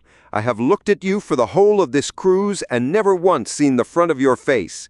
Walk him forward, Captain. That's all I'm asking. Walk him to frame 31 and stand him at the wall and make him read it out loud, all 11, and then he can have his finding. The compartment came up under that like a deck under thrust. The wall, and Aldridge measured the distance from Ferris's driver to the prisoner's eyes and shifted half a step into the line of it. And the half step cost her, because the crowd's want had been in her own arms since the hatch, and what the crowd wanted made the old simple sense, the door list sense, the 4 in the morning sense. And there it was, finally, looking back at her from inside her own chest. She knew this animal from the other side of it. It had worn her uniform before and been commended. No, Mercer did not raise his voice into the noise. He put it underneath where the deck would pick it up. The captain had come forward off the side bulkhead. No honor party, no dais. A man standing on the same deck as everyone else, which was its own kind of statement, and everyone present could read it. The wall is not an instrument, Mr. Ferris, and we are not going to make it one. Stand easy. And then, into the after noise, with Petrakis's record running and the whole packed, brown-lit compartment of them breathing on him. This crew gets the truth standing up, in the open, while it's still ugly. That's the only way I know to run this ship now. So he gets the floor before he gets the finding. Mercer turned, and it was the first time he had looked at the prisoner since the hatch. Lieutenant Marsh, they're listening. Marsh did not defend himself. Aldridge stood a meter off his shoulder through the whole of it, watching the crowd's hands, and understood within 3 sentences that the man was not going to spend 1 word of his floor on his own life, and that this was the most dangerous thing he could possibly have decided to do with it. I am Anchorage, Marsh said. No preamble, no throat clearing. The same voice that had read contact bearings off the stack all the way out from Houston. Political wing. I have been Anchorage since before I held a commission, and I was placed aboard this ship to gather evidence, and every word of that is on Ensign Brandt's slate, provably in my own routing, and I will not insult her work by disputing it. She caught me clean. He stood with his hands still behind his back, nobody holding him. But you have 2 organizations in your heads this morning, and you have welded them into one, because welding them into one gives you somewhere to put 58 people, and I am telling you, and the dates on my own postings will hold this up under any examination Geneva's delegation cares to run, the cell that cut your modules was a splinter, broken away, renounced. The movement I serve fought them in back rooms for years before your keel was laid, and lost, and the day they blew the fold, I lost what you lost. For the first time, something came up through the mildness, not loud, worse than loud. They murdered my cause along with your crew. Every argument I gave my life to was true on the 4th of that month, and radioactive on the 5th, because now the only word anyone will ever hear in it is the word you're all saying today. They did that to you, and they did it to me, and I will go to whatever finding the captain runs, but I will not carry their dead for them. I have enough of my own. Convenient. Whitlock from the engine deck block of the crowd, the Welsh lilt gone all to slate. The dead cell did the dying part, and your half did the clean part. And while we lay dark, While the whole ship lay dark with a hunter out there sweeping for us, you keyed a transmitter, boyo. You posted. Don't dress it. The signature of a posting is real. Brandt says so. The enemy reads the fact of it, even when he can't read the meat. You weighed this hull against your evidence, and the hull lost. Yes, Marsh said. It stopped the compartment, the bare agreement of it. I weighed the ship against the proof, and I posted, and I would post again. And there it was, the thing Aldridge had seen once or twice in the whole cruise, and never had a name for. The flash under the mildness, the zealot's certainty coming up through the careful man like heat through a deck plate. Because look around you. Look at the sky we have spent the dark running through, the junctions that won't hold, the stars going out on a calendar, a whole pocket of the universe lying in its own ashes around two empires fighting over the warm patch. That is not my allegation. That is the view from your own bridge. I posted floor data, readings, imagery, evidence, not targets. Nothing I ever sent could aim a weapon at this ship. I posted what the instruments said, sealed to a ledger that cannot be edited or burned, because the institutions that built your ship have watched readings like these come in for longer than any of us has been alive, and they have a place they put them, and that place is a drawer that does not open. Geneva knows what traversal does. Iska knows. They have known, and they have buried it, and so the proof has to live somewhere their hands can't reach. The dark out there is the proof. I never needed to invent a thing. I needed to make sure nobody could lose it. Then why us? Brandt. She had been standing at the edge of the cleared space the whole time with her arms wrapped around herself, and her voice came out younger than the deck was used to hearing it now, and absolutely level, which cost her. Anybody could see what it cost her. I reconciled hashes next to you for months. You corrected my routing like it mattered. You bet on the drop final. You stood at the wall with the rest of us. Her chin went at him once. What was that? What was I? A relief, Marsh said, gently. The gentleness went through the compartment worse than the certainty had.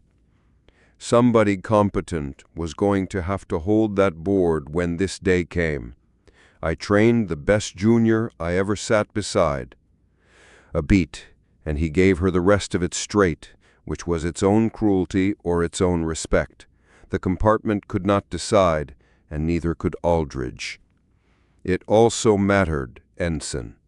Both of those are true. You'll find that the two things at once is the whole of me. It's the whole of this morning. And the question came. It came from deep in the crowd, from no rank anybody could see, a woman's voice tearing loose with the whole 2 days in it, and the moment it was out, it belonged to every mouth in the compartment, because it was the only question the ship had actually assembled to ask. Did you know it was coming? The compartment went dead. The air handlers, far off, throttled and faithful. Somewhere forward a stanchion ticked as the hull traded heat with the dark, the way it had on the morning the modules went. Ferris said it again, into the silence, level, which was the worst pitch the crew had ever heard him find. Did you know? No, Marsh said. Nothing else. Aldridge stood a meter off his shoulder and watched as he stood inside the word, hands behind his back, and the word did what a bare word does in a compartment that wants more than a word. It landed and sat and began to starve. Prove it, somebody said. I can't. Marsh did not look away from the crowd. A man can't prove what he never knew.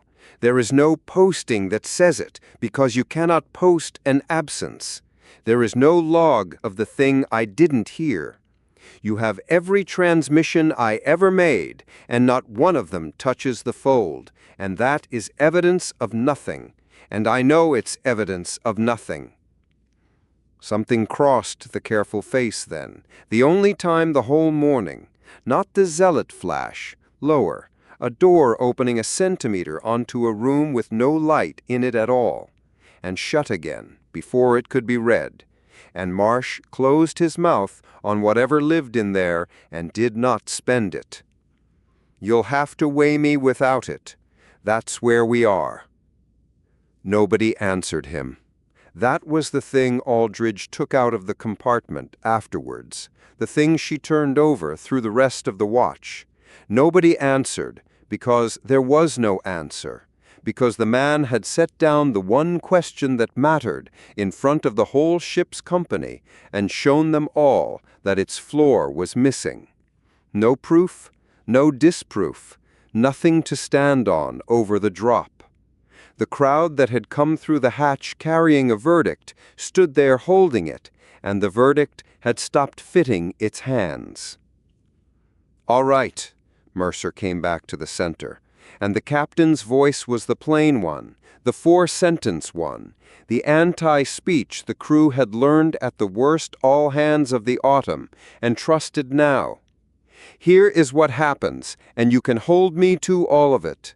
Lieutenant Marsh goes to confinement, and the finding gets made in the open, on the record, with the evidence on the table, and not 1 minute of it happens in a passageway. Until it's made, he is a member of this ship's company in custody. Nobody touches him, nobody feeds him through a grill like an animal, and nobody cuts anything into any wall." A long, slow breath, audible on the record. "You came in here this morning for a traitor. I watched you. What you heard instead is a man who says the dark we have all just bled through has owners, and the owners have known, and that our own institutions are among them. I don't traffic in passageway versions, so I'll say it plainly. That allegation does not get answered in a mess deck at the end of a bad watch, and it does not get buried either. It goes on the record with everything else, and it gets answered where findings get answered, and you will all be there when it is. Dismissed." The crew went out quieter than it had come in, and not because anything had been settled. AWL stood her post by the prisoner while the compartment drained, and listened to the pieces of it going past her in the brown light. An older rating, low to nobody. If he invented it, hang him. And the answer lower, and if he didn't. And then the hatchcombing took them, and the sentence went off down the passageway unfinished, in the direction of Geneva, looking for somewhere to land. Ferris's people built the brig that afternoon, out of a dry stores bay on the galley deck, and nobody had asked them to make it decent, and they made it decent anyway. A cot with a real mattress off the bosun's shelf, a lamp wired to its own switch on the inside, the air return cleaned of the whistle it had carried since the autumn, and not one of the deck crew spoke a word to the prisoner while they welded the grill that would lock him in. Both halves of that were the ship now. Aldrich inspected the work at the end of the last dog watch, because the security of confinement arrangements was hers to sign for, and that was the reason she gave the log, and the log accepted it, logs being easier to satisfy than the person keeping them. Marsh sat on the cot with his back against the frames, and his eyes were shut, and he opened them when her boot stopped at the grill and did not get up, which she would have read as insolence from anyone else, and read from him as arithmetic. There was nothing standing up could buy either of them now. "Inspection," Aldrich said. "The weld's good," Marsh said. "Ferris's people don't do bad welds, even for me."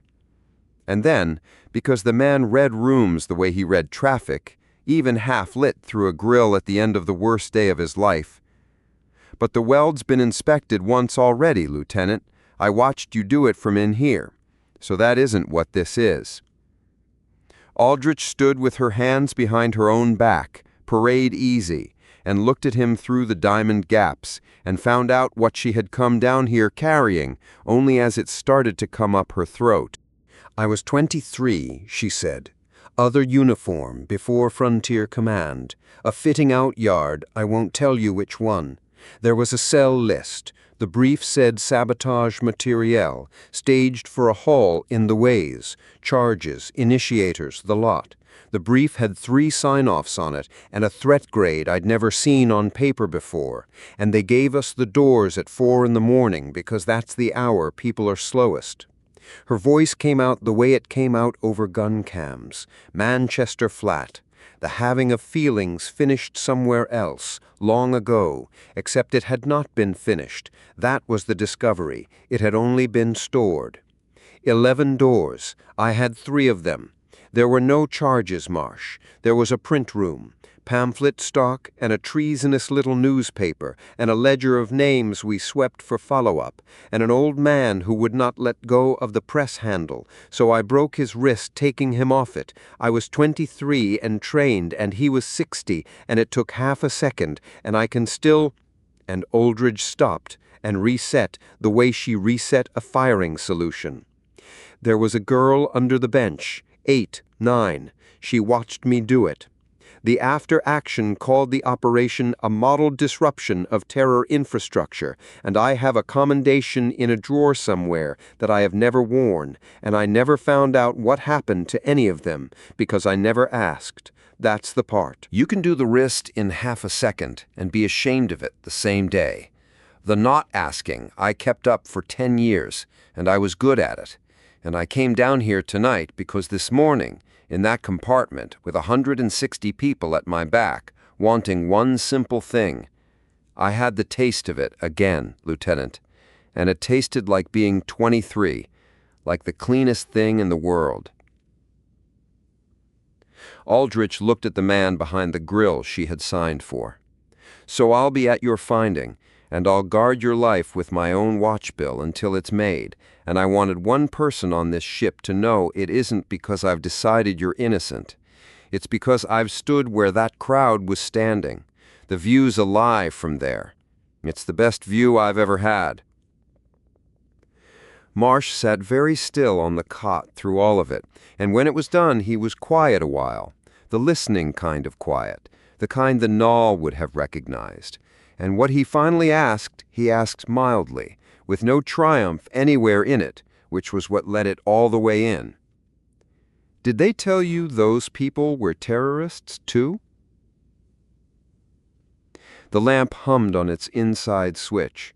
Somewhere above them, the galley's late shift moved a pan, and the ship lay dark and silent in somebody else's sky, all her readings climbing, all her dead in order on a bulkhead 3 frames forward of where her captain had been told the institutions had a drawer that did not open. Yes, Aldridge said, word for word. Aldridge checked the lock on the grill, twice the way she checked a magazine, though it had not moved since the first time, and left him the lamp, and went up through the quiet ship to stand what was left of her watch. Chapter 25. The Brief. Halloran had brought the finding already drafted. It lay at the head of the wardroom table in a printed folder, squared to the edge, and that was the first thing Mercer understood about the morning. The delegation had sat up through the night writing the ship's verdict for it, and had come not to weigh the evidence, but to have its weighing entered. Petrakis read the draft aloud because Mercer asked him to, and the aide's voice went down the clauses level and unhurried, while the evidence itself lay the length of the table in printer flimsy. 2 years of a quiet man's double life, served flat on the wood like a meal nobody had ordered. Quote, that the officer in question, contrary to his oath of service and to the comm security articles he was himself charged with enforcing, did across the greater part of the deployment post sealed scientific material of ISV Endurance to a foreign network under private key, Petrakis read. that these postings constituted, irrespective of motive, a sustained breach of trust against this ship and her company, that the existence and the timing of the postings were legible as traffic to the power that owns the network, and contributed materially to the intelligence picture now held against us, that the officer's conduct meets the standard of sedition under the emergency articles, in that the material was assembled and published to serve a political movement and not the ship, and that the claims advanced by the officer concerning prior institutional knowledge of traversal harm are found to be without foundation. The stylus lay beside the slate, untouched. Nothing had been agreed yet for it to do. Mercer half heard the last clauses go by, because the third sheet from the end of the evidence run had been sitting in front of him since Aldridge laid the row out, and he had stopped being able to leave it alone. The Floor series, Marsh's oldest work, the patient spine of all of it. Readings off the dead junctions of the cold country they'd crossed in the first year. The measure of how close each one sat to being finished, logged from the science bench and posted under key, dated in a small exact hand. Down the right-hand margin ran the reference constants the lieutenant had measured his dying junctions against. The decline rates carried to 4 places that turned a column of cold numbers into a verdict. Mercer had seen those constants before. Not constants like them. Those. The same digits in the same order to the last place, in a winter office in Geneva, with the lake fog against the glass, on pages he'd had no right to be holding, in another life, and his body finished the recognition before his mind consented to it. The back of his neck went cold, and his thumb found the seam of his cuff and worked it, once, twice, until he made it stop.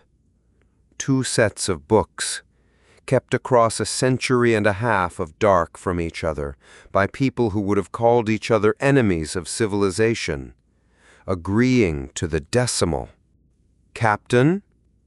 Halloran from the head of the table, with the patience of a man repeating himself. The delegation moves the finding as drafted. The breach is proven on the lieutenant's own postings. The ledger does not permit him even the dignity of a denial. What remains is for the ship to say so in language Geneva can read. Geneva is a long way away, Aldridge said from the bulkhead, where she stood because she had declined the chair. She had brought the prisoner's evidence up from confinement herself, and laid it out herself, and had said almost nothing since. Geneva is exactly as far away as this ship's ledger, Halloran said, without heat. Everything we enter today arrives home the day she does. I have assumed since the first fold that she arrives. You will forgive a delegate his one article of faith. When she does, the first thing read out of her record will not be the welds, Lieutenant. It will be how her company dealt with a spy. The record must be clean. Clean, Mercer said. Found, ruled, closed. An operative of the Anchorage's political wing exposed and dealt with under law. His slanders against the sending institutions examined and dismissed. Halloran turned one hand palm up over the folder, an old courtroom economy. The man himself I bear no malice.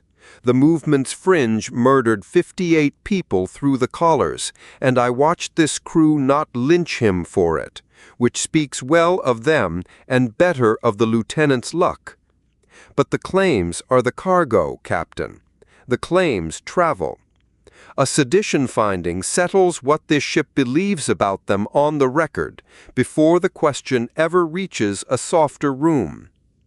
Holt spoke from Mercer's right, and the new XO's voice did what it had done since his first watch, arrived correct, sequenced, and carrying its own weight allowance.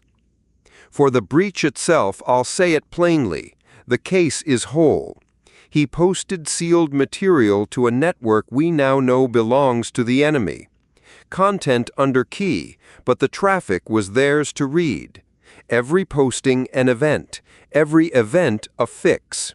The hunt that has been quartering the dark for us read our movements partly off the rhythm of that man's conscience.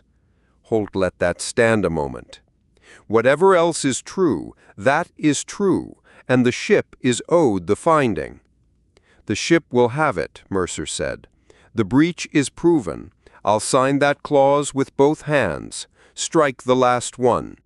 The wardroom went quiet in a particular way, the way a deck goes quiet when a load shifts. The foundation clause, Halloran said. Strike it. It is the finding, Captain. The rest is housekeeping. Halloran did not raise his voice. Halloran never raised his voice. The room came quiet to hear him, the way rooms always had, because a quiet Halloran had the rules on his side. If the ship rules the breach and stays silent on the claims, the silence reads as doubt. Geneva will ask why the convening authority, with the claims in evidence in front of him, declined to call them false. I would ask it. You taught me to ask it. I sat across tables from you for 20 years and watched you teach whole ministries what an undefended clause costs. The pale eyes came up from the folder. So defend it or sign it. On what grounds do you strike the clause? Mercer looked down the table, at the folder, squared at the head of it, at the flimsies, the patient years of them, at the third sheet from the end, and the margin, and the digits. On the grounds that I cannot rule a claim false when I know it to be true. Petrakis's stylus came up off the table and stopped, suspended, the aide's own small disciplined body asking the question before he could. There is a document chain, Mercer said. He stood up, not because the room needed it, but because his legs did, and put his fingertips on the wood the way he had watched a better captain do it, and said the thing he had carried up every gangway into every room since before this ship had a name. It is old, it is maintained, renewed, countersigned, resealed, generation to generation, the way only the things institutions are most ashamed of are maintained. Geneva holds it, ISCA holds it, the Operations Directorate keeps the seals.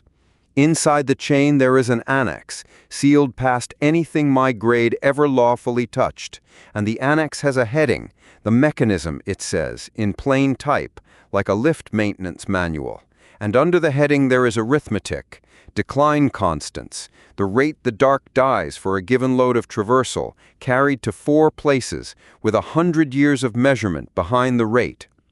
He turned the third sheet around with one finger and slid it to the center of the table, margin outward, so the whole room could see the small exact hand. Those places, those constants, I have not had to consult anything to verify Lieutenant Marsh's reference figures, because I read them in Geneva, the winter they were drafting this delegation's terms of reference, in an office I was never cleared to be alone in. I was the most prepared man in any room for 30 years, and preparation has a price. You read what crosses you. It crossed me. I read all of it. His thumb wanted the cuff seam, and he gave it the table edge instead. The numbers existed before the Endurance had a hull. The cost of traversal was known, in figures, institutionally, to the people who signed our sailing orders, and I have known that they knew since before Houston, and I have sat with it through everything this crew has bled to learn the same thing the hard way from the dark, and the clause is struck because the foundation exists, and I am standing on it. Nobody said anything. Below the deck, far down, the drive turned over at its station-keeping murmur, the only voice aboard with nothing to recalculate. Petrakis, very quietly, the stylus still raised. Do I log it? You log every word. That's what the ledger is for. The stylus came down, and the ledger took it the way the ledger took everything. Provable, immutable, no deniability in it for anyone, ever. and Mercer watched the entry seal and understood, in his body, in the cold water way his body had been ahead of him all morning, that the man who had walked into this compartment an hour ago had just stopped existing, and that he had spent 30 years building that man, and that the spending was the first transaction in his life he had made without checking the terms. Halloran sat very still through all of it, and when he spoke at last, it came out dry and even and carrying further than it had any need to. "I will not pretend the existence of such a chain astonishes me," he said. "Men of my grade learn which doors are sealed, and learn not to ask what the seals are for. That is how it is done. I never read it." The pale eyes did not move off Mercer. "Note the difference, Captain, since the morning is for differences. I kept my standing by not looking. You kept your secret by looking and saying nothing. The lieutenant lost everything by looking and saying it to a ledger. I leave it to the record which of the three of us Geneva made most thoroughly." He squared the folder, his one tell, a box being unticked. "The delegation dissents from the amended finding. Log the dissent as mine, in full. And, Captain, when you tell the ship's company, and you are plainly going to tell the ship's company, tell them all of it. A half-told version of this morning is the only thing I can imagine going worse. You are describing an offense." Holt's voice had not moved with the room. It had stayed exactly where the articles kept it, and a strain of keeping it there was audible to anyone who had stood a watch with him. "Unauthorized access to sealed material. The same family of offense we confined him for, Captain. I don't say it to wound. I say it because the book has no page for the convening authority confessing mid-finding. And somebody at this table has to ask what we do when the book runs out." "We write the page," Mercer said. "Enter it as a formal self-report against my name, alongside the finding. Then I'll ask one thing more." Holt's jaw set. "The record shows the lieutenant's finding was amended before sentence, not after. The sequence matters. The sequence is the only thing about this morning that is still clean, and I want it where Geneva can see it." "Granted." Aldridge had not moved from the bulkhead. When she spoke, it was not to any of them particularly. It was to the run of flimsies on the table in the glassy Manchester flat she used for reporting things she had finished having feelings about, and had not. "The orders said they were fantasists. The cell I helped put on the ground. Liars by trade, the orders said. People who'd invent a dying universe to dress up a bombing.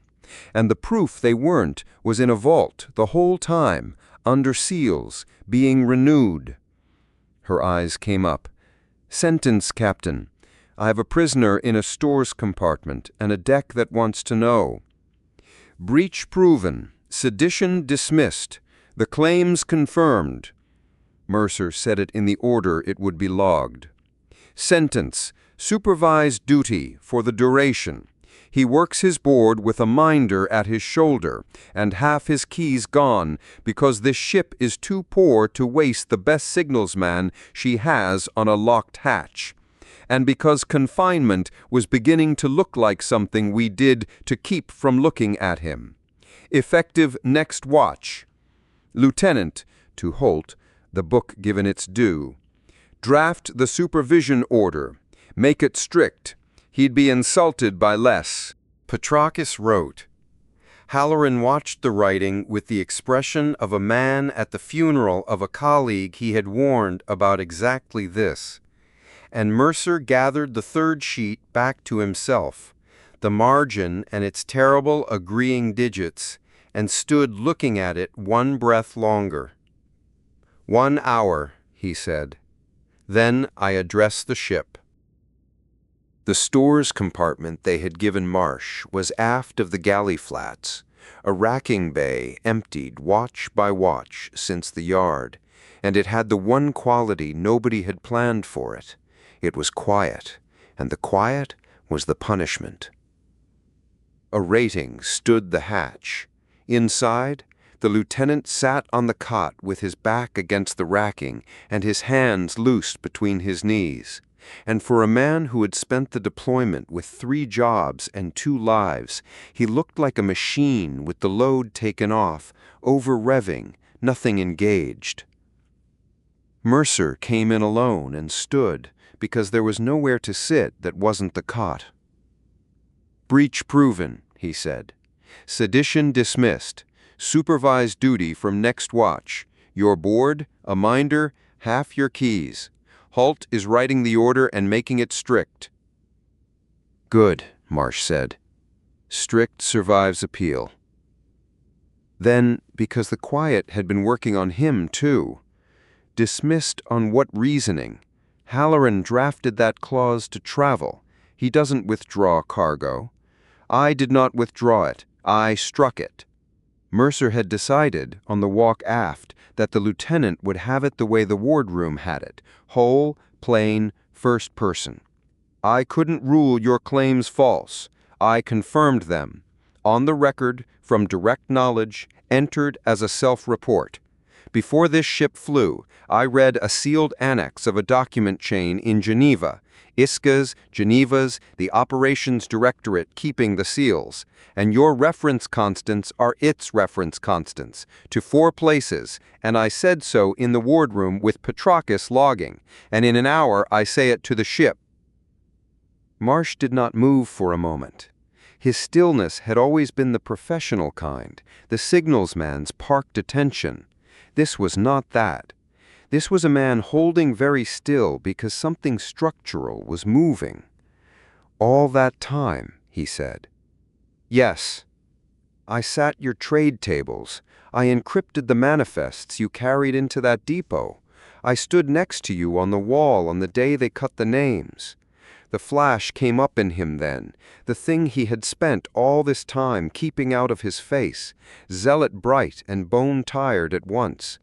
I spent the deployment building, posting by posting, at the risk of exactly what it cost me, a proof you could have spoken in 1 sentence in the wardroom on any evening you liked. You watched me be careful. You watched all of us be careful, in the dark, on rationed barrels, inside the thing your annex priced before we sailed. And you knew, and you poured the wine." "Yes," Mercer said. The compartment did its quiet. Marsh looked at him, waiting for the rest, the explanation, the mitigation, the architecture of reasons a man like Mercer always had drawn up and certified. And Mercer stood with his hands at his sides and did not build it, because there was no version of it that was not a defense, and he had not come to mount one. "You'll want it to have been fear," Mercer said finally. "It would sit better. Fear or orders or some chain of command on my conscience. It was none of those. It was that the man who said that sentence aloud stopped being the man in every room and became the man outside them. And I had spent my whole life building the one, and I could not price the other. You priced it at everything and paid. I kept mine banked." His thumb moved at the cuff seam, once, and stopped. "You posted sealed evidence to a ledger you had no right to use. I read a sealed annex I had no right to open. The difference between us, Lieutenant, is the spending." "Then make it spend." Marsh came forward off the racking, elbows to knees, and the want in him was naked now, the political officer's want, the thing under the careful man all along. "Don't make this a feeling, Captain. The ship forgives you, the ship doesn't. Either way, 100-odd people have a difficult season, and the dark goes on dying on schedule. The constants don't care that you confessed. Make it mean something. The finding goes home. Whatever happens to this ship, the record rides her ledger, and the day she makes any port of ours, it unseals. Your name, my numbers, their annex. Geneva reads it in a room they can't close. Promise me the cargo, and you can keep the absolution. I never wanted it." The record's already riding. Logged this morning, unsealed to the ship's company, immutable as everything else in that ledger. If the Endurance gets home, she gets home carrying it, and nobody at any grade will be able to take it out of her. That much is done and can't be undone by me or anyone. Mercer held the lieutenant's eyes. What it means, I'll tell you what I told myself walking aft, because it's all I have and you're owed the honest size of it. It means you were right and I am compromised. Both will have to do. Marsh sat with that. Outside the hatch, the rating shifted her weight, boots on bare deck, the small sound of the ship going on being a ship. Supervised duty, Marsh said at last, and the careful man came back down over the zealot like a watch cap going on. Who minds me? Ensign Aldridge chooses. She'll choose well. He looked up, and the last thing in his face before it closed was not gratitude and was not forgiveness, and was, Mercer would think later, the worst thing. It was recognition. One keeper to another, Captain. It doesn't get lighter when you put it down. It just changes who's carrying. I know. I'm about to hand it to 160-odd people who never asked for it. They asked, Marsh said, every day since Houston. You just weren't listening on that band.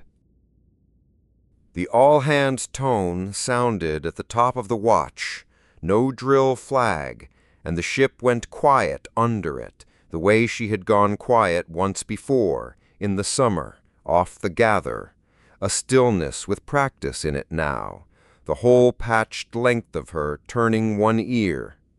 Mercer stood beside the chair, not in it. Sloane had given them the first of these standing, too.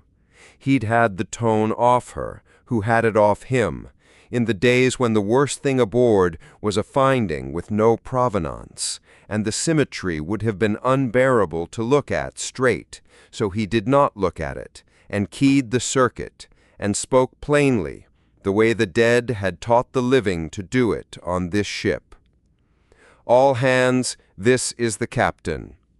4 days ago, Lieutenant Marsh was arrested for posting sealed material off this ship. The breach is proven, and he'll serve out the emergency at his own board, supervised, because we are too poor to waste him and too honest to hide him. The charge of sedition I have dismissed, and you are owed the reason. The lieutenant posted that the dark dies where traversal crosses it, and that the people who sent us have known. Both claims are true, and I did not learn the second one from his evidence. Before this ship flew, I read a sealed document chain in Geneva that I had no clearance to read. ISCA holds those numbers. Geneva holds them. The Operations Directorate keeps the seals on them and renews them, and they were old before the Endurance had a name. The cost of crossing was known, in figures, to the people who signed our orders. I have known that they knew since before Houston. I kept it through the collars and the green world and the wall and the gap, and I am telling you now because the one thing I have left to give this crew is being done keeping things from it. The finding, the evidence, and the record of this morning are unsealed to every member of the ship's company. Read all of it. That's all. Mercer closed the circuit himself. The bridge did not move. The well kept its count going underneath. A junior voice steady on the numbers because the order to keep the count allowed had outlived the captain who gave it. And station by station the watch turned back to its boards, and not one face on the deck came round to his. Brant, at signals, sat with her hands flat either side of her board, looking at the middle distance the way a navigator looks at a fix that has just moved. Holt stood his place at the rail, correct to the centimeter, and when Mercer passed him on the way aft, the XO came to a precise and audible attention that was either the book holding a man up or a man holding the book up, and there was no asking which, possibly not for Holt either. In the passage by the mess flats, Mercer got the rest of it. 2 ratings at an open junction box stopped talking as he came up. Not the old stopping, the courtesy kind, a different grammar entirely. And the nearer one, a coolant tech with her sleeve rolled, glanced down at the ISCA FC flash on her own forearm as he passed, as if the patch had come loose, as if it belonged to someone she used to know. Through the mess hatch, the delegation civilians sat at their table in their good coats, and the space around that table had widened since the morning by an amount no instrument aboard could log and every soul aboard could read. Somebody well aft, on the engine decks, where opinions had always run ahead of doctrine, had chalked a line on the root board, and the watch had not rubbed it out. No words Mercer could see at this distance, just the 4 series, the climbing steps of it, copied off the unsealed evidence in a steady deckhand's hand, with the last step circled. They made way for him the whole length of the passage, exactly as far as regulation asked, and not a hand's breadth further. The anger had somewhere to live now, and it was not the stores compartment aft of the galley flats. It lived in Geneva, and in the seals, and in the patch on their own sleeves, and in the man they made way for, who had known. And the same crew that would not give him a hand's breadth followed him with their eyes, the way a deck follows the one officer who has finally stopped lying to it. And both of those were the truth, and neither canceled the other, and Mercer walked the length of his ship through the middle of the 2 of them. Petrakis brought the amended finding to the wardroom at the change of watch and read it back before signature, because Petrakis went nowhere without the means to confirm that a thing had been done in order. Finding of the commanding officer, ISV Endurance, the 24th of January, 2242. Breach of the comm security articles proven against Lieutenant Marsh on the evidence of his own postings. Sentence: supervised duty for the duration of the emergency, under written order of the executive officer. The charge of sedition is dismissed. The material claims advanced by the officer are confirmed by the commanding officer from direct knowledge, entered herewith as a formal self-report against the commanding officer's name. The delegation's dissent is recorded in full in the senior delegate's own words. Amendment of finding precedes sentence. The aide paused and read the self-report clause a second time, which was the only editorial Petrakis had allowed himself all day, and set the slate down. Signature, Captain. Mercer signed. The ledger took it. Will there be anything else tonight? No, thank you, Petrakis, for the order of it. It's what I'm for, sir. The aide gathered the slate, and at the hatch he stopped, his back still turned, and said in the voice of a man entering one last thing in a private log, My grandfather kept seals at the Directorate, 31 years. I used to wonder what was in them that wanted so much keeping. Then he went, and the hatch closed, and the wardroom was quiet. The carafe stood on the sideboard where it always stood, between the good pot the delegation had brought aboard and the cups that no longer matched. Mercer took one glass down and filled it and carried it to the long table where the evidence had lain that morning, and sat, in the place where he had stood to say it, with the lights at the evening setting and the drive's murmur coming up through the soles of his boots. His father at the head of a borrowed table the year the firm failed, sitting very straight, while the men who had come to take it apart drank the wine. All his life that picture had meant one lesson, drilled into the boy in the doorway until it became the man in every room. Never be the unprepared one. Never again the borrowed table. He had built 30 years on it and spent them this morning in one entry at 4 decimal places. And the picture arrived now unbidden the way it always arrived, and meant something it had never once meant before. The straight back, the steady pour, not the humiliation he had spent a lifetime arming himself against. The only honest thing left in the room, done at the going rate in front of everyone. Mercer sat up straight at the table and poured, and the watch outside changed on time. Chapter 26. Supervised Duty. 2 keys woke the comms board now, and only one of them was his. The supervision flimsy sat clipped to the console edge where the standing orders used to go, and the header of it was the formal record doing what formal records did, plainly and without mercy. Supervised duty. Lieutenant Theo Marsh. Signals. All transmit functions withheld. Countersign required for every system right. Entered by Commander Holt. By the captain's ruling.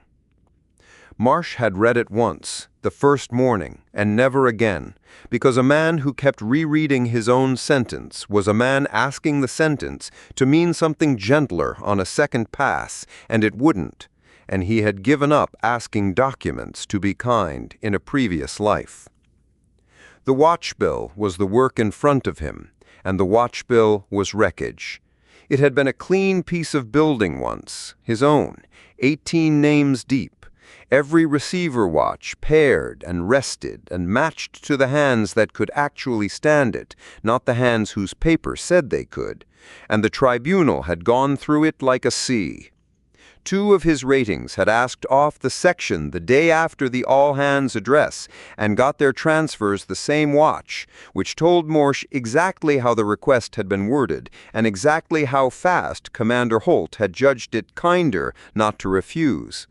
The rekeying had voided every qualification tied to the old key registry, which was procedure and correct, and meant that on paper, his section currently held 3 people qualified to stand a listening watch on a ship that was running silent in a hunted sky and needed 6 of them round the clock. Nobody else aboard could rebuild it. That was not pride.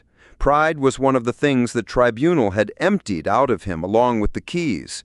It was plain inventory. The watch bill lived in the gap between what the record said about 18 people and what their hands did at 4 in the morning, and Marsh was the only man alive who had stood the deep watches beside all of them, who knew that Pereiro's paper said cross-trained and Pereira froze on dual-channel work, that the quiet girl from the well had no receiver rating at all and the best passive ear on the deck. So Marsh built, on a slate with no authority in it, and every completed line went to the man at his shoulder, and Petty Officer Tice read each one with the unhurried thoroughness of a sentry who had been ordered to understand none of it and verify all of it, and turned his key, and the line became real. Tice was Aldridge's, out of the security section, a broad, quiet man who stood his supervision the way other men stood anchor watch, present, patient, elsewhere. In 9 days he had said perhaps 40 words at the board. Marsh had begun, in spite of himself, to be grateful for the shape of him, because Tice's silence was a duty silence, owed and impersonal, and it was the only silence on the deck that wasn't aimed. The rest of them were aimed. The signals deck had liked him. That was the thing with edges in it. This same compartment, since the wreck field, since the long running dark. Muggs left at his elbow on the worst watches, the low traffic of a section that worked well and knew it. Brant a season at the next board learning the routing trees by sitting in his wake. All of that had a stopped quality now, like a pump gone off somewhere aft. You couldn't point at the absence, only feel the building go quieter than its machinery. Ratings came to the hatch, saw which watch it was, and discovered errands 2 frames forward. The morning traffic summary that any signals officer would route past the senior watchkeeper's board for a second pair of eyes went to Holt's queue instead, every day, by somebody's standing arrangement that no one had written down where Marsh could see it being decided. And at the start of the forenoon, an engine deck rating came down with the replacement cable loom for the number 2 receiver mast, and the work order in her other hand, and the order had been signed off at every line. Whitlock's hand, firm and Welsh and entirely regular, sitting in the 2 places where signals review used to mean the paper came to Marsh. Nothing improper in it. Section heads could countersign in the watchkeeper's absence, and Marsh was, by any honest reading of the flimsy at his elbow, absent. The rating asked Tice where she should set the loom down.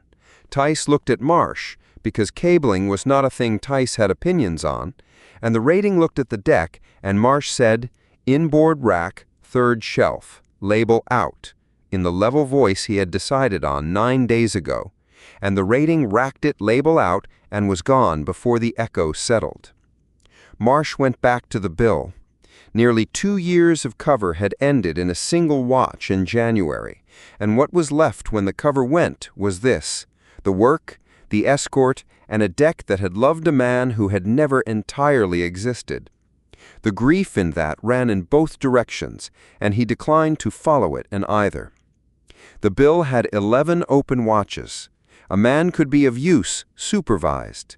It was the one door still standing open, and Marsh had walked through it every morning since the ruling, and meant to go on walking through it until somebody welded it too. "Line," Marsh said, and slid the slate over. Tice read it, turned his key. The hatch opened on the middle of the morning and let in Mott. Marsh knew him the way a watchkeeper knew everyone, which was by traffic. Coolant section, Ferris's deck, a maintainer with a good fault-finding record, and a dead section mate on the frame 31 wall. Mott came in wiping his hands on a rag that had stopped being useful for it some weeks back, and stood off Marsh's shoulder opposite to Tice, and pretended for a moment to be there about the loom. "They've no right," Mott said low, "the way this ship is treating you. That's all I came to say. 58 in the modules and the war a lie under it, and you're the only man aboard who was telling the truth the whole time, and they walk past you like weather. There's a few of us saying it plain in the mess now. A few of us think it wants saying louder." The certainty came up in Marsh before he could dress it, the old hard bright thing, the voice that had recruited him once by sounding exactly like this, and what frightened him was how good it felt arriving, like circulation coming back into a limb. He put it down. It took him a breath, and Tice's key clicked idle, and Marsh was careful with the next words the way he was careful with everything now, as a discipline against how little careful had saved. "The captain told the truth to all hands on the open address with his own career in his mouth. I posted numbers to strangers under a sealed key while the people I ate with bled. Those aren't the same act, Mott, and a few of you in the mess wanting them to be the same act doesn't make it so." The numbers were right. "The numbers were right," Marsh said, "and the men who sheared the modules called themselves my movement while they did it. You want your anger to land somewhere, I'm not going to argue you out of it. Put it on Geneva, that's earned. Put it on the splinter that killed your mate's ship around him. Don't put a banner in my hands. I've carried one. I know what they cost the people standing under them." Mott's jaw worked. The rag went round his knuckles once. "You'd have made a use of it, though," the coolant tech said. "That's all some of us mean, a use of all this." "I'm at my use," Marsh said, and nodded at the slate, at the bill, at the board he could read and not touch. 11 watches open and a sky full of sweepers. Go back to your section, Mott, and say less in the mess." Mott went.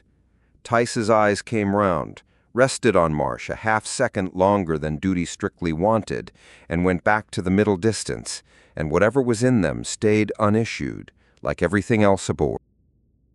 The galley at midday had the printer running its long gray-to-straw sigh, and the season's new drop bracket, the court lines back down since the first week of the new captaincy bracket, posted on the board by the hatch, and the table arithmetic that had organized itself around Marsh since January and no longer needed anyone to administer it. Marsh drew his tray and sat where he sat now.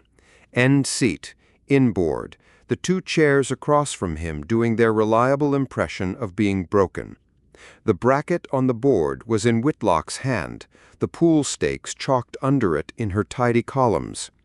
Half the comms section was down for the early rounds, Pereira seated generously. Even Tice was on the sheet, entered by somebody as the Shadow, to what had evidently been general satisfaction. Marsh's name was not crossed out.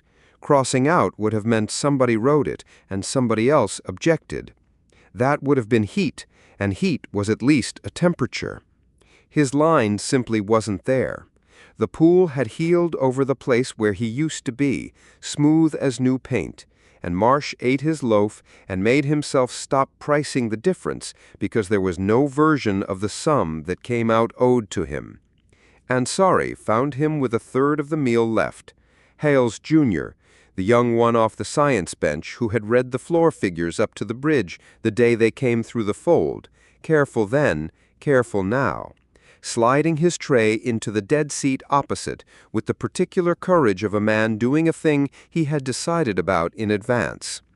"Lieutenant," Ansari kept his voice down, which made it worse, because lowering it said he knew the room's weather and had chosen to cross it anyway.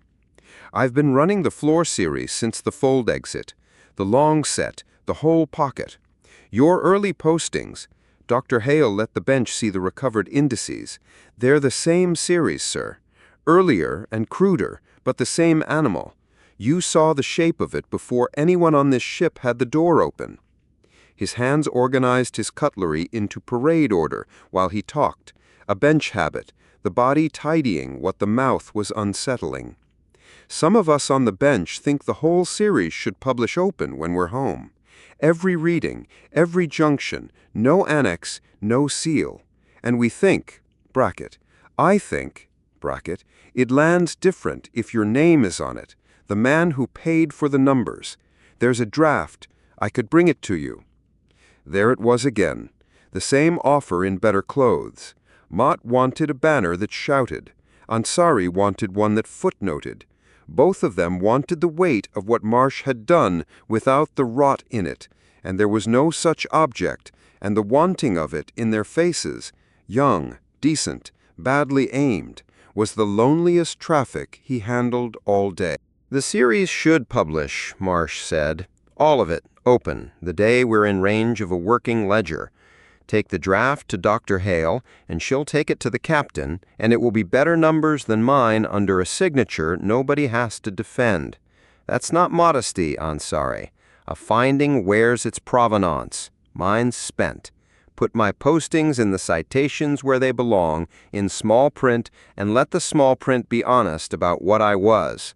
"Sir, with respect, that's the routing," Marsh said, gently, in the voice he used on a junior who had built an elegant solution to the wrong problem. "Clean source, clean signature, nothing for Geneva's lawyers to love. You came to the right man for once. I know how things travel." Ansari looked at him a moment, young enough to be disappointed and bright enough to hear it. He took his tray with him. The chairs opposite resumed being broken, and Marsh finished the loaf, and on the board by the hatch the bracket said what it said, smooth as paint, all the way to the hatch and out. The contact came in the first dark of the second dog watch, and it came the way the hunt always came now, not as an alarm, but as a thinning of everyone's voice. The Endurance was lying dark in the cold lee of a junction shard, drive banked to embers, the full emission regime on her like a held breath. Receivers only, hull power shaved to the bone, the ship a hole in the sky 200 meters long. Marsh had the picture at his repeater because auditing the emission ledger was supervised work, and he was good at it. Brandt had the live signals board beside him for the watch, and Commander Holt had the deck, which meant the watch ran on rails, and the rails were oiled. The sweeper resolved out of the long baseline ambiguity at the top of the hour. Ascendant deep sweep pattern, the ladder search they'd been logging for weeks, one rung of it laid, by nothing but the patient arithmetic of a fleet that owned the neighborhood, directly across the Endurance's patch of dark. Aldridge's plot put its closest approach inside the mutual threshold, close enough that anything of theirs above the noise floor, anything at all, would print on the sweeper's take like a struck match in a coal cellar. "All quiet regime confirmed," Brant said, low. "Board's cold. We're a rock." Marsh ran the ledger again, because running it again was the job. Every emitter line, every interlock, the long column of things the ship had promised not to say, and stopped, with the cold arriving before the reason, on a line that wasn't in the column. That was the wrongness, not a reading, an absence. The relay layer, the hardware under the boards that carried the ship's traffic to a seam ledger when there was a seam ledger worth speaking to. The layer he knew the way other men knew a childhood house, because his postings had ridden it for the better part of the deployment, down where the watch checklists never reached. The rekeying. Aldridge's section had cut new keys for every channel he'd ever held, correct and thorough, and the relay hardware did a thing on a fresh key registry that no ship rekeyed mid-cruise, because no ship rekeyed mid-cruise. It armed its annunciator, a factory courtesy built into the silicon by yard engineers a universe away. Announce the new registry to the local network at next maintenance epoch. One low-power handshake, a second and a half of housekeeping chirp, harmless in any sky that wasn't listening for them with a ladder of sweepers. Marsh pulled the maintenance scheduler to his repeater, and the epoch counter sat there mid-count, armed since the tribunal, run out in minutes, inside the sweeper's closest approach, almost to the center of it, as if the dark had done the timing on purpose. "Commander," his voice came out at watch level, which cost him something. "The relay layer's going to transmit. Annunciator armed itself at the rekey. Hardware behavior below the boards. It's not in the emission ledger because the ledger doesn't know the layer exists. Epoch runout in under 4 minutes. It'll be a second and a half of handshake, and that sweeper will be near enough to read the make of our whole plating." Holt crossed to the repeater and read the scheduler over Marsh's shoulder, and what sat in the commander's face was the whole arithmetic of the last month: the convicted man, the revoked keys, the regulation silence, and 4 minutes. "Can you verify that independently?" Holt said, to Brant, not to Marsh, and the choosing was procedure, and was also everything. Brant's hands were already moving. "Annunciator status reads armed," she said. "He's right about the counter. I can't tell you about the rest of it, sir. I didn't know the layer had hardware behaviors. It's not in anything I've been taught." "It's not in anything anyone's been taught," Marsh said. "It's in the silicon. Mask sequence will hold it.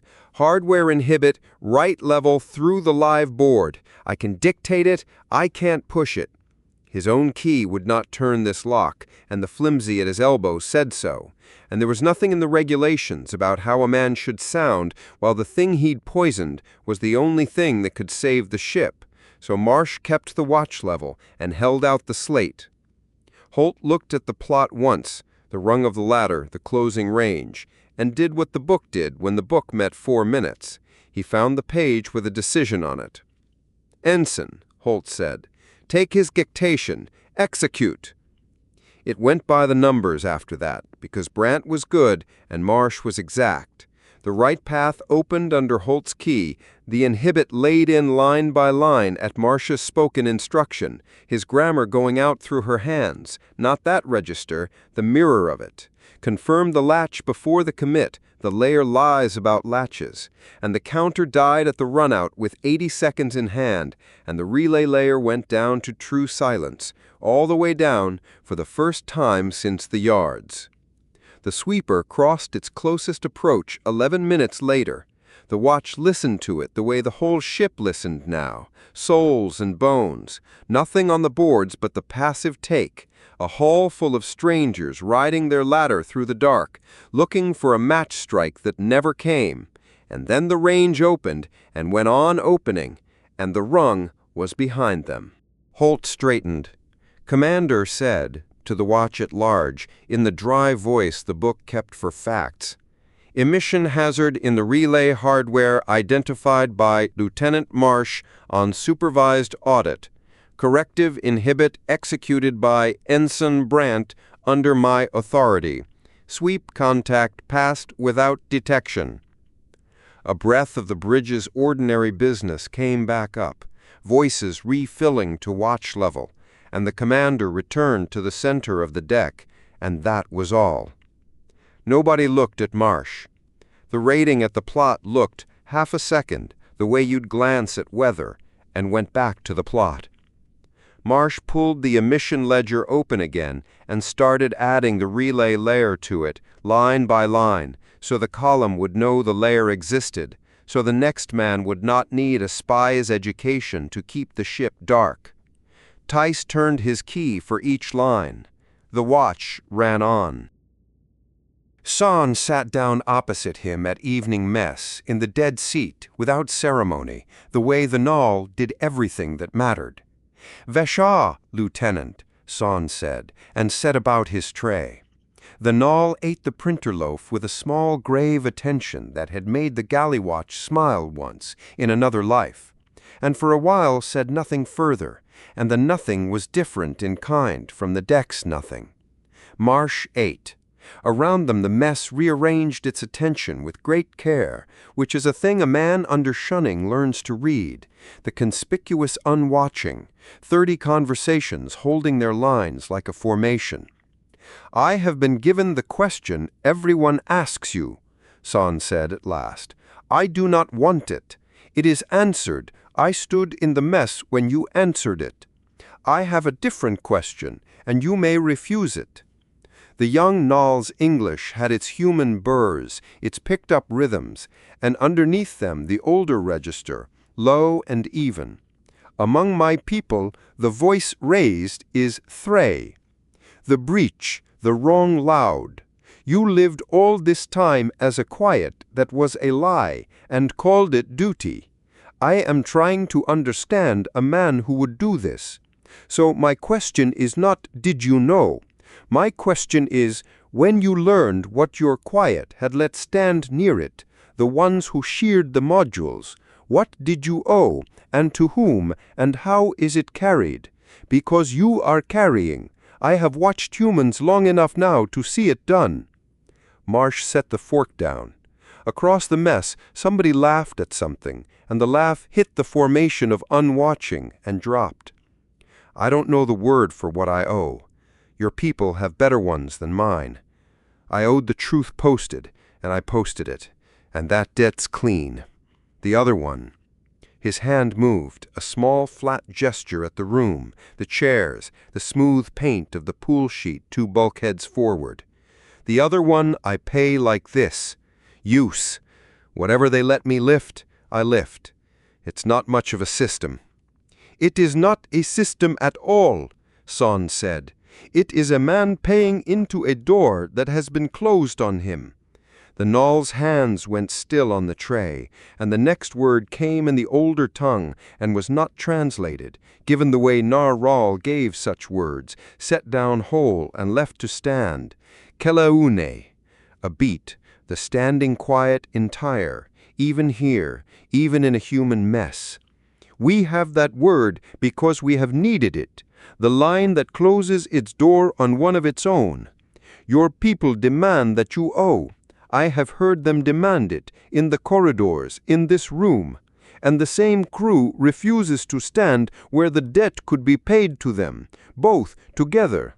That is thray, Lieutenant. Not your breach now, theirs. The order broken and not set right, and they cannot smell it on themselves, because grief has the strongest smell of anything, and they are full of it." "They're entitled to the door," Marsh said. "They are entitled to grief," Saw-On said. The door is a wrongness they will be a long time learning the cost of. I am not here to absolve you. I do not have the standing, and you would not believe it from a fork-height conversation, and they null do not discharge such things quickly. I am here because the wrongness sits badly in me, and where a wrongness sits badly, one acts or one becomes part of the quiet. Sa-on took up the loaf again, grave and ordinary. So I will eat here. It is not comfort. Comfort would be a lie at this table. Call it witness. They finished the meal mostly in silence, the right kind, and when Sa-on rose, he said Vishcha again, the leave-taking half of it, and was gone through the formation of conversations without appearing to notice it parting. And Marsh sat a moment over the empty tray, learning the difference between alone and unaccompanied, which he could not have diagrammed before this winter, and now knew cold. Brant came to the board the next forenoon, off watch, with a slate under her arm and the look of a person who had drafted her opening sentence and resented meeting to. "Routing grammar," Brant said. "The real one. Spine out, trees, masks, the hardware layers, all of it. Not the watch card version, the version where I understand what I'm pushing." She pulled the dead chair from the next board over and sat in it before anything about the sitting could become a subject. 2 nights ago, I executed a right-level sequence I could not have built into hardware I didn't know the ship had on dictation. It worked because you were exact and I was fast. That's a coin toss wearing a uniform. The ship needs 2 people who can do this with their own hands, and you're one, and you're under escort. Brant's chin indicated Tice without apology. Tice, magnificently, was elsewhere, at his post. So it has to be me. Dr. Hale cleared my bench hours. Commander Holt countersigned the instruction. It's all in order. It was all in order. That was Brant now, the ensign who had folded the ship through a dying junction and chased a hash mismatch through 3 watches because books should balance, and had balanced one in January that no one aboard would ever fully thank her for, least of all the man it had cost. The grammar she wanted was his grammar. The ear she'd learned to hear too clean a route with was an ear he'd trained at this board without ever once meaning to teach what it would be used for. Both of them knew every clause of that, and neither put any of it on the table, and that, Marsh understood, drawing the first routing tree onto her slate, was the entire treaty. She wanted the skill. He wanted an hour where his use was wanted to his face. The terms were never read aloud. "Spine out, then," Marsh said. "First law, the network doesn't carry messages, it carries routes, and a route is a signature whether you sign it or not. Everything else is commentary on the first law. Commentary with hardware layers in it. Extensive commentary," Marsh said, and Brant almost, nearly, the ghost of it. Brant smiled and bent over the slate, and for 2 hours the board ran like a classroom. His keys dead, her hands live. Tice turning his patient key whenever the exercise wanted the real system, the supervised man supervising. At the end of it, Brant stood, racked the chair, and squared her slate. "Thursday," Brant said. "Same watch." "Thursday," Marsh said. And Brant was already gone, and the word sat at the board for a while after her, like heat off a banked drive. The cabin at the day's end, with the passage sentry's footfalls doing their slow circuit beyond the hatch, was 8 feet of bunk and desk that the ruling had left him. Marsh sat at the desk and took out the one key aboard that was wholly his. Small, mechanical, yard issue, the kind of key no registry could revoke, and unlocked the drawer. The page lay where it had lain since the day 58 names stopped answering. Paper, His own hand, dated at the top with the day and the hour, because even then, with the deck alarm still sounding somewhere above him, and the collars sheared, and the count beginning, he had wanted to be exact. To the Standing Committee of the Political Wing it began, and went on for 1 page exactly, and it was a resignation, and it was unanswerable. A man setting down in plain terms that a movement whose fringe could do this had lost its right to his quiet, that he wanted no further part of any of them, written in grief and rage on the worst day of his life, and never posted. He had sat with it that night, the sealed route open in front of him, the page transcribed and queued, and had not pushed it, because posting it ended the work, and the work was the proof, and the proof, with 58 of the bill already paid, had mattered more than his clean hands. That was the choice. He had made it with his eyes open, and he would make it again, and both of those things were true, and so was the cost. It was also, word for word, the answer to the question the mess had screamed at him in January. Did you know it was coming? Here was the day, the hour, the rage and the downstrokes, a man to whom the shearing had come as a wound, not a plan. He could pin this 1 page to the galley board tomorrow and buy back half the deck by supper. Mott would weep over it. The pool sheet would grow his name back. The chairs across from him would mend. Marsh read it through once, the way he read the flimsy that first morning, and never since, and put it back and turned the key. Because it would spend the dead as currency. The page had been written to his grief, and posting it now would be selling it. And because the crew's anger was aimed true at everything except him, and blunting it on his own absolution would be one more quiet lie let stand near the people he served. They were owed a thorn that worked, not a martyr with receipts. Let the page keep the date. Let the door stay what it was until someone opened it from their side, or no one did. The watchbill slate sat by the hatch where he'd leave with it in the morning. 4 watches still open. Marsh set his boots square under the bunk, turned down the light, and went to sleep in the 1 berth aboard where nobody had to decide not to sit with him. And in the morning he took the slate and the long way to the signals deck, past the wall he did not let himself stop at, and sat down at his old board to be of use, supervised, the 1 key they had left him already in his hand.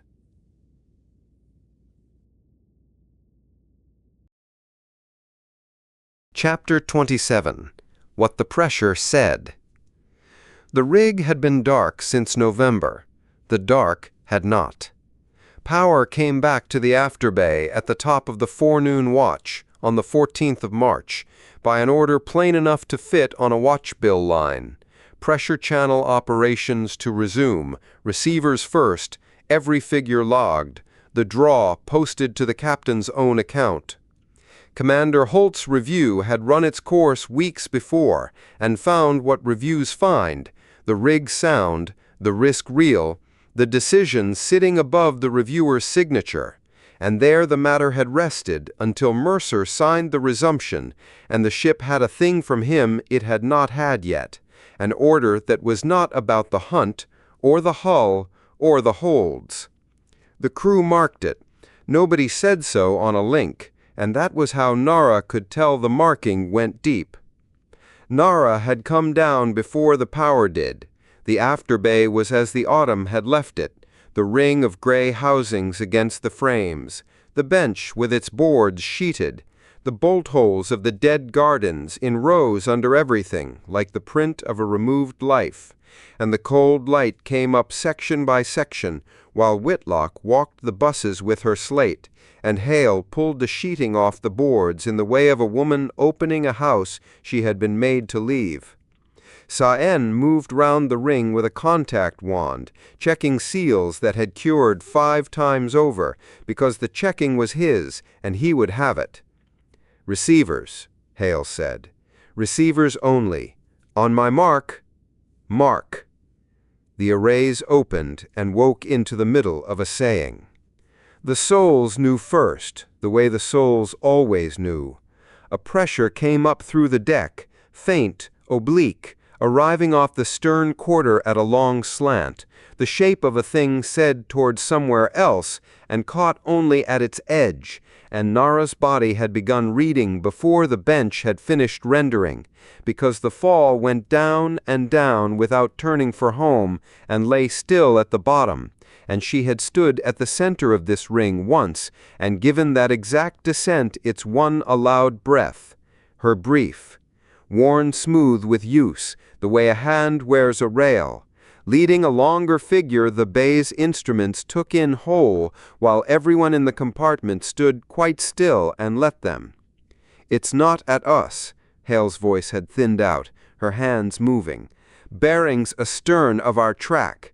Well astern. It's pointed at a fixed place. I'm running the geometry now, but I'll save the suspense. I already know what's sitting at those coordinates, because we all watched it happen." She put the plot up. The mark sat in empty dark, far back along the dead reckoning chain, at the place where the Endurance had put her own bulk between a strike force and a fleeing people and been holed for it. They're transmitting at the gap, at where we stood in September. And there's a repeat structure. Give me a minute. The minute ran long. The second saying came in before it ended. Identical, patient, its leading fall the same fall. And Whitlock looked up from her slate at the housings as if one of them had spoken out of turn.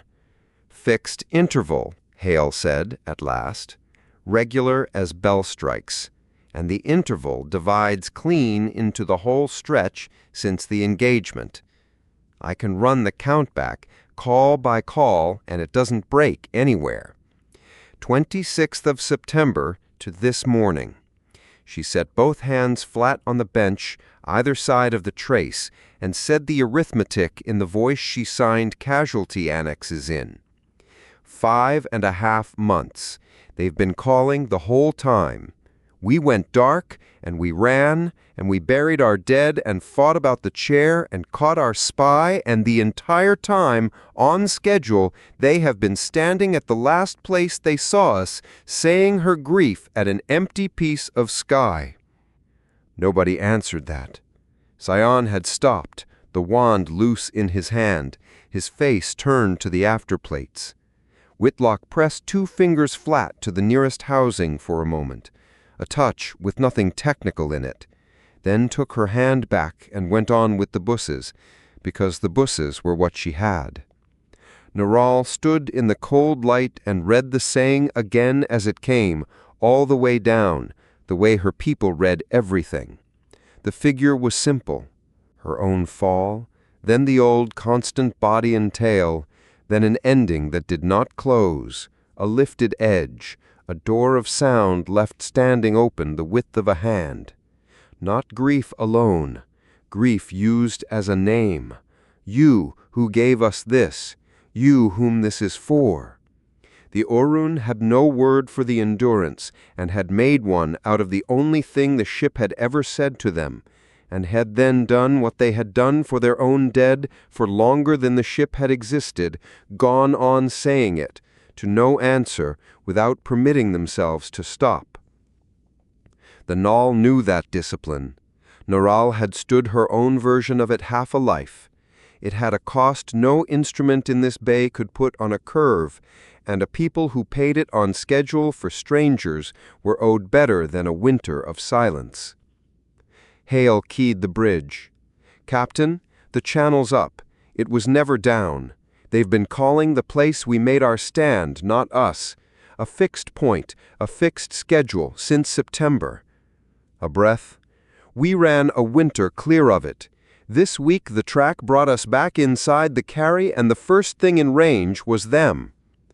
The link stayed quiet a moment, and when Mercer came back, his voice was the plain one, the 4 sentences the crew had learned to trust across a hard winter. "Then we're a season late returning it. Answer them. Take the day if the day's what it takes. Doctor, Naral, this is yours. The watch will work around you." A small pause, and then because he was Mercer and the ledger of things never quite left him. And log all of it. Whatever it costs to say, the record carries it entire. Naral folded her hands the other way, the listening fold, and looked at the ring of housings standing in the stripped garden. "We will answer," she said. What they owned between the bench and the two Nal came to very little, and the little was exact. They owned the Orun's constant saying, returned once and understood. They owned a receipt, one fall, pressed soft against the hull in the autumn like a hand laid on a door. They owned the September call entire, the only urgent thing the channel had ever carried, now many, the protected, and the place. And they owned 3 facts that both peoples had stood inside together, which no dictionary was needed for, because the dark itself had written them. The stand at the gap, the strike that broke on the ship's bulk and turned away, the hull that had bled for it. Shared ground. Hale built on nothing else. "No composition," she said, sketching the sequence on the bench display while the morning watch worked round them as ordered. "Same law as the first time. Anything I invent reads as invented. We answer with what's real and theirs and ours. Their hail returned, so they know they're heard. Then the September call, given back. We speak of that hour, the only way we can say it. Then the stand itself, our own note, set between the strike figure and the gather figure where the ship actually stood." Her finger stopped on the last block of the sequence. Then the close. Grief, real, ours. We lost someone in that hour and they watched us lose her, and the close says so, or this is just sonar with manners. The close took the longest, and SAHN keyed none of it, and neither did Hale. Naral shaped it herself. Not a corsail, nothing so large. Her own weight had had its breath, and she would not counterfeit a second one. But a fall built true out of what the ship had actually carried up the passages all winter. Short, heavy, ending without grace, the way the loss had ended. The way a sentence stops when a penetrator crosses a bridge. Hale set it under the stand figure, where the ship's note stood between the strike and the gather, so that the grief lay exactly where the dying had been. Aldridge's watch gave them a sky empty for the width of the morning, and said so on the link in the flat grammar that wasted nothing. And at the turn of the watch, the Endurance spoke for the first time since autumn, the note going down through the frames and out along every plate and scar and graft of her, the welds at 31 taking it past the cut names, 3 decks of crew pausing a half beat over benches and ladles and letting it pass through their boots like weather they knew now. In the autumn, the ship's voice had stopped the galley mid-meal. By spring, it was a thing the Endurance did, the way she creaked at frame 60 and sang flat in one aft cump, and the crew's unastonishment landed on Naral as its own quiet fact. Humans could make furniture out of anything, even a hull that grieved aloud, and were somehow not poorer for it. Whitlock came off the buses with her slate already totting. "There's the bill, Doctor. That gain, that duration. I make it most of the week's adapted tack allowance gone in one saying, and the floor stepped while we sang. I'm posting both to the budget before the engine deck posts them for me." "Post them," Hale said. "Counted is the deal." Then the waiting, which the NAL were built for, and the humans did anyway. The day's traffic moved round the bay. Mercer came down once in the afternoon watch and did not make a visit of it. Stood a while at the hatch end looking at the ring. Asked Whitlock one question about the draw, and Hale none at all, and left before his presence could become a thing the work had to manage. The answer came at the bottom of the second dog watch, with the bay lights already stepped down for evening. It came slow. That was the first fact of it, and NARAL read the slowness for what it was before the bench had the full figure. The Oron were composing carefully, at half the pace of their own constant saying, each element set down and let stand before the next, a people speaking to strangers in the simplest figures they owned, the way you speak across a border to someone who has shown you they want the words. Patience extended as courtesy. The second fact was the structure. 3 parts, plainly jointed, built almost entirely out of the morning's own material, so that nearly every element in it was one the ship had already said and could not mistake. NARAL stood among the housings and let it come up through her bones twice entire before she rendered a word of it. The first part returns our stand figure, she said, for the log, slowly. Our note between the strike and the gather, given back exact, then changed. They have set a new element where our note stood, single, small against the figures round it, weighted. She paused and chose, and the choosing cost her care rather than doubt. I render it the one who stood between. Hale's hands had stopped on the bench. At the hatch end of the bay, no one had heard arrive. Mercer stood with his back not quite touching the frame. The second part is one element alone. Gnarl let the figure finish its long descent through the deck before she spoke again. It is their own, the form they use in the constant saying for their gathered dead, the ones taken up. I have rendered it before in this log as carried. They have placed it on the new element, on her.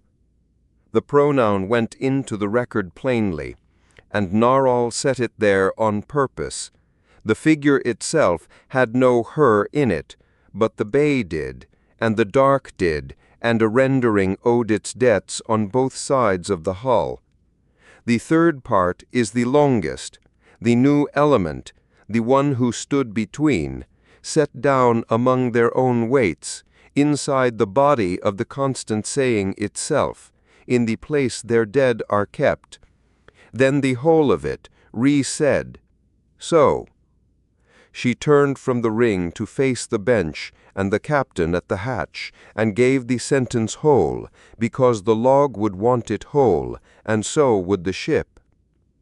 The one who stood between, carried. We carry her also. The bay's quiet afterwards was not the autumn's quiet. It had a winter inside it. They know, Hale said, not a question. Her voice had gone somewhere very level. They watched the stand, and they've read our grief out of one fall, and they know she died buying it. They are mourners, Gnarl said. It is their oldest competence.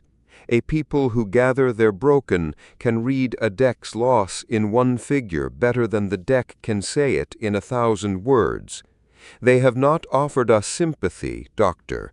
Hear it exactly. They have taken her into Korvesh. The word stood in the bay untranslated for a moment, the way the heavy word stood. Among the null, a grief debt is not discharged. It is kept, formally, for as long as the keeping takes. What they have said is that the keeping of her is now also theirs. The captain has been added to the dead of a people she never spoke a word to. Gnarl folded her hands. It is the largest thing their language can do. They have done it for a stranger. Mercer came forward off the frame then, one step, and stopped, and for a moment the most fluent man aboard had nothing at all, and his thumb pressed a slow line along the edge of the nearest housing, as though feeling for a seam. The crew called the loss the captain still. All of them, every watch. The word had simply moved house. The man the word had moved to stood in the stripped garden looking at a trace on a bench, and whatever crossed his face crossed it without his permission and was gone. Render it for the log exactly as you said it, word for word. The ship gets this one entire. He looked once round the bay. Hale, Whitlock at her busses, sawn still as a held breath among the housings, and put the evening back on its feet the only way a captain could, by giving it work. And answer the receipt form, Doctor, whatever the right grammar of herd is. Don't leave them standing. "There's more, Captain," Hale said quietly. Her eyes were on the trace. It didn't end there.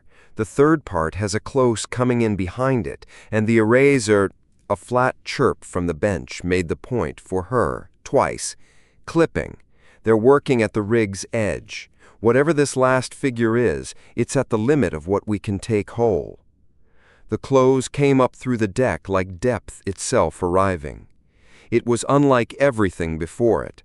Not grief, not the constant saying, dense, layered. The falls inside it stacked so deep the bench lost the bottom twice, and Whitlock reshunted the buses by hand to hold the arrays up. And Naral stood at the center of the ring with her eyes shut and her hands open at her sides, and read it the old way, through the bones, all the way down, to the floor of it and on to what stood there. A place. Deep below every figure the channel had ever carried, depth said over and over, depth as a direction you commit to. Cold, the whole pocket spoke in its sleep, the cold of junctions that will not fold, said here without fear, said the way you say home ground. And at the center of the place, at rest, the form from the September call, the protected. And around the protected, enclosing it, one figure more, held wide at its edges and not closed. The arrays clipped a last time and the saying ended, and the ordinary sounds climbed back up through the bay, and Naral stood in the ring for a long moment with the whole of it lying where her own grief had once lain, and did not render it. Naral, Hale, careful, at the bench, the log cursor blinking on the unfilled line. The close, what did the pressure say? The close I will not render tonight. Naral opened her eyes. She had had years of practice at the level voice, and used all of them. Log it as received and unrendered, in my name. The refusal is mine, and the record may say so. It is not a thing for a line in a log, Doctor. It was said to the ones who stood, and it must be given, not filed. She turned to the hatch, to Mercer, and made the small formal inclination she had not made to a human since Houston. Captain, I ask the night for it. A thing of this size is moved properly or not at all. And what I bring you in the morning, I would bring you alone. Mercer studied her. The reading look, the one that had won wardrooms, gone quiet and human at the edges now. And whatever questions he had, and Naral could see that he had all of them, he set down unasked. Morning then, the captain said. The rig listens till you come. Son came back to the after bay at the turn of the middle watch, when the lights were at their lowest step, and the bay was empty of humans, and found his elder where he had known he would find her, standing among the dark housings inside the ring. He came to a null distance, then, months of mess deck habits in him now, and his elder lighter than she had once been about such arithmetic, to less than one. Vesha, Aunan. Vesha. Naral's eyes stayed on the after plates. You should be at your rest. I tried it. The humans have ruined me. You know this. We have stopped keeping the ledger of it. San stood beside her and faced the plates with her, towards the dark where, on its fixed and patient interval, a people would soon say the calling figure again, and would have, by now, the morning's answer to change it with. They kept your grief all winter. They wore it for our name. I have been standing here asking myself how that sits in you, whether it puts the weight back. It does not. Neural let the truth take its time. The truth was new, and she was still learning its edges.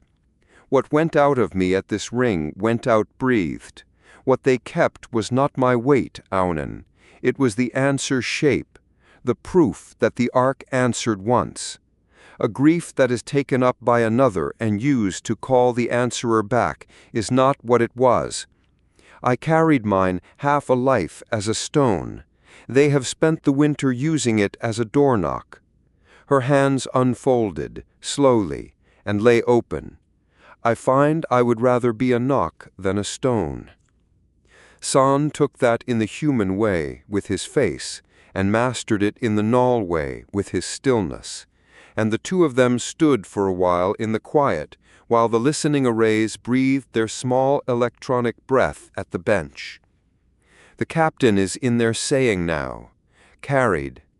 I grieved her at the human speed, fast and aloud and leaking, in the mess and at the game and at the wall, with Brant's hand on my shoulder. Everything our teachers would have called thracel and unworthy. And tonight the oldest mourners in this dark put her among their own dead, and I find my fast loud grief and their long deep one say the same word. His hands moved, the small human spill he no longer checked in front of her. Aunan, all my life I was taught the held form, the long form, the standing. And the holding is true. I have stood inside yours. I know its depth. But the humans hand grief to each other and grow lighter, and the Auran take a stranger's dead into their keeping and grow larger, and we stand alone with ours, each of us, for years, and call the standing strength. He stopped. He finished quiet, which from him was the grown thing now. No, she said, we are not. I have been longer coming to it than you, which is the usual direction of these things, and says nothing good about elders. She turned her head and looked at him, the junior who had asked leave to be loud and given her her own leave instead, and the dry warmth in her was real, and she let it reach her voice. The Null have taught in every sky we entered since before your mother's mother. It is good, Aunan, to stand in a room where we are the ones learning. I had forgotten the taste of it. Sa'an was silent a moment, and then said, with the particular care of someone setting down a made thing, I made a word. In the autumn, after the receipt, I knew we would need one. The old word had stopped fitting, and I told no one but myself. For what the quiet out there became when it answered, for a silence that has a voice in it, and has used the voice, once, and may again.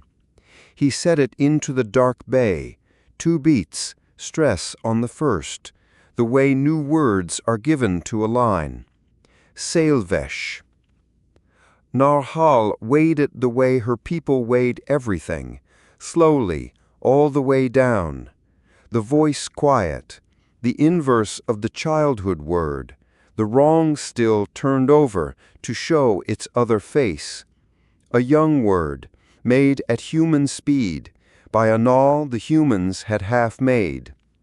Sailvesh, she said, accepting it, and the word passed from junior to elder, which was not the usual direction of these things either, and both of them stood in the new word's first hour without remarking on what its making meant, because they both already knew it.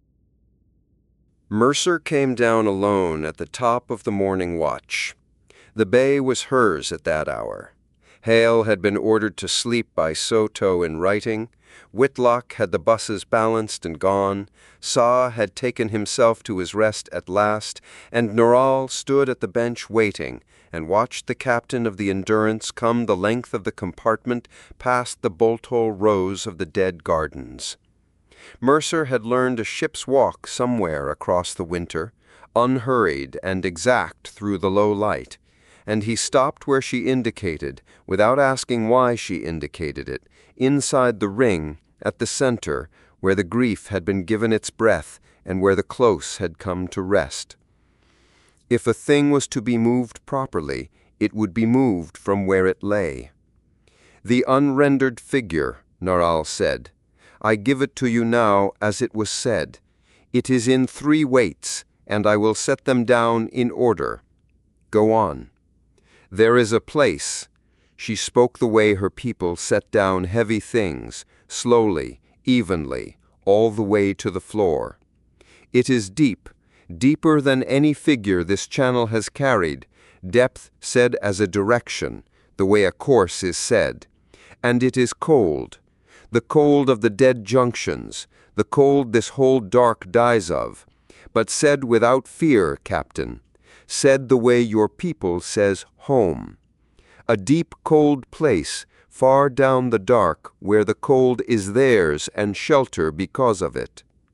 Her hands stayed folded.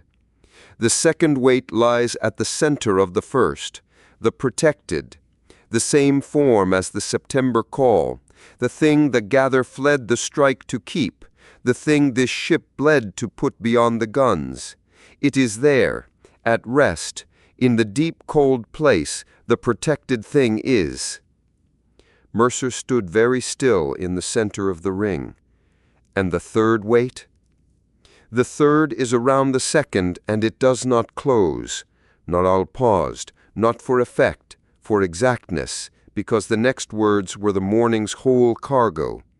Every figure in their saying ends. Falls end. The constant saying ends. Even grief given breath ends. This one is built open and left open. A boundary said wide. An edge parted. She gave it to him the way it had come to her through the bones, plain and entire. It is an opening of a door. They have shown the ones who stood between where the protected thing lies, and they have left the way to it standing open. Among a mourning people, Captain, that is not information. Information is what the log holds. This was said to us once, at the rig's limit, at what it cost their senders to say. It is trust given in the only coin they have to the ship that bled for them. That is why it does not go in a line of the record beside the budget figures. A door of this size is handed to the one who must decide to open it. I am handing it to you. The morning watch ticked round them. Somewhere far forward, the ship changed her breathing the half-degree that meant the galley fans had come up for the day's loaf. The ordinary life of the Endurance going on above a stripped garden where her course for the next year had just been laid quietly on her captain's hands. Mercer did not say thank you, which Naral noted in his favor. Gratitude would have made it smaller. He stood looking at the dark housings for a while, the polish all gone, just a tired man in the middle of a ring of salvaged voices, doing the thing the chair existed to do. "You've watched this crew a long time," he said at last. "You know what they've spent, what's left of them, and what isn't." He turned, and the question came in the plain grammar, with everything underneath it that the winter had put there. If we answer that door, Naral, if I point what remains of this ship down into the deep and the cold, because a grieving people showed me the way, what does the answering cost? Everything after it, Naral said. That is what doors are. The captain took that the way she had hoped the man who once gave away a chair would take it. Without flinching and without hurry, the price read whole and not argued down. Akel, her people said, closes completely. They had no word for what an open door does, because the answer is in the living of it, and no Null had ever needed the word badly enough to make it. Perhaps Sa'en would. He was the one of them now who made the words the old tongue lacked. Then it keeps until it's answered properly, Mercer said. Not in a corridor, not by me alone in a ring of speakers at 6 in the morning. They'll be told where it takes them, openly, with the cost beside it, before anyone commits. She taught me that one. His mouth did something brief that was not quite the dry corner the dead captains had done, and was its own. The lid comes off everything on this ship eventually. We've at least learned to take it off ourselves. Mercer went up to his day. Noral stayed.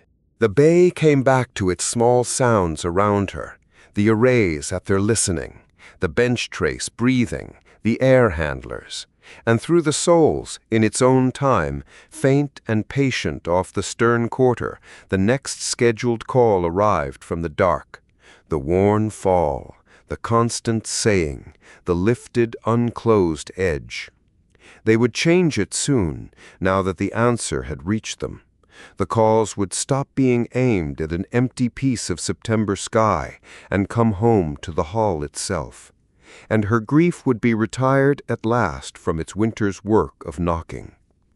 Noral stood among the housings with her hands open and listened the whole figure down to its floor, unhurried, in the standing quiet, and the quiet on the far side of the plate stood with her. Not the wrong still, not for months now. The other thing, the young word, the voice quiet, Sailvesh. And between the two silences, shut, openable, given, the door stood where the mourners had set it, and waited to be worth what it would cost. Chapter 28. The Wrong Side. Captain Aaron Vance, Mercer said, ISV Endurance, commanding. The passage at frame 31 ran 6 paces and ended in steel.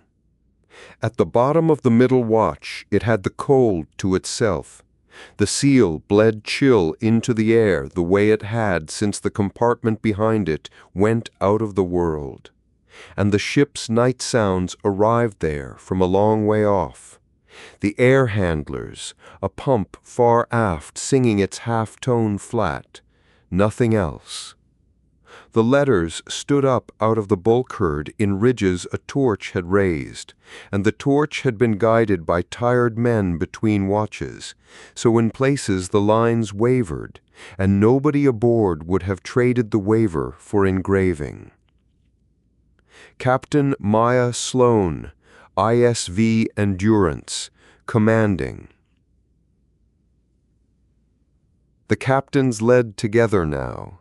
Vance cut deepest first and alone at the top for most of the long, wrong year, until October put Sloane beside him. Her strokes newer, the burr on the S still proud enough to catch a thumb. Mercer kept his hands at his sides. The conference would convene at the turn of the watch and departure stations after it. And he had given himself this piece of the night the way he gave himself anything now, counted, short, and his own. Pell, rating, frames 40 to 46. Yarrow, loader, the same frames, the same minute. The cold worked up through his boot soles while he read, and he let it. Warmth would have been wrong for the work. Tom Pratt, boarding party, the platform. Aldridge had held Pratt's arm while it happened, and the platform had kept him, and the wall named him anyway, because the wall did not rank its dead by whether the ship had been allowed to bring them home. Sengupta, boarding party, the aft lock. Okake, Mercer said, and his voice caught one syllable into that name, the small catch it always took there, one he had stopped trying to govern because governing it would have been a kind of lie. Bellamy, the recovery party, frame 31. That was the ship's plainest honesty, those two names, cut into the inner face of the very seal they'd died on the far side of, on his count, in the 90 seconds he had spent asking a question instead of giving an order.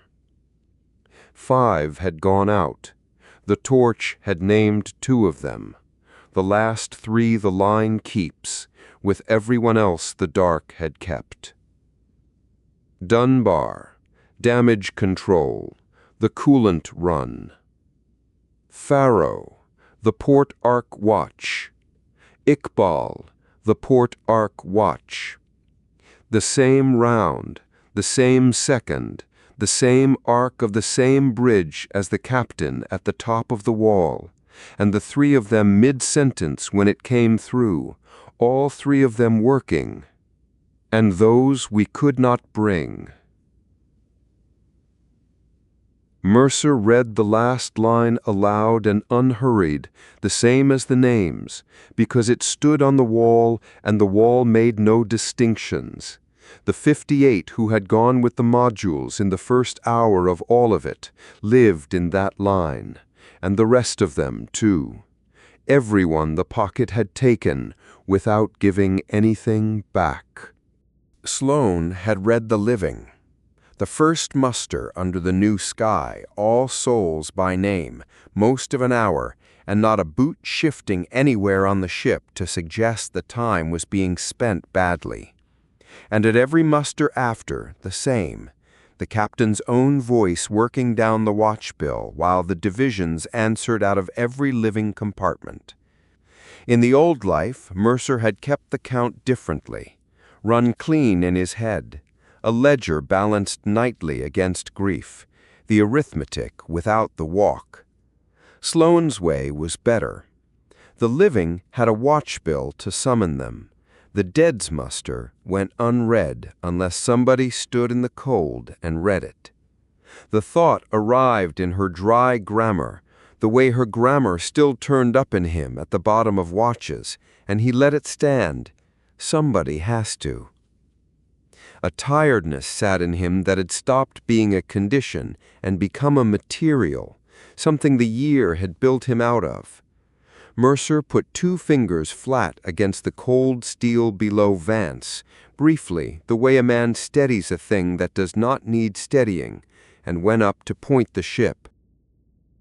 Holt had the plot built before Mercer reached the wardroom. 3 headings drawn off the ship's position in the held fold of dark, labeled in the XO's square hand, every assumption footnoted. The compartment smelled of printer loaf and the bitter end of the coffee ration. Hale sat with her slate squared and her hands still. Ferris had washed his knuckles twice, and the engine deck was in them anyway. Aldridge stood by the hatch, where Aldridge always stood, with the standing picture behind her eyes. Neural occupied the foot of the table, folded and quiet, taking up less room than her stillness deserved. Marsh attended, from signals, on the link. Marsh went nowhere now without a minder at his shoulder, and the link spared everyone the staging. "Commander," Mercer said, sitting, "make the case for home." Holt made it without notes. The page references lived in him where other men kept songs. The book gives a stranded exploration command one duty that stands above its own survival: the return of its data. Everything this ship has paid for, the Ascendant, the Orin, the Plate, the Floor Series, the charts of a pocket nobody at home knows exists, is worth nothing here and worth fleets there. Add the warning. TAN knows our network exists. Geneva does not know TAN exists. Every watch we spend going deeper is a watch home spends ignorant of what is eventually coming for it. The Dead Reckoning chain back is intact. Brandt's logs are clean the whole length of it. It's long, it's blind, and it's slow. And the book doesn't ask whether a road is pleasant. It is the only heading on this plot the regulations recognize, and I would take it tomorrow. Noted and properly made. Mercer turned. Ferris, margins. Margins. Ferris said the word the way other men said a surname they had history with. Feedstock first. The printers are eating the barrels at a rate I don't like saying in front of medical people. Drive. She folds and she'll keep folding so long as nobody asks her to be young about it. Now, ask her for the door and she makes it, with change. I won't say how much change out loud because it embarrasses us both, but there's change. Ask her for home down that chain and she dies of the distance. Nothing bursts, no drama anywhere. She just goes quiet somewhere in the spent dark, a third of the way along, maybe less. And after that, we're not a ship, we're a tin with a wall in it. I can't vote on headings, Captain. It's not my deck. I can tell you which of the three are real. Hiding's real until the barrels say otherwise. The door's real. Home is a story about feedstock we don't have. Doctor. The dark behind us is the dark we already spent. Hale's voice had gone quiet and clinical. I have the floor series for every region on the home chain. We logged them outbound. They read low when we crossed them. The trend has had all this while to work, and there is nothing on that road that answers. No live junction past this parish, no resupply, nothing burning. The door region reads deep. There's room under that floor, the only room we've measured since the green world. And the rest of it isn't science, so I'll say it plainly and you can weigh it as you like. In the whole of this pocket, one party has ever addressed this ship as something other than what it could do for them. They asked us for nothing. They sent us a road. I would like us to be the kind of people who arrive. Aldridge. Standing picture. Aldridge did not move off the hatch. We've been found everywhere we've ever lingered, eventually, every time. He doesn't tire and he doesn't sulk, he schedules. The sweeps have been mowing the dark in lanes for months, and the lanes have been getting tighter the whole while. That's the weather. It doesn't pick a heading for us. It says don't stand still in any of them. The link clicked. Signals, Captain, Marsh. The minder's silence audible behind the voice. The deep sweep picture changed inside the last watch. The pattern was search, broad lanes, even intervals, no favorite. It's quartering now, and the center of the box has moved toward us. He's stopped looking everywhere, Aldridge said. Yes, he's started looking here. Nobody filled the quiet after that, and Mercer did not hurry to fill it either. Holt studied the plot a moment, then looked down its long, cold third heading to the NAAL at the foot of the table. Delegate, the far end of the Aruns Road. What's behind the door? A shape, not a manifest.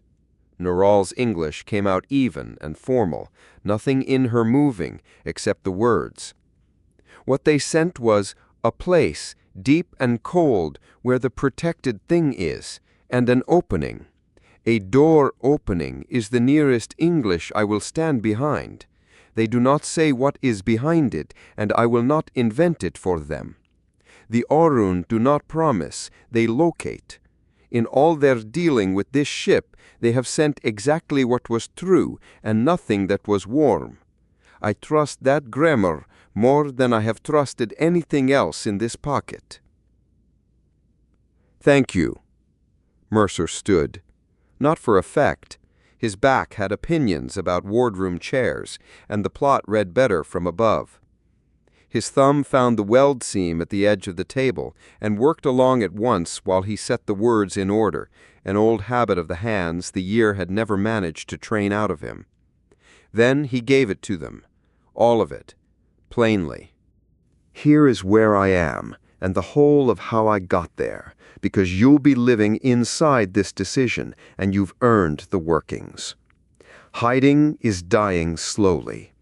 The dark we're lying in is 1 fold deep. The box is shrinking by the watch, and an empty barrel picks our hour for us. That one's arithmetic, not judgment. Home. A breath went through him, and he gave Hope the courtesy of looking at him while he took his road away.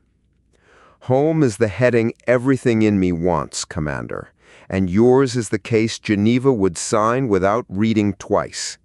But that chain ends at the one thing in the universe he wants more than he wants us, and he holds every lane behind it, and a slow, blind ship draws a slow, legible line.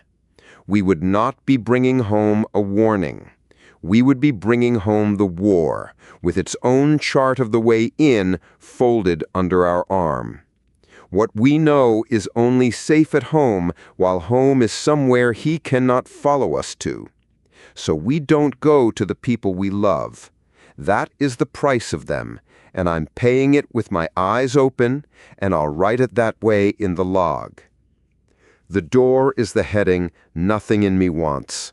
It's deeper, it's colder, I cannot tell you what's behind it, and neither can the people who sent it.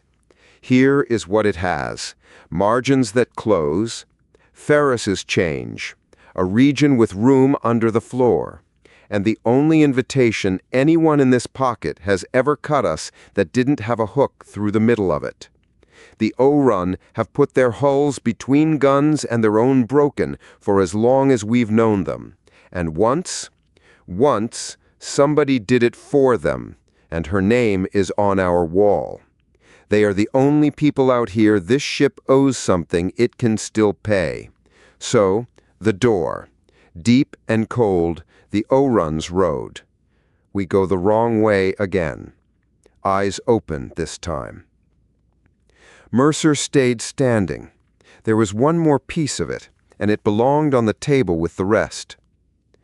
Last thing, and then the watch bill.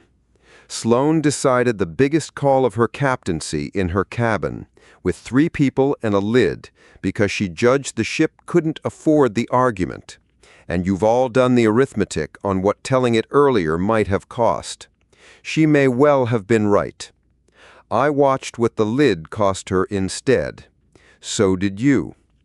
I don't have her steadiness, and I won't borrow her reasons. What I have is this table.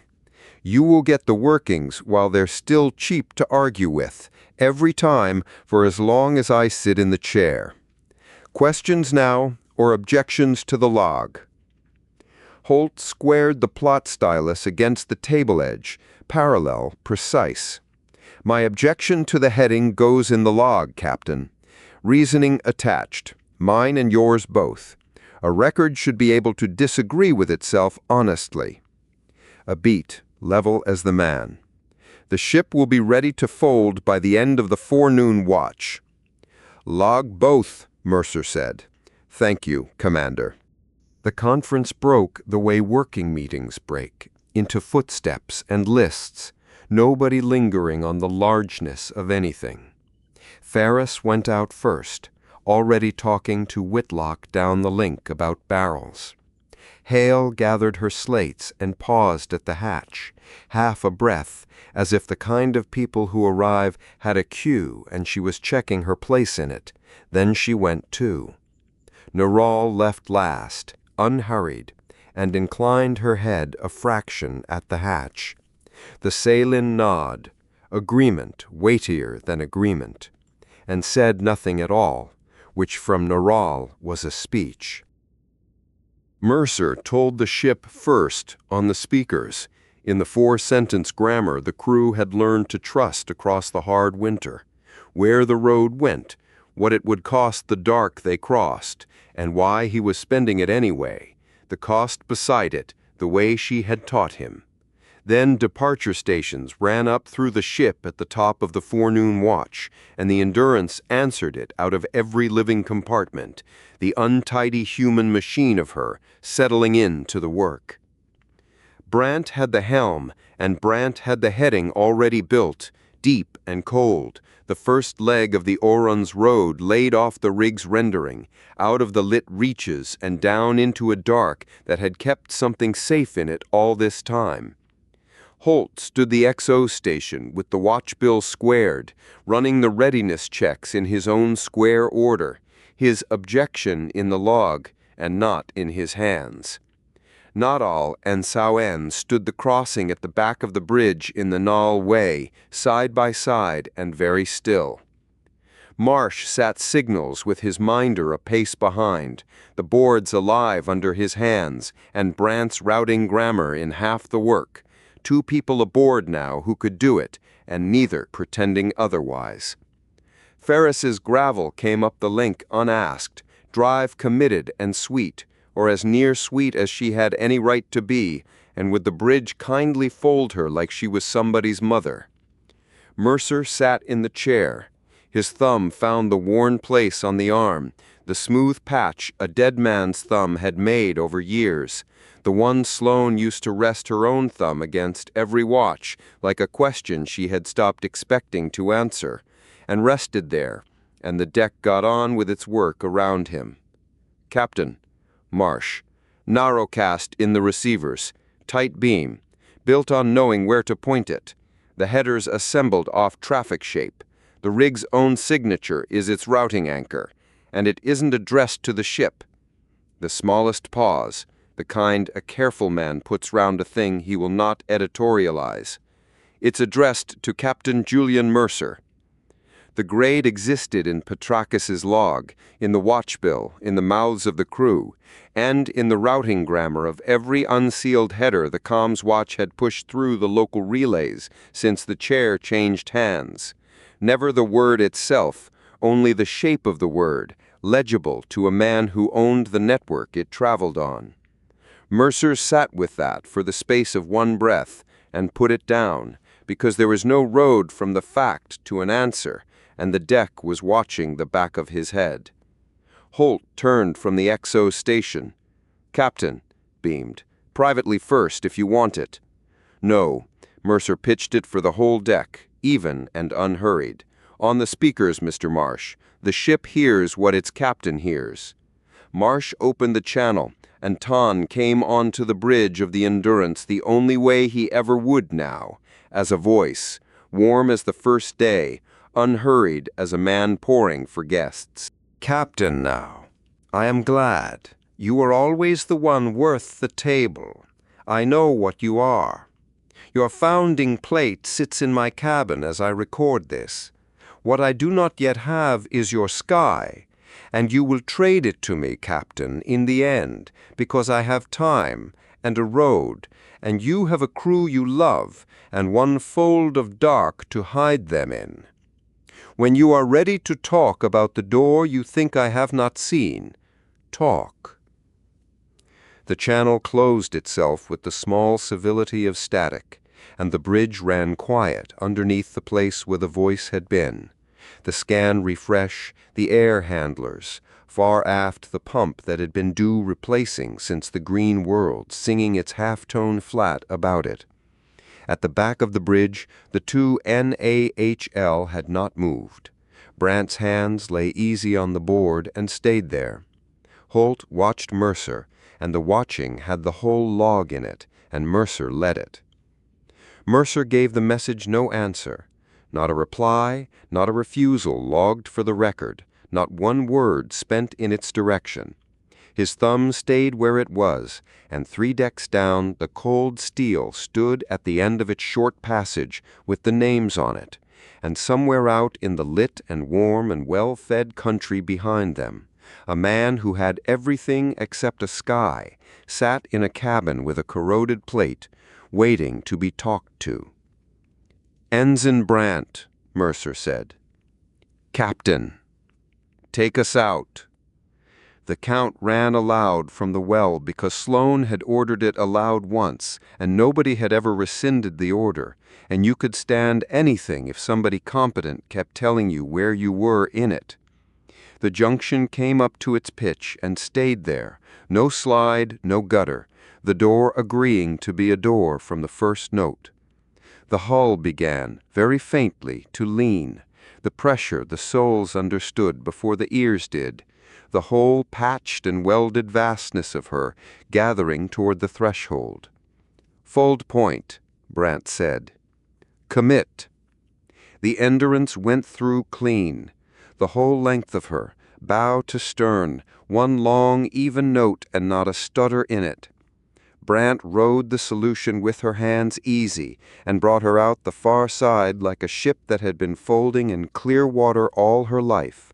The crossing the pocket had never once given them for free, given now, at the hour they left everything lit behind them. The fold collapsed at her heels, and the new dark came up on the boards, deeper, colder, no lanes, no lights, no parish. The floor reading with room under it, and the Ahrens road running on ahead into the kind of cold that had kept something safe in it. Far behind her, in the bright country, the sweeps went on quartering an empty fold of dark. And 3 decks down, at the end of a short passage that went nowhere, the watchlight stood low on the cut letters. 2 captains, 9 names, and a line for all the rest, riding where the hull rode, which had been the arrangement since the torch, away from home, deeper in, down a mourning people's road, toward the only door anyone had ever opened for them.